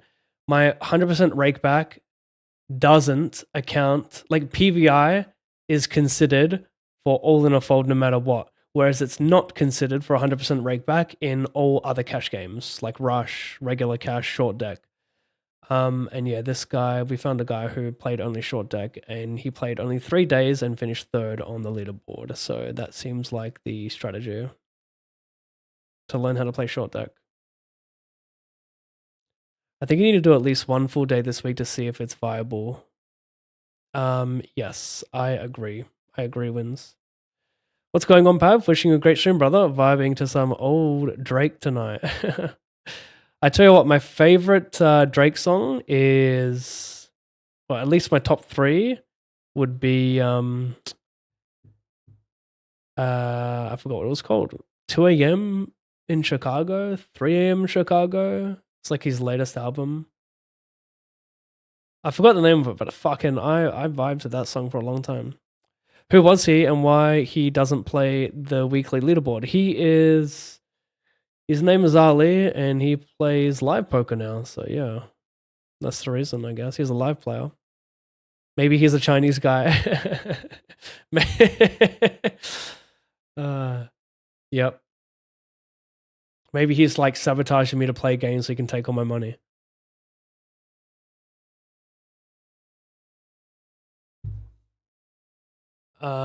Yeah, I don't know what to do, guys. We can't hear any echoes? Okay, but I can, so that's interesting.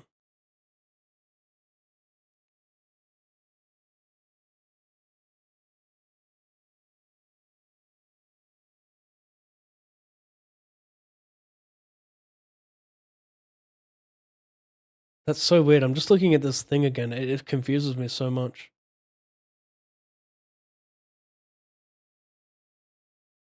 What is that? Oh my god. It's this.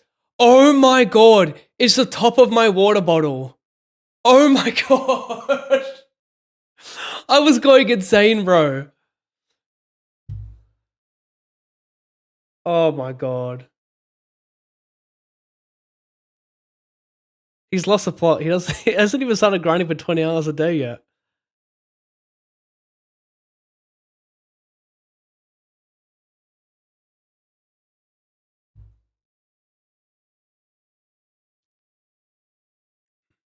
I think I should learn the game first before he attempts the top of a leaderboard is a wild statement. Yeah. I don't know where to begin to learn. I mean, I need one-on-one coaching. I think that's the best approach because it's a very specific format.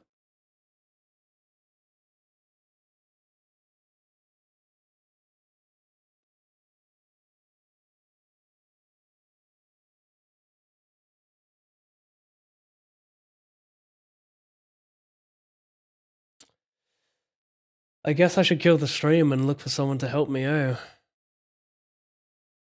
think I'm gonna do that.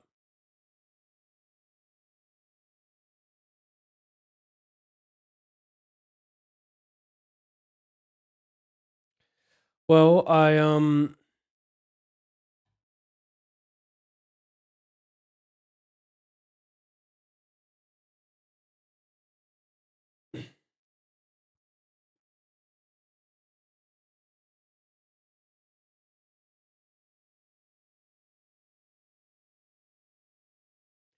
here is my. I played how many hands? About 160 hands today of 10-20.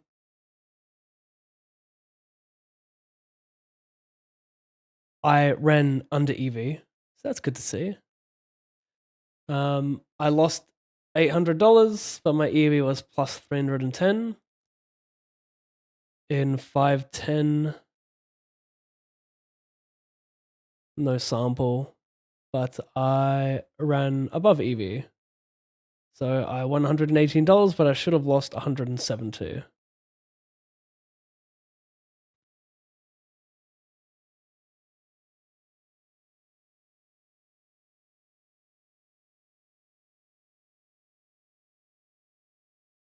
Total. That's interesting.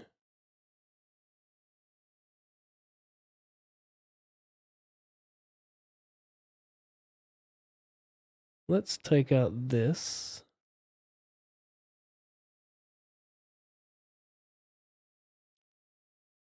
I need to highlight just 1020 and 510.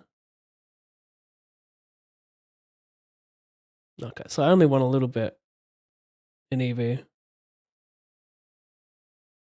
Are we pokering today? Fresh fish, we're not. Sorry. We had some deep thinking today. Wouldn't it be funny if I just came back tomorrow and had a normal grind? You just see me in the 108 bounty hunter.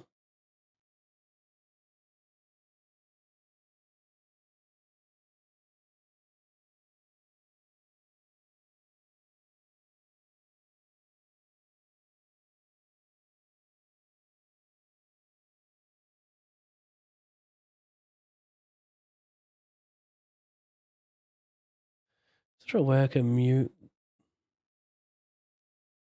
the input? No, testing. Yeah, it's very weird. Oh, passion fruit for me, whole last vibe. Also Marvin's Room. That's a great one. Alright, I gotta do some messaging. I gotta get some coaching somehow. Thanks for watching today, chat. I won $140 in EV, but I lost a bit more than that. Thank you for watching, and I will see you tomorrow, no matter what. How are you finding the creatine? I'm finding it. I don't know. I skip some days by forgetting, but I'd probably take it like 2 out of 3 days. I think it does help a little bit. I think I've noticed something. I need to be consistent with it for it to work, though. At least GPT told me. All right, I'll catch you guys tomorrow. Thanks for watching. Bye-bye. I don't do handshakes, people. If you want a free $25 on GG, all you have to do is create a ggpoker.com account. You need an email, a username, and the most important part, the sign-up code, all in PAV. Once you've verified your account, deposit $20 or more and DM me on Instagram, Discord, or X, both your email and your username, and I'll send you the 25 cash dollars. It's a sick spot to take advantage of Russian Cash Fridays, but the cash drops are multiplied to 20 to 40 big blinds for 24 hours. Fucking thing sucks!